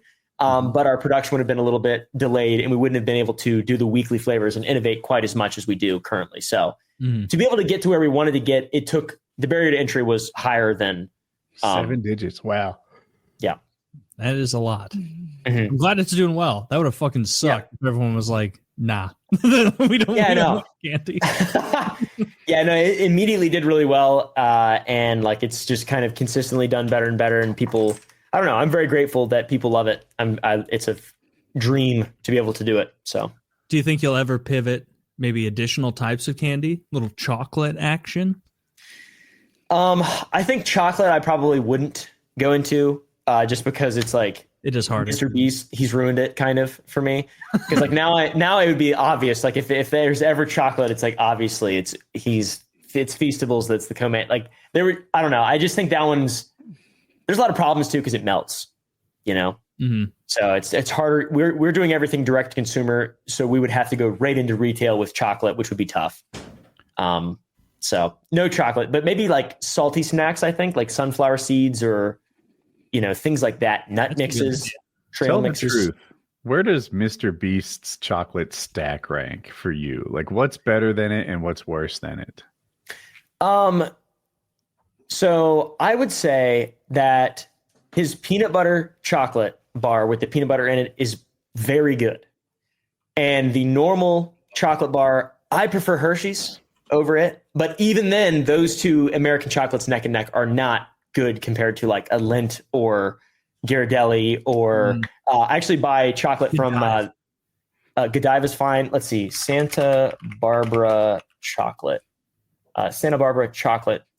I think this is the right company. Yes, Santa Barbara chocolate, in my opinion, is the best chocolate you can get. I absolutely love Santa Barbara chocolate. I buy 100%, and I buy their milk chocolate, and that's what I have these little wafers, and I eat chocolate like a supplement as well. 100%. Oh yeah, me too, man. Yeah. It's very healthy. It's really healthy, guys. Come on, guys. It's really healthy. I've actually got to put in time for my pork rind regimen. Sure. Really power those down. Dude, Santa Barbara chocolate. I'm gonna order some of this. This looks pretty solid. They got pure cacao powder. You know, as I've gotten older, I really enjoy dark chocolate more than I ever thought I would as a kid. Like it's just better flavor. Let me not, misconstrue it. Sometimes you see those like 97% cacao dark chocolate things where there's like effectively no sugar in there at all. But a nice like 70% cacao, where it still has a little bit of sugar, it still has that nice dark chocolate flavor. That's a solid one. I prefer that to most milk chocolates at this point in my life. I want to see that thing Richard Ryan did. Show me the slave labor producing my cacao, though. That's important to me. I don't want any free trade cacao in there. I want to know that there's pain and misery in my chocolate bar. Mm-hmm. I want to know that it was earned. You know what I really do like? That I like white chocolate. Like I almost would rather have white chocolates, and I don't think it's even real chocolate. I don't think it comes from cocoa beans or anything. But Hershey's makes that solid. You know the Hershey's like cookie and cream bar? It's like white chocolate and like Oreo crumbles. Good. That shit's good. Yeah. I haven't had one of those since I was 13. Like those are really, really good. I remember like when I turned 16, I would often stop at the gas station explicitly to get that kind of Hershey's bar, the cookies and cream bar, and a big Diet Dr. Pepper. I thought of this question like 3 days ago. When you turned 18 and then 21, did you do any of the things right away that you're suddenly allowed to do at 18 and 21? Yeah. When I was 18, I finally clicked yes, that I was old enough to look at porn. I immediately voted. Immediately. They said, yeah. It was an online poll, but hey. I showed up to vote. They said, sir, it's 2009. You've missed it by a few months. I think I immediately went and bought some peach cigars from the gas station. I did something like that too. Not with cigars, but like maybe I just bought cigarettes. I bought something with tobacco when I turned 18. And then when I turned 21, I was in college. I went to Hy-Vee, which is like a Midwest grocery store, and I bought like multiple different bottles and fancy kinds of liquor, only to realize like over the next few weeks as I drank it that like this shit sucks. This is so much worse than beer. Like just give me a Bud Light. Like I watched I did that with Jack Daniels one time. I watched this movie Man on Fire with Denzel Washington, and the whole movie he's like an alcoholic badass, and he's drinking this Jack Daniels and doing this gun trick, and I was like, that looks so cool. I want a bottle of Jack Daniels, and I went and bought one like the next day, got it home and poured myself a drink, took a sip, and never touched it again. I gave the bottle away the next day. I've done that before. I gave the bottle to a girl, and I was like, here, enjoy. It's a brand new bottle of Jack Daniels. It's like a shockingly bad liquor. Disgusting. Like you go into drinking liquor knowing like, all right, this is going to burn. It's probably not, I'm going to have to pretend that it's pleasant if I'm sitting around people who are also sipping it. But like Jack Daniels is vile. It's just, I don't know anyone that could sip that and think it's good. Vile to me. Gin, Jack Daniels, whatever that shit, only use me blade drinks. Like every one of them. Jaeger, by the time I'm I love Jaeger. Dreading this experience. That's why you like if you're gonna do hard liquor, just do vodka and just get it as cold as humanly possible and just make it quick. Like that's something Kyle does correctly the way he drinks. I prefer just like drinking beer over a longer period when I'm drinking, but Kyle like will just pour up a 4 fingers glass of cold vodka and be like, time to drink. And then after he's like and I'm drunk. All right, mission accomplished. Back to time. To answer your question about doing stuff when you turn 21, turning 21 didn't mean much for me because my brother turned 21 2 years earlier, and I used his ID to get my own. I took his birth certificate to the actual DMV, claimed to be him, got a duplicate driver's license, took that duplicate driver's license to the county, got a county ID. That's bad. And then he had like an expired credit card, a fucking health insurance card, and I'm like putting them in my wallet. Holy I had a shit. library card. Jason, right? fucking Jason Bourne over here. Dude, I had a whole. If I were dead, there'd be like 9 pieces of ID that said I was my brother, and one tucked in the back that was my actual own driver's license. And I could go any people, you know, I didn't look old, so I'd get like double carded all the time. I'm like, what do you need? I'd be frustrated that they dared suggest I wasn't 21, which is exactly the right attitude. Is like, this happens all the time. Here's my county ID, a credit card, library card. What else do you need here? You know, health insurance. What do you want? And they're like, come in, go. And you know, I would go to the casinos, go to bars. I didn't like drinking. I just liked being where I wasn't allowed. That's crazy. That you had a real fake ID. Yes, issued by the DMV. That's with my awesome. picture. Yeah, I've heard of people having the machine before. People who had stolen a machine before, but it doesn't get any realer than what you had. That's crazy. How have I never? I lost a I'm fake sure you've told ID. that story before, but I don't remember that one. in That's a great. decade, you know. It's yeah. I had Where's fake that? IDs in college. This is the chocolate I was talking about, Taylor. It's 100% pure. Pop one of those out of the bag. Let me see what we're looking at here. Tastes like fucking dirt. It's a wafer. Oh no! Well, don't sell it that way. I mean, it tastes like dirt, but it's good. Like poop. You take this as a bit of a health regimen in conjunction with the ginger. This right here will make you feel like a buzz almost because it's so strong. You know, it's funny like when disgusting. like people who don't do drugs say shit like that. You're right. And then I think, dude, this fried chicken's so good, you're gonna be floating on air, and it's like, Bro. because I'm on 40 milligrams. I'm on heroin. I'm on heroin. What people don't understand about it. I'll take like one of the milk chocolate wafers and then I'll eat it with it because I'm a bad boy. Yeah, sometimes you get a little. I get wild. A little sour yourself, yeah. Mm-hmm. A little wild. That's disgusting. How old are you, Caleb? Guess. How old do you think I am?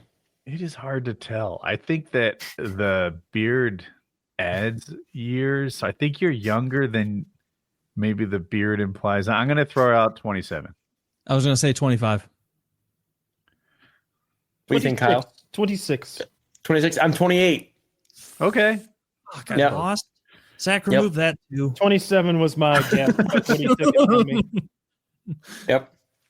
28. 1996. 1996. Good year. Mm-hmm. Yeah. The Olympics in Atlanta. That was kindergarten for me, 1996. That's that guy falsely accused of laying the bomb, planting a bomb. Yeah, fucking Richard. What was his name? It's they made the movie about him, named after him. It's I'm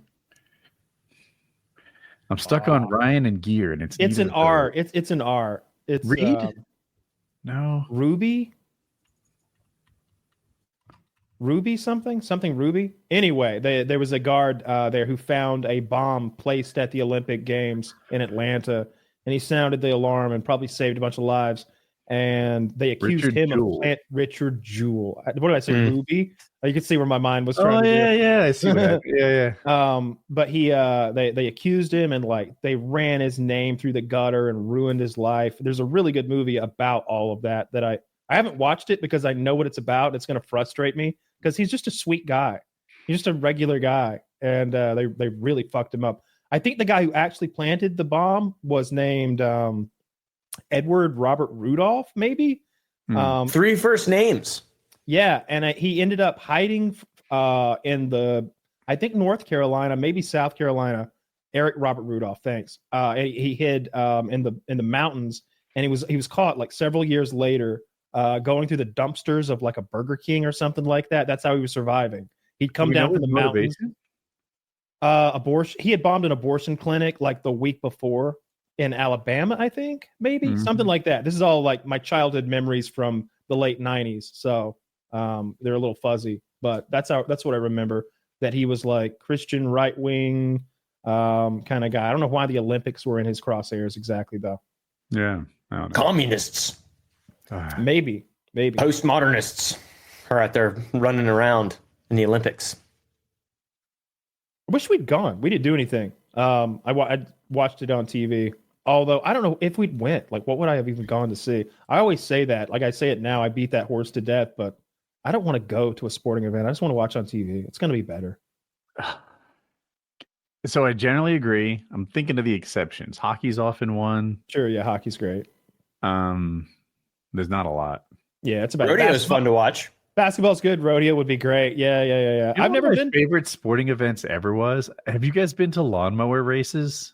No. At the county fair, yes. Have you? Yeah. My friend took me to lawnmower races, and I am like way too city to fit in this environment. Everything about me, my clothes, my posture, I just didn't fit. But I went there and I was into it. These fuckers were awesome. They took just regular riding mowers that you might have. There were different categories. And they put, 80 horsepower engines into these things. They're drifting them sideways around a dirt track and a lawnmower. And the drivers were talented. I could never do what they were doing. And there were different, some had wider stances and such, and they were just about sprint cars. Some were closer to stock, and every category was interesting. Lawnmower races are dope, and it's dangerous. There's nothing safety about it. They're wearing helmets for show, no full helmets, just fucking Harley helmets. And they shit. go fast, huh? Like 30, categories. 40? Oh, One more, yeah. I would say they were going over 60, maybe 80 in some of the high-end ones. Go-kart racing. But I didn't know that it That's Whoa, 80 miles an hour on a lawn. Yeah, well, in that category, they're modifying the wheelbase, right? Like the ones that looked like lawnmowers that you might have, they were going whatever, 20, 25. Yeah. But the ones that were they got wider stances. They look like go-karts, kind of, with go-karts cosplaying as lawnmowers. I don't know. Imagine doing that on a zero turn. You'd break your damn neck. Do you have I'm a That'd be funny as hell. lawnmower racing right now. There's a crash 15 seconds into this video. Lincoln. It's like, my God, they're not going crazy fast, but they're going fast enough to get hurt. I remember Hank Hill was a lawnmower racer, but he was struggling because his ass cheek was. Dude, this is so sick. flat. That's true. Hank had to get a gluteal support system to sit on. Earlby, North Carolina. I bet this is where I watched it. Mm-hmm. That's what I thought when I saw it. Probably your local lawnmower racing track. I like how this guy falls off and everybody else stops to be like, let's make sure. Woody, you could be the city slicker that rides into town, and he's like the villain. Nobody. You could be the Jeff Gordon of lawnmower racing. Do you see that, boy? That's the Rainbow Warrior right there. We hate him. Was Jeff Gordon city slicker? Is that why? Well, California. So NASCAR's good old boy sport, Southeast Conference forever. And Jeff Gordon rides in there. He's from California, maybe LA even, probably Southern Cal. And he drives the DuPont car. He is literally the Rainbow Warrior. Yeah. And he doesn't sound like everybody else. So DuPont's I'd be the of course, DuPont's right? paint, The car had all the different paint colors on it. And I don't think they were going for an LGBT thing, but you could see it through that lens. It's pretty gay. His haters saw it It is through that pretty lens. gay. It's like Sherwin-Williams Paint the World, their logo. If you just look at the Sherwin-Williams logo, it's almost threatening. Can we see it? Please show it. It's so good. It's almost where it's like, we're going to paint the world. We're going to pollute. It's like we're going to pollute the world, whether you'd like it or not. Yeah. There's a real try to stop us vibe with Sherwin-Williams. It could easily be like the emblem for a James Bond villains organization. It's rough. I'd be the Tony Stewart of lawnmower racing. I think he killed a man, right? That's the joke. Oh yeah, yeah. Cover the earth. Oh wow! Just cover the earth with our goop. Right? Paint. What the hell is SWP? Sherwin-Williams paint. Right. See, but they didn't even spell that out because they were so obsessed with the idea of conquering that they made that the I can't be the only one who didn't instantly get that. Oh, I'm sure. Maybe I am. People out there didn't. But Caleb, I wanted to ask you because you brought up Fishtank before the show. Have you been following along, watching that? I haven't been following along as much as just seeing who's the black guy who jacks off a lot? Burt. He burts So off, yeah. he burts off. I've been seeing Burt clips, a lot of Burt clips, and the first one was like, oh, there's a serial killer, a murderer on Fishtank, and I was like, that's pretty interesting. And then obviously I just kept scrolling, and then like more and more keeps happening, and I saw him on maybe it was this morning or last night, a rant of him talking about his education. Yeah. And like, I don't know what's real. And I don't know. I've just seen some clips on TikTok, but yeah, Burt. I like Burt. Yeah. Dude, Burt rules. That clip you saw about his education. Like, the thing with the fan base of Fishtank is that anything anyone on the show says is verified, fact-checked, researched, doxed, and posted within 10 seconds. Yeah. And so when Burt got exasperated, and I told these guys before, because a lot of people think he's like a retard. Like, they think he's like some blithering idiot, and he's genuinely not. Like, he clearly has a lot of social maladaptive issues and is like clearly like a sex pest pervert, but he's not dumb. Like, he has like a master's degree in applied mathematics or like a PhD in applied mathematics. Like, that's not the kind of thing stupid people go We're like into. 100% sure on that. Yes. Like, he's a member of Mensa, which it's funny because you need to be a high IQ to be a member of Mensa, but you also need to be a bit of a dullard to fall for Mensa in the first place. Yeah. That like you're going to pay to be a member of this thing. And so it's like, it's a confluence of like supreme intellect and supreme gullibility, and those are the people who end up. Well, he's clearly mentally ill. Like I don't know. Oh, for sure, dude. He's threatened to fuck aggressively every person who's come on the show, every single person. And it's only the fact that he's also goofy that allows it to play off as a bit silly. Because if he was like a normal person behaving the way he does sexually to people, it would immediately be like, this guy's a terrifying, aggressive predator. Yeah. That clip you sent earlier it's comedy gold the way it's edited, because a white guy is walking into a bedroom. Can you post it, Zach? He looks busy. I don't think we can show that video. The masturbation one. But the white guy's walking through the house and he looks busy, like he's going to like find his other sock or something. And as he rounds the corner and walks into the bathroom, we cut to camera 2, and it's just Burt masturbating furiously. Like, you can see everything. Like, you can see his stroke.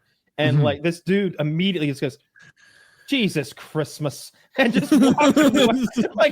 Just walks away, and you can tell, like, dude, he was the man he's numb to it now. This is not the first time. That was the same guy who I showed you that clip the other day, where he walks in there with Burt into a secluded room, and the white guy is like, Burt, you're on the outs, but we're trying to bring you back in with the boys. We need to get the votes on our side. So, are you going to keep playing with the girls as kind of a double agent, or are you going to finally come to the boys team? And then Burt's like, I don't understand what you're talking about. I thought you asked me in here so we could hook up. And then the guy's like, Burt, what the fuck is wrong with you, man? Like, just exasperated, because if you just see that one clip, you might think that was the one time he was doing that. No, he's been trying to fuck everyone the whole time. He hasn't fucked anybody yet. Hasn't fucked anyone yet. He's birded off. This guy he's birded off every 6 hours for 5 weeks. It's like 3 on times TV. You know what I would do if I were 3 times a day? At the end, when you've got like your winner, if I remember correctly, last season he paid a couple people, like maybe gold, silver, and even a bronze. Like, he gave everybody a little cash. He splashed it around a bit. Like, if Burt doesn't win some cash, they should have counted how many times he birded off and give him like $5 each time. Oh yeah, dude, Burt's gonna. I'm hoping he wins. He's so fucking funny. He blows as far as just looking at it from a content perspective. Sure, he's a creep and he's kind of a sex pest, but just purely content focused. He's Kevin Spacey so far and away the funniest. Glasses, I see. Kevin Spacey colored glasses, if you want to call it that. Yeah, because he's just so funny. He's great. They tricked him today into like some Trump impersonator called on the phone, and Alex Stein was like, Trump is here to talk and encourage you. And Burt was like, fuck you. I don't even like you. I believe that you're Trump, and I don't know. I don't trust you. And then like within 30 minutes, they had Burt in the confessional, like wearing a MAGA hat, being like, oh my God, I was misled. I had no idea that was Donald Trump. And I'm understanding that he tweeted about it, and a lot of people are upset at me. And what I'm here to say is I don't actually even know anything about politics. I'm more into sex and just straight up. He's like, I don't follow politics. I don't know anything about it. And so I just need you to take everything I've said with a grain of salt. And I hope I didn't upset anyone too much. He has this people with schizoaffective disorder have like rapid, fast-paced speech in bursts, and so that's often how they talk. And so you can tell he's doing. If it comes out that he's faking or putting this on at the end of it, like Daniel Day-Lewis needs to come and take lessons from him, in all sincerity, because if he's faking this, it's the greatest acting performance of all time. Nothing comes close. No, there's no chance he's faking it. He's doing this. I have something to admit. I've been jacking off only twice a day. Yeah, I've been jacking off only twice a day. I told you when he was one of these was just for show. he was jacking off, and then fucking Alex Stein came to him pretending to be the executive producer from like NBC and was like, "Burt, are you coming? Are you climaxing on screen? Because we can't show that." And he's like, "No, I have been burning off, but I haven't been coming. I've just been gooning." Just use the word gooning. And see what Caleb posted. Like that's gonna be it. He's pulling the Kaiser Soze. Oh, yeah, he's gonna Burt walking out of the tank with $50,000 in hand. That would be great. I fucking hope Burt wins. Big shout out to Burt, that fucking weirdo. He's great. Like they couldn't have lucked into a better person for a show like this. Like there's no possible way to luck into someone better from a content perspective than Burt. He's incredible. It's not luck, this one, but Frank Hassel, as much as I think he is a force for, remember how I said if MrBeast was removed from the world would get a little bit worse? I feel the opposite way about Frank Hassel. Oh no, Frank's a good boy. He's just goofing around. He's not. He's a terrorist. But he's really good at this. He's good for the show too. What's funny with Frank is he will harass the shit out of someone on the show. Mm-hmm. And then as soon as the show's Mizzy was this girl who was on the show who was taking a huge amount of shit, and she did the thing that like ends up garnering you a huge amount of respect and approval from the fan base afterward, which is she was one of those like, yeah, just rain it on me, go fuck yourself, like indignant.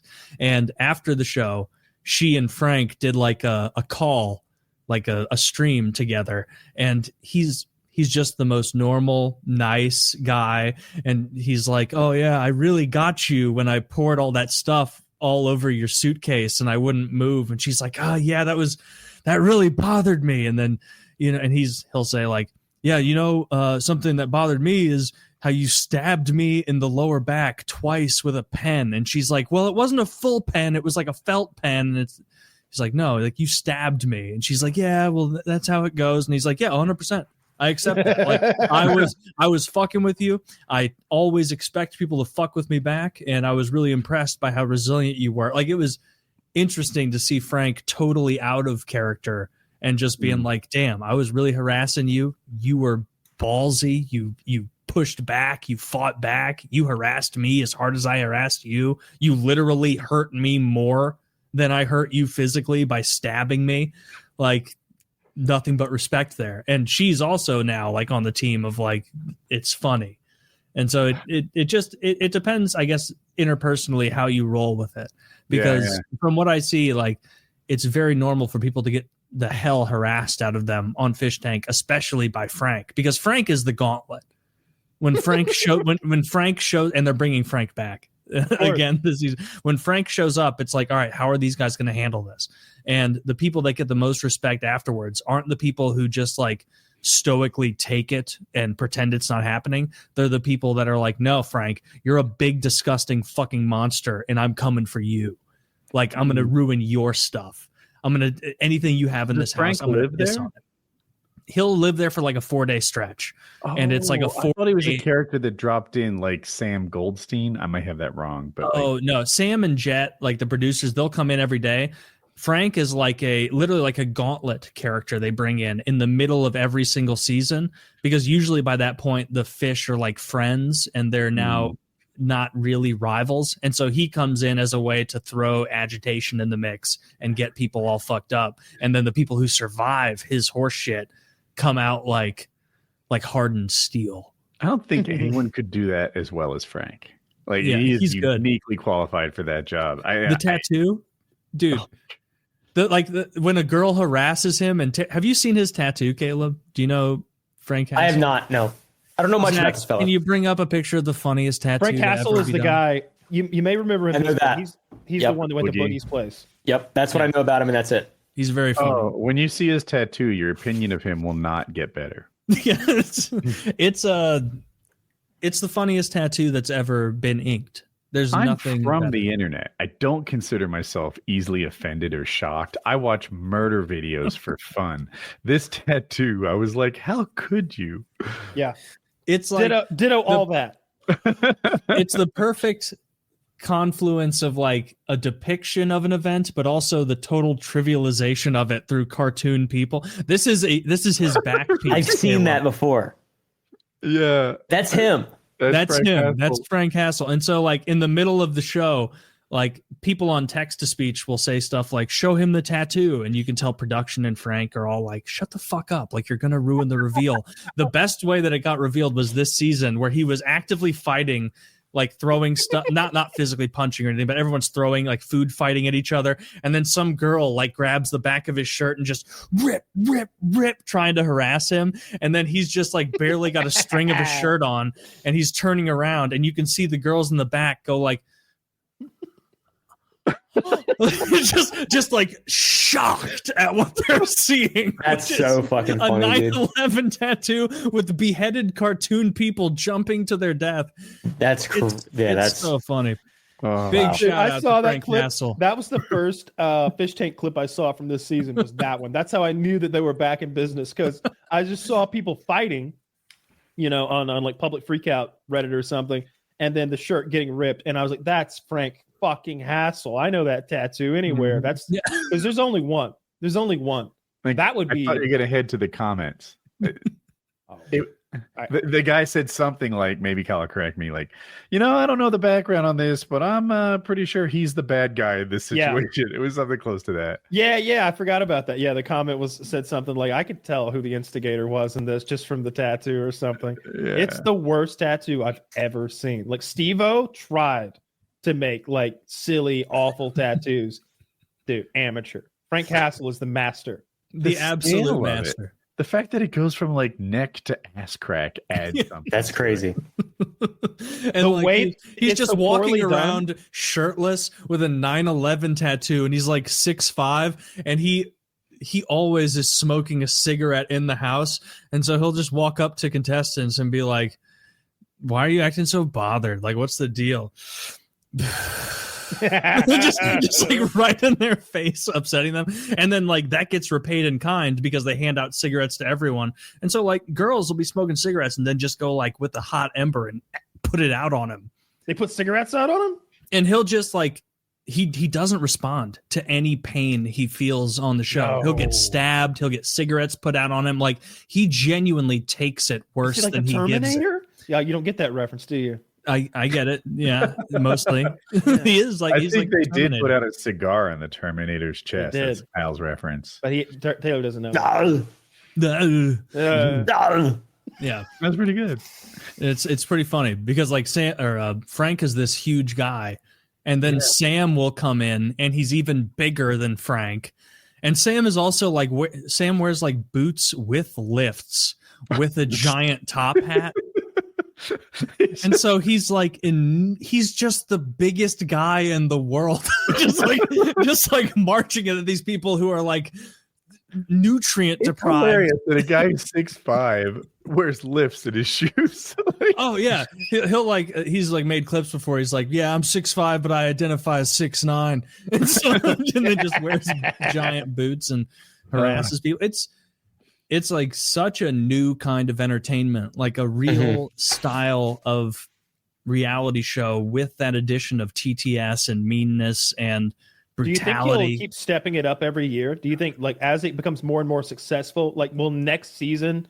Because what I want to see isn't a crueler show. Mm-hmm. It's more production value and more structure. Like I want to see. I don't want to feel like it's like, hey, what do you want to do to him today? I don't know. Let's send a Billy Goat in. We're saving the goat for the last day. What are you thinking? No, we don't send the Billy Goat in. Do you know what's going to happen to that goat when Burt meets it? I didn't mean to fuck the goat. It happened. Like that's didn't mean to bird off. Yeah, the way it's worked in the first 3 seasons now is, if anything, it's gotten a little less intense. Like where they're going easy. Like that's a big criticism that a lot of the fans are having this season is they're like, oh, they're coddling too many of the contestants.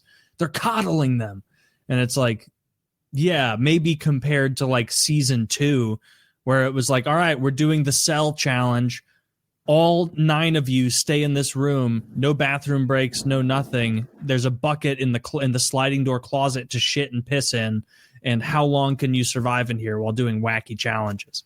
Like at the end of that one in season 2, the winner was like openly weeping, like he'd won a war, where he was like, it's over because of how horrid it was. And so now like it almost seems like what you're saying, where they are trying to mitigate it more and make it more, because you can't go crazy hell house constantly. Ask about that. What do you get for winning? 50,000. No. That particular cell challenge. Did you get 50 grand for that? Oh, I think that. So like 50K is the end goal, but like there's a bunch of challenges with monetary payments throughout the way. So I think maybe they got $10,000 for winning that cell challenge specifically. Yeah. And then they do stuff like fish bucks, where it's like, hey, Josie, 5 fish bucks, which is $500. Like 5 fish bucks if you go piss all over John's Bible that he brought. And then she'll be like, okay, like I'll go do this. I'd have done it for less. Yeah. I asked because like that guy is damaged at the end of winning that, right? Emotionally exhausted. I don't know what. The Ultimate Fighter. This was a MMA show that Dana White had on. And I remember one of their challenges was this. One guy stood like sort of solid, and the other guy climbed around him and like I don't know how to describe it, but like, I'd start like Baby Bjorn, go to your back, go to your front. That's 1 revolution. We're doing this as many revolutions as we can.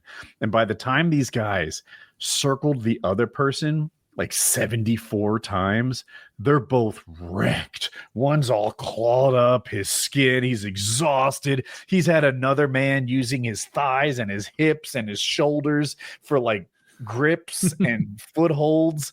And then of course the guy doing the actual climbing around, he's exhausted too. Both of them are ruined. They can hardly train, but they did 73 revolutions, and they're like, they started with a shirt on. That shit's all ripped and torn to shreds and gone, and they're just ruined. And then the next team climbs up. They just slide down and say never mind. And they're like, so the victor got choosing your opponent, and they're like, I'll take either one of those fucks. They're ruined. It was a good strategy. So it just made me ask, like, what is this worth it? Yeah. If anything, like the production steps in to protect people like Burt sometimes. Like this just happened maybe yesterday or something, where they brought in some new guy, this like really big Persian motherfucker, and they told him to like make content, like be entertaining, like just like they told everyone who came in. And that guy like identified Burt as like the most mentally unstable, easiest person to make content out of. And so he was like bullying Burt in a mean way, like getting in his face, trying to agitate him. And literally everyone on production came up like out of the basement where they produce and was like, the fuck are you doing? Like, are you retarded? Do you realize that like Burt's actually autistic? Do you think you're like winning fans by actively bullying a guy with mental disorders? And Burt is like in the background this whole time, just the most wide-eyed, like staring at random stuff. Like he's not even engaged in the conversation. He's just like gibbering as he's doing it. And they're like, look at this guy. You think he's like, you think you're like winning people by bullying him? Like the reason people like him is because he's endearing. And so you're really not gaining any fans by bullying this guy. Do you see that? So if you come at Burt again, we're going to fuck you up. And this guy was like, oh, you're going to take me? He was drunk. He was like, oh, so he's a big guy. He's like, oh, I could take all 4 of you. And Jet's like, really? Because in the boxing challenge last night, you couldn't take one guy. You lost to one guy in the boxing challenge last night. You're gonna take all of us? Who beat him? He lost to us. The guy who walked in on Burt going, oh, Jesus Christmas. Oh, okay. They boxed. Yeah. That guy was no joke also. Yeah, that guy was no joke. That guy beat the shit out of him. And so he just like, that Persian guy turned his attention from that guy who beat him up towards Burt and was just going at him way too hard, agitating. And you can't just let that happen. And so they do come up all the time. And sometimes Burt will get too exasperated and they'll literally say like, hey, Burt, bedroom 3, text-to-speech is off. Take a chill pill, take a nap. Nobody's going to bother you. You need anything, you let us know. And so they do stuff like that, which they don't do for any other contestant, obviously, because there's no other contestant that has his mental disability.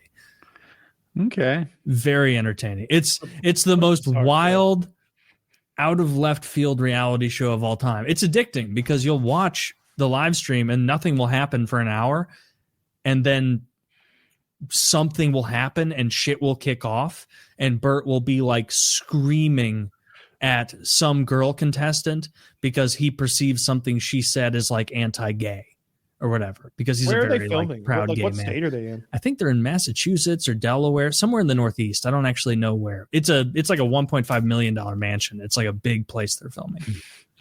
That's so opposite of what would make sense to me. Like I'd want to be in like Texas or Tennessee with the cheapest place possible. I think they did that for season 1 and they changed it up. It's better this season with the mansion. Why like is the mansion better? Because I would imagine having them in like a chicken farm would be good.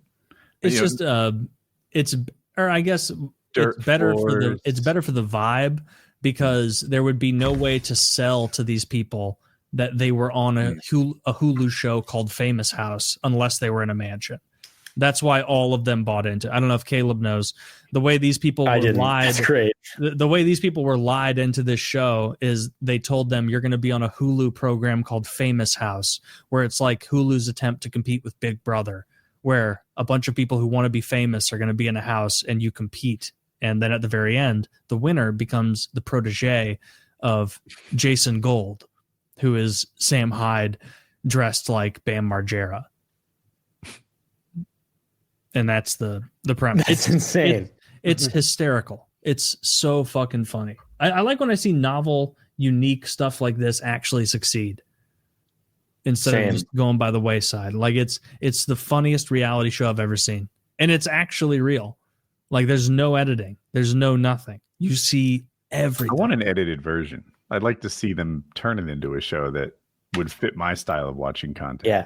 Like they had showrunners and a bunch of producers and time before it aired. So that'd be interesting.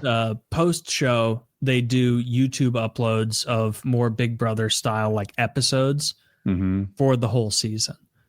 And Let so me ask you can this, just because I don't watch. Do they do like is there any concept where they vote for like who needs to be out of the house or who needs to be punished? But it's total horse shit, because sometimes they will just change votes. Oh, like one contestant today, this random girl who was like kind of not making good content, being a bit boring. She found an immunity idol. She found like one of those things from Survive. They hide random stuff and notes around the house. A lot of them are just like schizo notes to try and fucking hurt.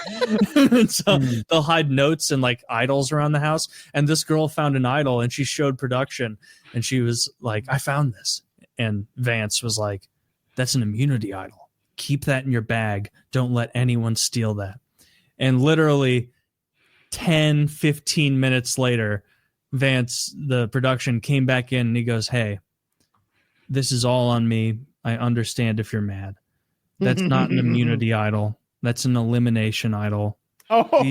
Please pack your things and go immediately. No. And she was like, wait, what? And he's like, it's an elimination idol. I need you to go. and so this girl just at like 2 p.m. on a Wednesday is like packing her shit, and the other contestants are like, "What happened?" And she's like, "I don't know. I found an elimination idol. Like, I don't know what to do with this information." And so it's flying by the seat of their pants, which is part of why it's endearing.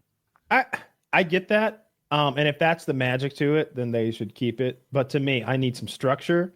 I need to know that at the end of every episode, we're going to have a vote. At the beginning of episode, there's going to be this initial challenge that's going to be physical, followed by like whatever, and then there'll be a second challenge that'll be more mental or gamesmanship. Like, I do like the Survivor formula if there is one there. I just don't like how I think Survivor is too heavily programmed, like too heavily scripted, which is, I want more of that for Fishtank. I think, but you can't go too far or you completely lose me.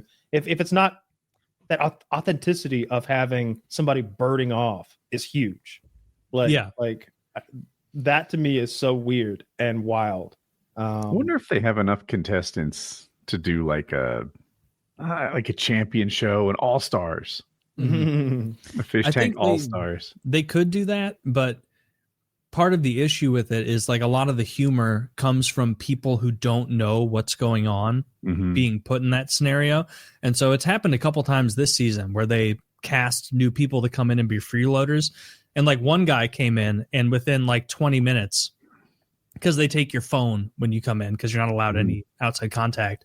They brought this guy in. They had his phone downstairs. His phone started blowing up with messages about Fishtank. And so they literally bought him a ticket on a flight home, like immediately. They were like, "All right, Braden, welcome to the house." Went downstairs, saw that he knew about the show, and were like, "Braden, you've been eliminated." Like, he didn't even meet other contestants. And so like a huge amount of it is just seeing how people respond to it, not knowing. And so it's a difficult thing to in that make interest, sure nobody sneaks in that interest, I almost want to recruit from immigrants or something. Like I want some guy who's in the U.S. for the summer and like barely he's here to learn English from Slovakia or some shit. Like I want that guy. I really like the idea of a motley crew, like a fish out of water dude. I want some older people too. Like imagine if there was a 55-year-old man in there who didn't want to take. There's a 60-year-old black woman in there right now. Are you kidding? Really? Me? Yeah, they brought her in. Her name's Star, and I like her. Star is funny. She's like the mom of the house. I would bring in a homeless person. They've done there'd that. be a prize for determining who the homeless person was. Like there's a secret. It'd be like a mini game called Secret Hobo. Like, if you could find the hobo by the end, you get some Burt bucks or whatever they're doing. Burt, that's what they should do. Next season, if Burt wins, he should come back as like a challenge rather than a contestant, and you could win some Burt bucks if you like cohabitate with Burt. Like, all right, there are 2 rooms in the new house. There are 18 contestants.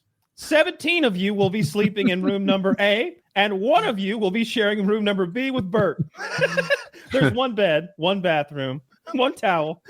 Dude, I don't know how they could bring Burt back and not immediately off-put everyone else in the house, because like it's literally just his mental issues and bizarre cadence that makes him not the most creepy ghoul imaginable. Like any man, like if you went into the house as a contestant, Kyle, within 5 seconds, he would be arm around you, getting close, talking to you about whether or not you've ever had sex with a guy before. Like he's a predator. He literally yesterday, they were asking him, they were like, "So Burt, like Alex Stein, the big booty Latina AOC guy, he was very funny."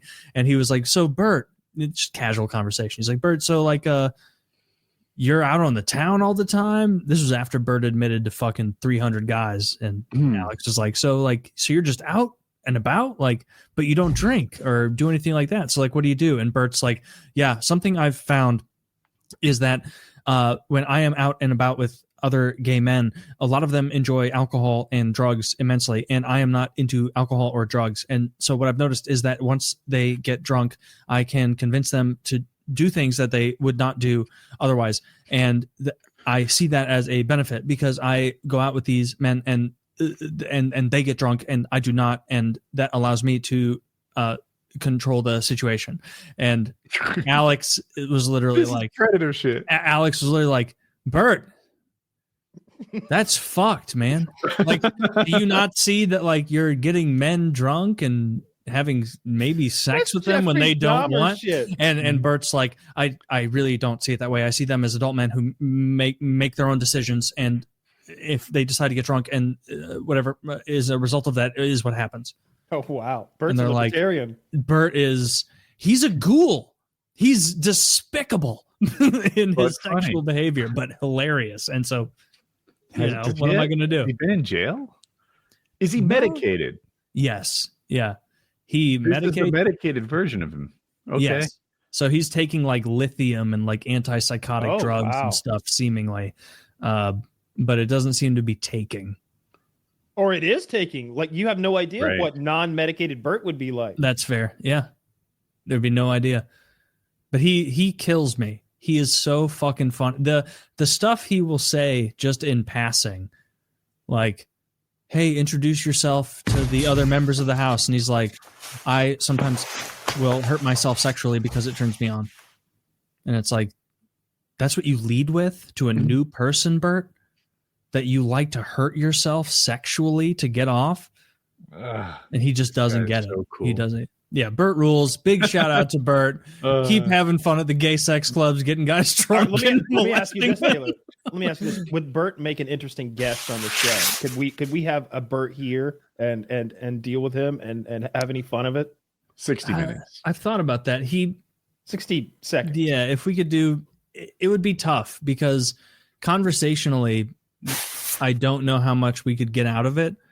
It's more of like, it's his behavior that's hilarious and his unwitting verbal jokes. Like, he doesn't know he's making jokes. They told him on the show today, like, some TTS was like, Burt, we like you, but please make more jokes and less things about sex. And he's like, I don't know what any of you are talking about. I haven't made a single joke since I've been here. This has been the most stressful situation in my life, and all of you are bullying me over not being funny. And meanwhile, haven't even had sex in 6 weeks now, and I'm just trying to. And even when I burn off, all of you guys are telling me that that's wrong, and so I don't know what you want of me. What do you want of me? And it's like, and then like the next TTS will be like, Burt, have you noticed there are 11 people now in the house? 11 laws of Solomon. 11. Eras of the Ming Dynasty. Are you not putting it together yet? And he's like, well, I haven't fully considered this. Let me write it down. And so like, he'll sometimes like pull a notebook up and just be sitting there, and text to speech is saying stuff like, Burt, the Federal Reserve was created in 1913. 13, the unlucky number. 13 divided into the tribes of Judah. And he's like, I don't understand what you're saying, but I'm trying to put the pieces together. And it's like, one you said in the other show that got to me was like, Burt, you're getting so close. How have you not checked this woman's plushies yet? I guess she had like prize toys or something. Yep. And so she's sleeping in bed and he's trying to steal her like sleeping stuffed animals. To get to the bottom of this, whatever this is, I don't know. There's no mystery. Like, literally, production has had to, before they started the second half of the series, where they were like, hey guys, we're going to invite new people, and your job is now to be, passe about it and allow them to think you're also new. And they had to go up to Burt in the penthouse when he was having like a schizo rambling hour and be like, Burt, none of these clues and things you're investigating are real. None of this is real. The show is called Fishtank, and it's a reality show where we have cameras and we, make jokes and bits out of the things that are occurring on the screen. So when people arrive here tomorrow, please don't talk about any of these theories you have. Please. Because it's going to identify you as someone who's been here longer than them, and they're immediately going to know that the jig is up. And he's like, yes, I understand 100%. And they're like, do you really understand though, Burt? Or are you just telling me what I want to hear? And he's like, I 100% understand, and I will abide by these restrictions. And they're like, okay. They leave. Immediately looking at the camera. He's like, so producer Ben just came in and told me that none of the clues that I'm looking through have any relevance moving forward, but I think that might actually be an intention of preventing me from researching this further.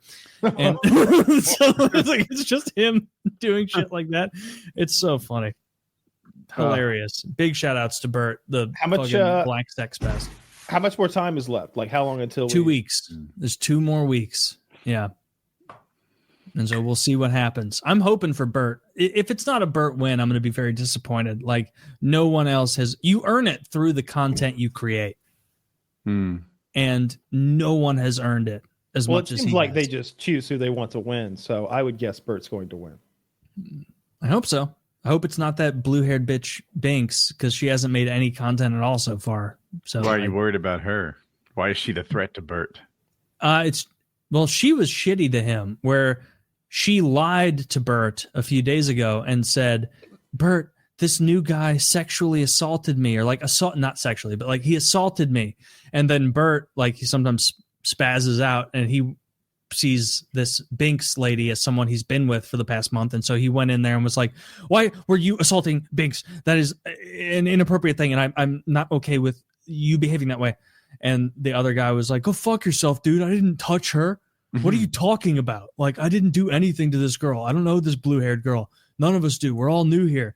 And so Burt challenged that guy to box because boxing is how they settle things in Fishtank often. And so they boxed, but Burt has fake muscle implants and isn't athletic. And so this like little guy beat him up pretty bad. Not like letting you rain blows on someone, but like it was a clear fight win the other guy had over Burt.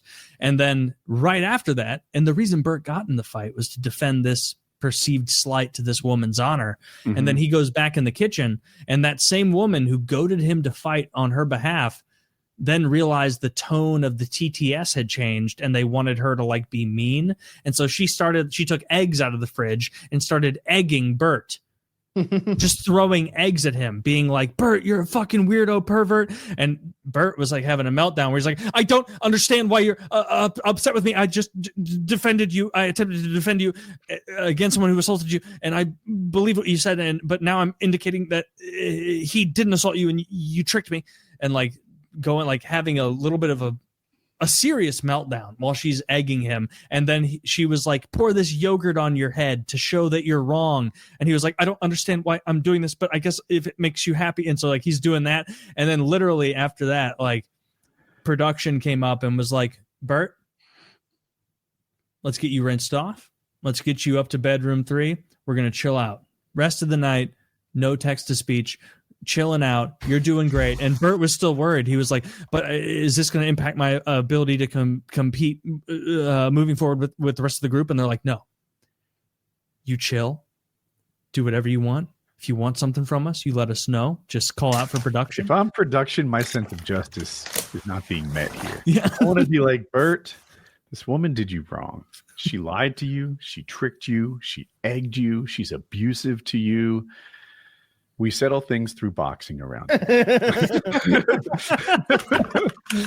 So I got to take this fucking whore, and I'm gonna give her some gloves, and I'm gonna give you 7.5 minutes. I suppose I can do it. Dude, I totally agree. When I saw that, I was like, how could you do this to my boy Burt? How could you abuse him this way? He's just a good home Ghanaian immigrant homosexual who's trying to live his life in a really deviant, horrible way a lot of times. I wonder how they found him. Like I know they like did multiple things to find contestants. I wonder specifically like what he's what he that got him into that house. I think they saw his business card and immediately were like, he's going to be on the show. Yeah, because his business card says it's like him with a baseball bat, shirtless, and then under it says like Burt Obang or whatever his name is, and it's like Black Dom, porn star, genius, 160 IQ, athlete, gay. Yeah, just a ridiculous list of descriptors of this gentleman. Let me try and find Burt's. I think you sent a picture of it. I remember seeing him maybe with the baseball bat. or something like that. To find out that those muscles were fake was shocking because they don't look fake. Yes. Yeah. It was obvious they were fake the first time he stepped into boxing. Isn't that expensive? Like is that $25,000 worth of muscles he's got? He's wealthy. He's not struggling for money. How did he make his money again? I forgot. I don't know what his job is. Porn star. But, I think he does well or makes some money from his porn thing, but he also maybe like a computer programmer. I don't know. Like he's a very smart guy, and apparently because anytime you're a contestant on Fishtank, you get doxxed immediately because like there's no more thorough group of people than like 4chan guys. Like no one can find stuff faster than those dudes. And so they immediately find it. And they found out that like, oh wow, this contestant is in a huge amount of debt. This contestant is in a huge amount of debt. This contestant, Burt, is actually loaded, like does pretty well. And Burt has said before, if he wins, he wants to split the money with some other contestants that he likes because he says he doesn't care about the $50K because that's not a big deal to him. And so, anyway, we've lingered on Fishtank too long, but very funny show. I encourage everyone, fishtank.live, check it out. Very funny. Caleb, Burt. Keyboard. Whoops. Hold on 1 second. I got to type this out. Doing business over there? Yeah, I actually have a call with a dude in Australia for a bunch of marketing shit that I've just spent like a lot of money on. So I need to send this really quickly. Yeah, no worries. What are you marketing? Is it your candy business? It is. Yeah, we've never spent any money on marketing, so we're going to start with like advertising campaigns on Meta and Google Ads and all that stuff. Are you working with Gary Vee? I'm not. No, not yet. You work because you're like one of those guys. I'm a hustler. I'm a Sigma. I've got the Sigma grind set like Gary Vee. Yeah, does he say that? Man. I think people make fun of him and they say that he says that, but okay, Gary Vee, yeah, he is super. If people don't know Gary Vee, he's pretty neat. He's really, really ambitious. His goal is to own the New York Jets. Oh, that's cool. Could have aimed a little higher, but okay. And, I don't know if he still says that, but Amy, like, I thought it was kind of bold to repeatedly and vocally claim that he wanted to own the New York Jets. Like, that's hard to achieve. Even if you have the money, you can't just buy a team. You have to be like accepted to buy a team. Yeah. But I wouldn't bet against him. Like, it could happen. I think Mark Cuban tried to buy an NFL team years ago, and they were like, no.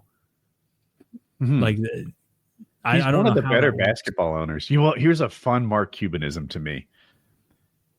Of course, there's a cap on how much you can pay all your players. If you pay your players more than that, then first you have to pay luxury tax. But then after that, when you get to what's called the second apron, it impacts your ability to do trades and drafts. Like, it hurts your team to pay the players more than that. So his stadium, or I don't know where the arena that they play in, first of all, it's really dope and it's luxury. And the locker room gets like high level catering, really good food that like better than weddings. Like they get high end, lovely food. And the visiting team gets the same thing that the home team, the Mavericks, get, because he wants every other player to know what it's like to be a Dallas Maverick, so that come trade time, they're like, they got the dopest private jet, they got private chefs in the locker room, they have the nicest locker, they have this, that. Like, it is a luxury experience to play for Dallas. And these are things that aren't included in the salary cap. It's funny you mentioned that. I was on a YouTube short, I don't know players' names, but some player was talking about getting traded and he's in the new place. And he's like, we finished morning practice. And I was like, all right, so where's brunch? And they were like, motherfucker, what you talking about, brunch? You didn't bring a snack? He's like, I was used to a catered brunch. Do you know where he came from? Was it? I don't know where he came from, but they were sending to the fucking snack machines. Yeah. I like listening to Mark Cuban talk. I think he often has a lot of good ideas. Yeah, we'll stop there. I like his feud with Trump. I like that. Okay. I like that they clearly genuinely dislike each other. And I'm sure each of them thinks that they're a real billionaire or a real businessman. And the other is not their version of a real businessman or whatever. And they clearly just dislike each other. I like that. What's the start of that hate between them? Does it go back a long time? I don't know the genesis of it, but I wouldn't be surprised if it doesn't have something to do with the TV stuff, because they're both like businessmen, moguls in the TV industry. And Trump has always been the kind of guy to rub it in your face if you fail at something. Mm-hmm. So I remember some letter he wrote to somebody, and it was like, you know, I saw your show was like, you know, so pathetic and such a failure because I guess no one wanted to watch you. Hopefully now they've got a new host over there, it will be a success once again. Here's the note that Trump sent on gold letterhead in 2004 to Mr. Mark Cuban. Dear Mark, I am truly sorry to hear that your show has been canceled for lack of ratings. When I initially called you to congratulate you on the benefactor, little did you or I realize how disastrous and embarrassing it would turn out to be for you. If you ever decide to do another show, please call me and I will be happy to lend a helping hand. With best wishes, Donald Trump. Wow. just billionaire shit talk back and forth. It's kind of One Direction, but okay. Oh no, I was assuming maybe he sent Cuban's some like digs. Or I know I've seen Cuban recently is like hates Trump. Yeah. Oh yeah, big time. Yeah, he campaigned, I think, on Kamala's behalf. I had to think to pronounce it right. He campaigned on Kamala's behalf this time, and he got second place. A lot of people wish they did. Just saying. Nice silver medal. Yes, yeah. Bronze. I'm sure she'll be the second most powerful person next year. Yeah, look at Jill Stein fucking Jill Stein over there with bronze. Nobody even talks about Jill Stein and her bronze. Right? I don't know what that woman believes about anything. Isn't she Green Party? Does that mean like she's a hyper environment? Russian puppet, Taylor. She's a Russian puppet. Okay, that's all that matters. What does she do? I don't know. Probably war in Ukraine. Everybody tells me she was photographed with Putin, but I don't know that means. I don't know. Yeah, she's at that dinner with him, and I think Pompeo's at the table too, though. So it looked like kind of a, I don't know, world leader type dinner. It wasn't like they were like sneaking around at a Burger King. They were at like a big fancy dinner. You know what I mean? I haven't heard her actual thoughts enough to like say that the talk about her is right or wrong. All I've heard is the talk about her. I haven't heard her herself, so I don't know.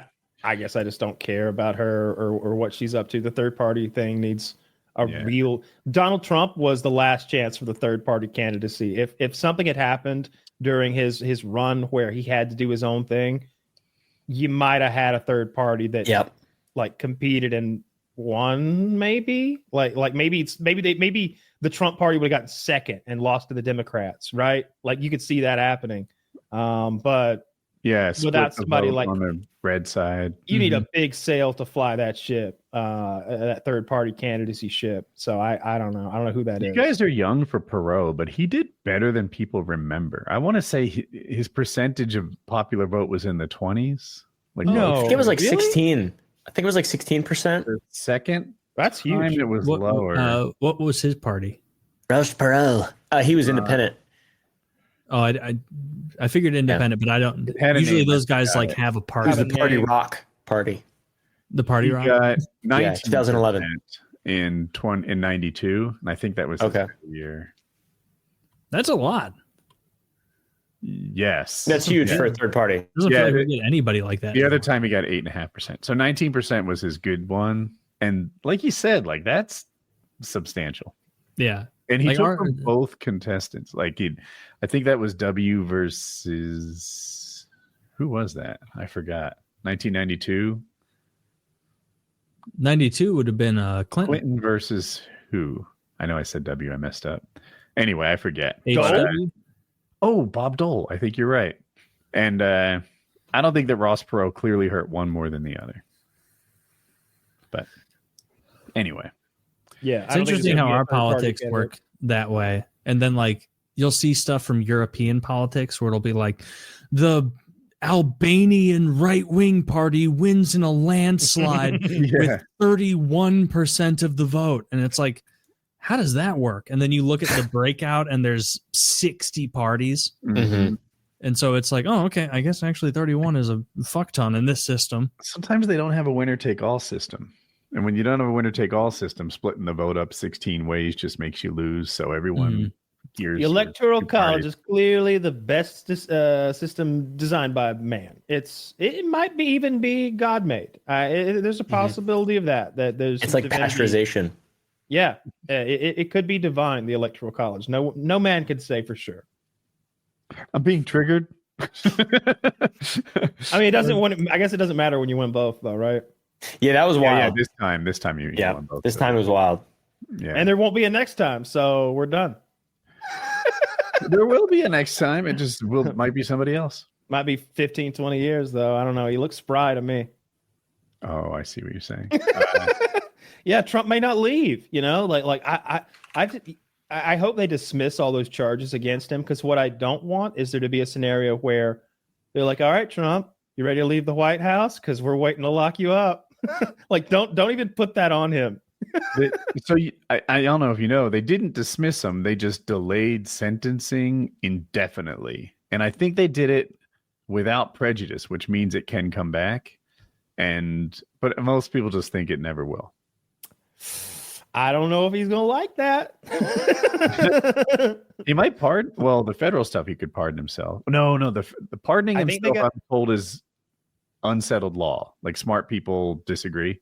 Well, and the state. Also, like, I think there's some weird kerfuffle where they haven't technically convicted him. Like I get that he's been found guilty of those felonies, but they haven't done the part where they convict you to him yet. Like, there's a part where he goes to the judge and he's like, "You are hereby convicted." Like, that hasn't actually happened yet, I don't think.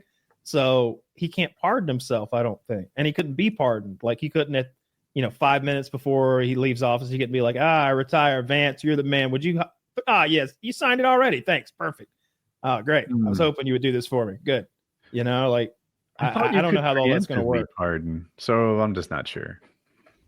I just hope they leave him alone. And I hope that there isn't some court in New York or some prosecutor in New York 4 years from now who's just like, we're all waiting for the prosecutor to file charges as soon as Trump leaves office. And he's just like, you know what? I'm not going to leave. How about that? How about I'm not going to leave? How about come get me?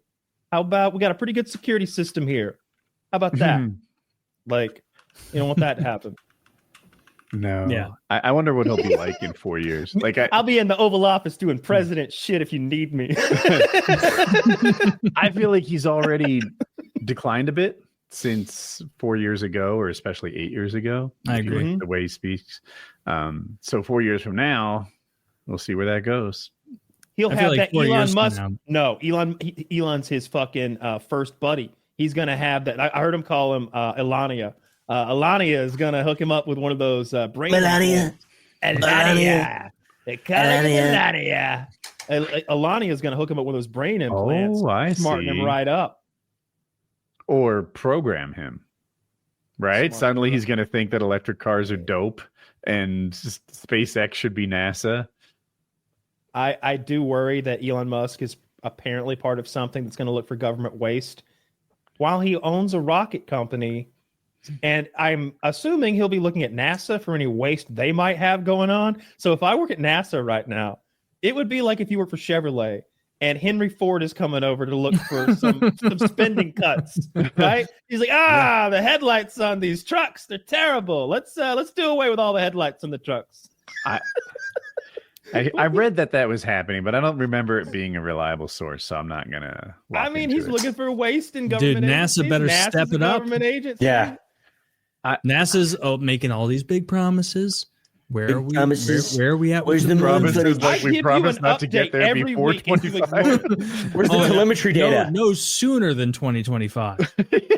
They just sent a mission. They just sent a mission to one of those moons that we were jerking off about last month. I'm mixed on that. I'm glad you said that, because like Neil deGrasse Tyson is like, SpaceX isn't doing anything that NASA hasn't done 30 years ago. What do they do? Low orbit satellites? What do they do? Like this? Now I know the reusable stuff is something new, but I'm like, yeah, when you think about the really momentous like science achievements, that's all NASA.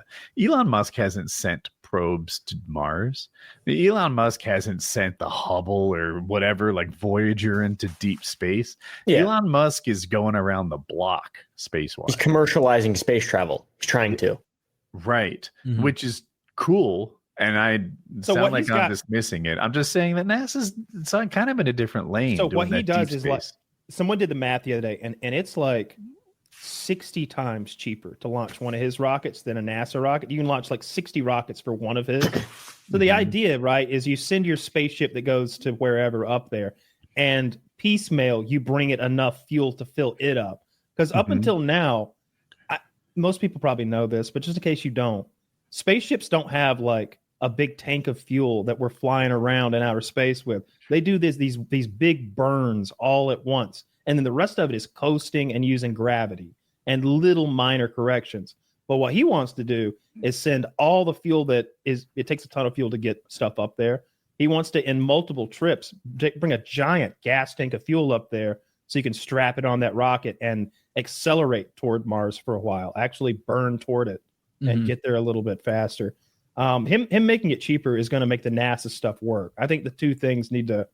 I don't need him to figure out if wheatgrass can grow in low Earth orbit. That's NASA's job, but I need him to make a trip somewhere affordable. Like, I don't want to break the bank sending 4 people to Mars and they die and we never do it again. I want it to be like, shucks, let's send them. Who else? I think NASA does the sort of thing I talk about in the last couple of weeks, which is like, they're rewarded for what they get done and not for being cost effective. And if you go too far in that direction, then you don't get as much done. Like, at some point, money matters. And if you pay $8,000 a bolt, well, you don't do anything before 2025. Yeah, I don't know if they have those kind of wasteful things like the military industrial complex does, but they do cool stuff. I think they do a poor job of talking about it, because they went a while back and we landed a spacecraft on a moving asteroid. Like, the asteroid's moving like 17,000 miles per hour. The thing we sent's moving 15,000 miles per hour. We hit a bullet with a bullet, landed, grabbed a sample, took back off again, came back to Earth, and then dropped that sample off so that it landed right where we wanted it to and went and picked it up. And then we're testing that sample now to see what kind of like itty bitty rock things were on that tiny asteroid we landed on. That's just cool. And then the mission they sent to, I think it's one of Jupiter's moons that left last week. I think it takes like 5 or 7 years to get there, though. That's how fucking far away it is. Elon would have done it in one. Yeah, he'd done it in one. And for 1,000 times cheaper. He says with no source. Yeah, if they were, let him find out. Seems like they should work together. We should keep NASA around, but maybe wag a finger at the $8,000 bolts, and then let SpaceX keep doing their thing where they seem to play into NASA's. I mean, you just let SpaceX handle the vehicles, and NASA should handle the science, right? My big thing for this, I like how Elon Musk emotes. That's what I like about this. He's a very, very very rarely have we had anyone involved in space or any scientific frontier that has ever emoted in the same way that Elon Musk has. And I think we should all rally around that. We're talking about the jumping X. I think I don't know. We should. That guy loves space. That's huge. I need a guy who's way better at jumping for this. He's got a 7-inch vertical leap. I like those. I like those memes where it's like Trump just fucking exasperated by how annoying Elon Musk is, where he's like, I really didn't expect this guy to still be here. They used to make those about Biden and Obama. Like, Biden was Obama's dumb sidekick. He would always say something completely stupid, and then Obama would be like, "What are you talking about, Joe? What the hell are you talking about, Joe?" So it kind of makes sense. What my theory on Elon is, he was so beloved before the Twitter buyout, and maybe a little bit before that with some trans issue stuff. And then he felt the bitter taste of internet hatred, complete and total internet hatred. And then he went to a Trump rally and he did his little jump and everybody cheered and everybody loves him now. And he's like a Sims character. He's addicted to that MAGA love. And I think that he's in every time I see it mentioned, they're like, Elon Musk still hasn't left Mar-a-Lago. Yeah, I can't tell much from my chair here in the office, but it almost seems like Elon Musk has become the actual VP. Yeah. Tell me JD Vance is front and center on your TV, not mine. All right. So my theory on that is 2-part. One, I think you're probably just right. I think that Elon Musk is more. I think Trump likes him more. I think he respects his opinion more, and I think he's more powerful and influential in every conceivable way. Whereas, what can JD Vance give Donald Trump that he can't do already? And he's like, "You're the vice president. Ha! That would matter if I weren't the president. Maybe someone else wants to talk to you, but not really me." So I could see like that being there a little bit, but also like when he went out to the UFC the other night. I don't think Secret Service will let those two men go be in the same room together at a UFC event. I feel like that's one of those things where they're like, "No, y'all can't hang out. What are you talking about? Boys, eggs and baskets. Do I have to break it down?" Like, I think they're just. I guess Mike Johnson would be the president if someone took both of them. Who wants that? I guess Mike Johnson there. Yeah, that's how you know nobody cares about Mike Johnson. He brought him on the trip. He's like, head out, fellas. Like, who's fourth? Thank you for coming, Caleb. Yes, sir. Yeah, if you guys, I didn't realize the keyboard was picking up. So if you guys don't mind cutting that out, I know people complain about my mic being too fucking loud anywaes.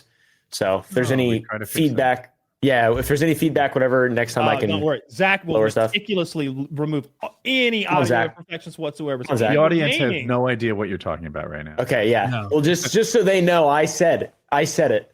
I didn't say any slurs. I wanted a better experience for the audience. Zach edited him saying slurs. No. All right, fellas, I really appreciate it. Yeah, right. All right. Later, Caleb. I'll talk to you guys later. Yep. So you guys have a good night. Yep. Yeah. I'm trying not to chase every little. I just read he put the Secretary of the Navy in place.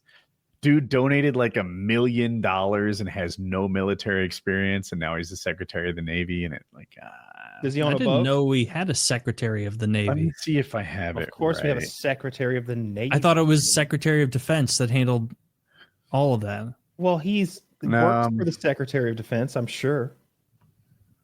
I'm Secretary. right. They shouldn't call him the Navy. That doesn't sound serious. Do you like Czar better? Trump picks John Phelan, a businessman with no military experience, to be Secretary of the Navy. He is greatly honored to be the first person in 15 years to lead the Navy without having served in the military. Yeah, and he donated a ton to Trump, which surely is how he got the job. It's kind of the exact sort of swamp that Trump should be draining.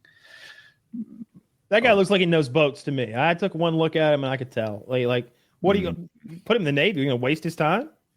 He knows everything. Yeah, he has nothing to learn about boats, I'm sure. Yeah, I worry about this kind of nonsense. That man's ship shape. Look at him. No, that guy's fat. Yeah, he's pretty fat and bald, huh? He's pretty fat and bald and old. He's pretty fat and bald and old. I mean, I guess maybe 15 years ago, there was another guy who didn't do a terrible job. So maybe the nation moved on. Yeah. I don't know what the secretary. Though I don't know what the fucking Secretary of the Navy does. He takes notes at the meetings. That's what my secretary at the Navy meetings. I think it's mostly an outfit thing. That's the Admiral's secretary. That's what that is.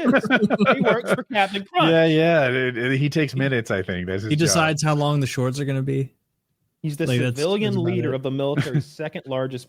It's a civilian leader of the Navy. He's responsible for health and well-being of more than one. What does that mean, though? That's all fucking euphemisms. Oh, I'm responsible for the health and the well-being. That could be anything from like craft services to like military strategy. Yeah, that's some. He manages. Hang on. He manages an annual budget of $250 billion. $250 billion is he's managing while ensuring the Navy is able to execute critical national security missions. Well, I'm sure he'll be good at that. Nah, that's a bunch of fluff if you ask me. He probably wrote that. 250 billion. I bet 248 billion of that is like, we need you to sign this to maintain the boats. And he's like, okay. And they're like, all right, next question is, how gay do you want our sailors to be? And he's like, the gayest. This is the Navy. The absolute gayest. And he's like, a lot, 2 billion to homosexual. Dude, I'm okay. Burt's going to get recruited. I'm definitely okay with the gays in the Navy. Like maybe it beats women. There you go. There you go. If the alternative is having girls on the ship, get those gay boys in. Yep. Yeah. Get those homos out. I don't know how you're gonna find. You can't fill up a naval vessel without some gay dudes. Like there's just no you wouldn't be able to crew all the boats without the gays. No. You hear about that one numbskull in the Navy? He had a fucking Starlink that he snuck onto the ship, And he's like, yes. He brought Starlink on the ship. He like and he's giving away our global position to the Russians, right? Like on our top secret nuclear vessel. But like a bunch of people got the Wi-Fi. They're like so happy because they could like surf porn or whatever anytime they want. Whatever. Yeah. They're on Starlink. I mean, but for real, you're a sailor on that boat, and some guy is like, guess what? We're gaming, boys. Yes, I'm not turning him in. I'm like, dude, Sailor Ted rules. Like, I'm not saying shit. I want to game. New Call of Duty. But there was some brass like using the Wi-Fi, like just short of the captain of that ship was like knew about it and on the inside. See, that's Did he get in Joe trouble? Biden's Navy right there. That's why this guy right here, he's going to clean all that up. This new secretary we're putting in there. Businessman doing business, donating for jobs. Yeah. Shutting down the free internet. Going back into the offices too. No more of that remote work. Elon hates that remote work. Have you seen all that stuff? Right. Taylor, do you think Elon's right about that? The remote work thing? Yeah. Is remote work as productive as it? I think it's not, and I wish it was. I always thought that there were 100 little micro communications at the office where people like synergized if they're on the same project that get lost when you work remotely. And there was a lot of value in that. Having said that, I enjoyed working remotely, so I never told anyone what I actually thought. Where do you land? 100% same page. Like I liked working from home, and I do like working from home, but like it's not as effective as just being in the office and doing it. There is a mindset you get in, like you're more like focused on the grindstone when you're there. Whereas like if you're home, it's very easy to be like, all right, I'm going to block off this section of my morning, and then maybe I'll do a little mini workout here. Like you're just not as serious. Something about my whole work environment was so set up for productivity that sometimes I would do my schoolwork. I got my master's at night while working at Cisco at the office. Just like, here's where I want to do my homework. Here's where I want to do my coding projects. Something about this keyboard, this chair, this lack of distractions. This is where I get my best work done, and I have to get shit done. Yeah. So, yeah, the office is good, except for the part about my happiness. It's just the trade-off, because it's like, working from home, you're probably getting 90% of the same stuff done, 80, 90%.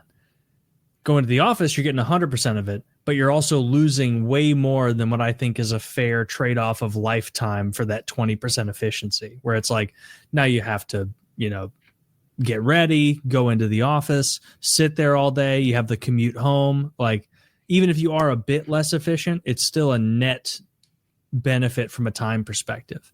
Yeah, and apparently the office is pretty expensive for the business to maintain. Like if they could have a smaller office building because people work from home, the benefits there, I'm told, are bigger than you'd guess. It's hard to put a value on productivity. That's difficult to measure. I don't know. I just liked working from home. Oh, it's great. And it was cheaper. Like I always ate out. That was a mental health expense for me. So I didn't eat in the office. I went out to a restaurant. But you do that every day, and that adds up. Yeah. Even like Chipotle, if you're eating a $18, or I guess years ago Chipotle wouldn't have been, but like now at Chipotle, like a good meal, I'm double meating it up, so obviously it's gonna be $18.50, $19. That adds up. It's $100 a week. That does add up. I didn't know it was. Yeah. I don't think I'd go there if it was $18 a meal. There must be some competitive place at 12. Maybe it's just like fast not food. Nearly as good. Fast food is gonna hit you in at like $12-$14 for the same amount of food. Yep. And if it's like, all right, I can spend $14 on this Burger King meal, or I can spend $18.50 on this double meat like burrito bowl, I'm gonna do that. Your best bet is to go to like a Publix grocery store that has that does lunch and has like one of those bars. And then you could get out of there for like $7-8. Oh yeah. But the best move is to get a rotisserie chicken from a grocery store and just eat that. If you go in to a grocery store and buy a rotisserie chicken and nothing else, you have effectively robbed them. Oh, you think they sell it below cost? 100%. They do. Yeah, it's a loss leader. It's a loss leader. It's a a destination item, they call it, where people will Especially go there Costco? specifically for that. Yeah. I think Costco might still sell them for like $5. Grocery store, they're like $7 or $8 now. So they're almost Yeah, they like- lose money on every rotisserie chicken. So if you go in there and just buy that, you're made in the shade, brother. I don't want to But- disassemble. Oh, he Kyle, lost you. You got muted, Kyle. You don't want to disassemble what? What do you not want to disassemble? I can't imagine. I like disassembling the chicken. I feel like a king of old when I rip off the legs and I'm eating them on my couch. That's nice. The reason I haven't eaten out in so long, like for a lunch like that, is the calories. Yeah. I don't know if it's an age or maybe it's just how I'm wired. I'm in a constant battle to stay thin. Like every meal, all day, all the time. I think my natural like happy place is just a little bit fatter. I mean, you're in a good spot. You're Right a now, guy. Yeah. I was You in go the to gym Derek today and and get I some stuff. flexed in the mirror and I was like, you could take pictures for Twitter if you want. Do it. I'll retweet it. You jacked? Hell yeah. You should talk to Derek. I'm sure he could get you some stuff. I sent him a message the other day. A third party was interested in some stuff, and I sent Derek a message. He hits me back with like 8 paragraphs of information. He's always down to get somebody juiced up, jacked up. Loves it. Loves it. He wants to see big juicy boys. He loves it. Yep. I can't wait until you take the plunge. Like you're reaching your mid-30s here, so like it's time. it's time. What are you talking about? I just turned 23. I think he's talking to me. But... No, Are we talking to Taylor? I actually was. That's why it was so funny. Me reaching my mid-30s. I mean, both stop laughing. But both of you though, because like I'll end up doing it eventually. You're both fit already and strong already. So the introduction of some exogenous hormones is just going to make you explode with production and gains. It's going to be wild. To me, Taylor doesn't need bigger muscles. He already has that. Semi-glutides would convert him to a Tinder machine. No. Yeah. No, I'm just like, I'm decently muscled. I just have an enormous amount of fat. But your muscles will become diet. hard like steel. They'll become more dense. Like you won't be able to push your muscles in. Like you'll flex and you'll take your other thumb and you'll be like, I can't even make a dent. It's like hardwood. I'm made of mahogany. Ooh, I'd like that. It's one of the softer hardwoods. Don't get walnut, dude. Actually, it's about the same. It costs less than your Chipotle too. You want to be maple, Taylor. Maybe I'll get huge. Much harder than mahogany. Mahogany's soft. You'd be bench pressing 400 pounds in 6 months. You think so? I know so. You'd get injured. I'd try it. He'd need his muscles would get stronger than his tendons. I hit 335 naturally. Nah, touche. Well, you'll just rapidly get powerful. Oh, you're only 21. I mean, true. Dude, but like, what's gonna happen? Like, I'm finally gonna be able to buy beer. Like, I'm getting into cigarettes. So that's a new thing for me. Yeah. I'll do it at some point. I'll get gross level shredded. That sounds fun. I mean, it'll be really interesting when you go on a little bit of testosterone and suddenly, like you're a wider human being. Doors don't fit you as well anymore. Hell yeah! What if I become even more right wing? You will. I'm on testosterone. You're like, you know what? Before I didn't like abortion. Now I fucking hate it. You're gonna be one of those guys intimidating. I'm pouring women with stuffing the towel in as I'm doing it. Yeah, I'm gonna bomb an abortion clinic. Oh, don't do that. Don't turn into a domestic terrorist or anything. No, I wouldn't do that. But who knows what the tea will do to me? I mean, it won't do that. I promise. It won't turn you into a domestic terrorist. But it will make you like super juicy, and it'll make you be able to lift like lots and lots of plates. How many plates is 400 pounds? Well, 4. 3. Right? 305 is a thing. 315 is 3 plates. That's 4 on each side. And so 4 plates would be 405, right? Yeah, that's 4 plates on each side, dude. You know what that would look so like? cool. You know, dude, that looks sick. I don't think I do any weights where the bar really bends. But if the bar had a bend to it, that would be dope. 405 will bend that bar.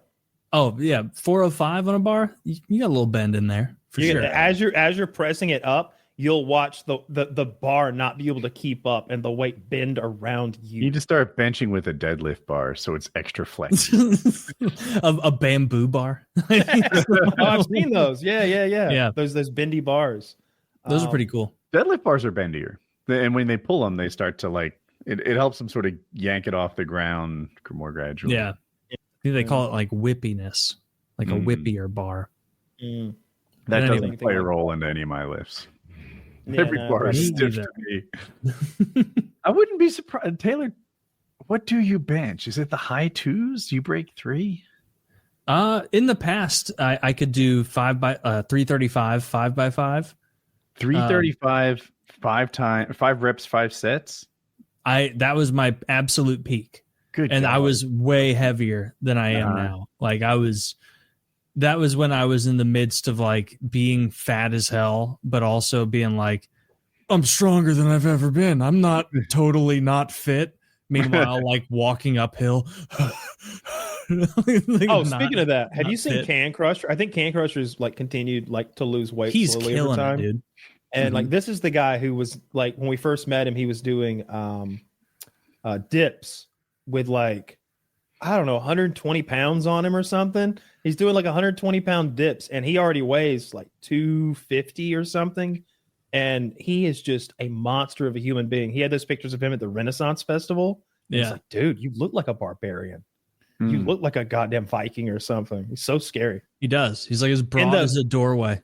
In the zombie apocalypse, God, I'd be so quick to scoop him up. Like if we're doing kickball rules and we're getting to pick who we want on our team for the apocalypse, I would hate to have to look across the like imagine my squad and your squad like show up at the same grocery store and we're fighting over the last can of creamed corn and you've got Can Crusher on your side.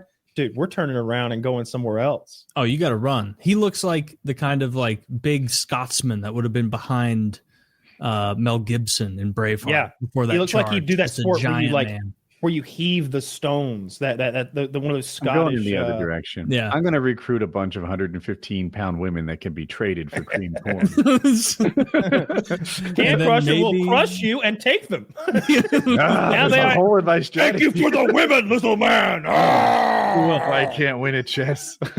He has like enormous guy confidence where like in the hangout someone will be like, you're just a fat fuck, like you retard, and he'll be like, okay, and like drink his like protein shake or whatever, like just doesn't care because he's a monster man who knows that if he were to in person meet any of these other people ripping on him, like they would be his concubines. They would be his concubines. He would, dude, can you imagine if Dirty and Can Crusher in real life got in an altercation? Dude, Can Crusher could pull his head off like it was taffy. I'd like to imagine Dirty would be David with a sling. Like I'm picturing more the Mountain against Oberyn. Except in this version, it's even more brutal. Right? I wonder if Can Crusher could crush a human skull. We call him Can Crusher, by the way, audience, because he long ago, like I saw somebody crush a can on the internet, like a soup can with one hand, and so it became like a feat of strength that we would do in the hangouts. And this guy could crush him like nobody else. Like a few of us could make him leak or make him like dent severely, and he's just like boom, like they're just exploding in his hands. He like got tomato sauce all over himself on camera because he squeezed a tomato paste can so hard it exploded. Yeah, it's great. Do you know how strong you have to be to explode a tomato paste can? Not a leak, an explosion.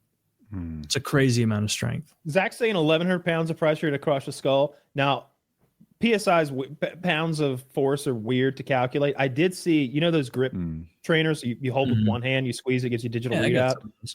Like I think strong men usually are in like the low hundreds, or like UFC fighters. I think most of them were in like 140s, 150s, like higher than 150s. What? Squeeze strength, just grip strength. I can close my 200. That's not a unit of measurement I'm familiar with. Pounds of force is what I assumed it was. I can close my 200 one without that much trouble. So these guys would. You do need way the more. digital one that like everybody uses on the internet. Like it's kind of a TikTok thing. Like people will be on the street and they'll be like, if you can get 100 pounds, you get this or blah blah blah. And sometimes they'll take it to like a whole football team. They'll have the whole roster, squeeze it to see who's got the strongest grip strength. Punching thing, you punch it, and Francis Ngannou's amazing, or some people kick it. Herrera's the highest recently. Interesting. Are those things well calibrated? Do they make sense? Are they an accurate punch measure device? Secondly, if you punch one and I punch the other, are those results like reliably comparable? No idea. I don't think so. It seems more like a Dave and Buster's machine than it does like a real measure. But some of these fighters seem to care about it. I don't know. Oh, you guys want to rap? Yeah. All right. What songs do you know? What? What rap songs do you know? I was thinking about Trial Time by Mr. Biggs. Right. I started selling dope back in 1986. On a Cadillac and put some things on that bitch. The brains blowed out with the white leather seats. They be scheming for that butter because that other shit is weak. All right, Kyle, you killed it. PKA 728. I'm so glad you did that.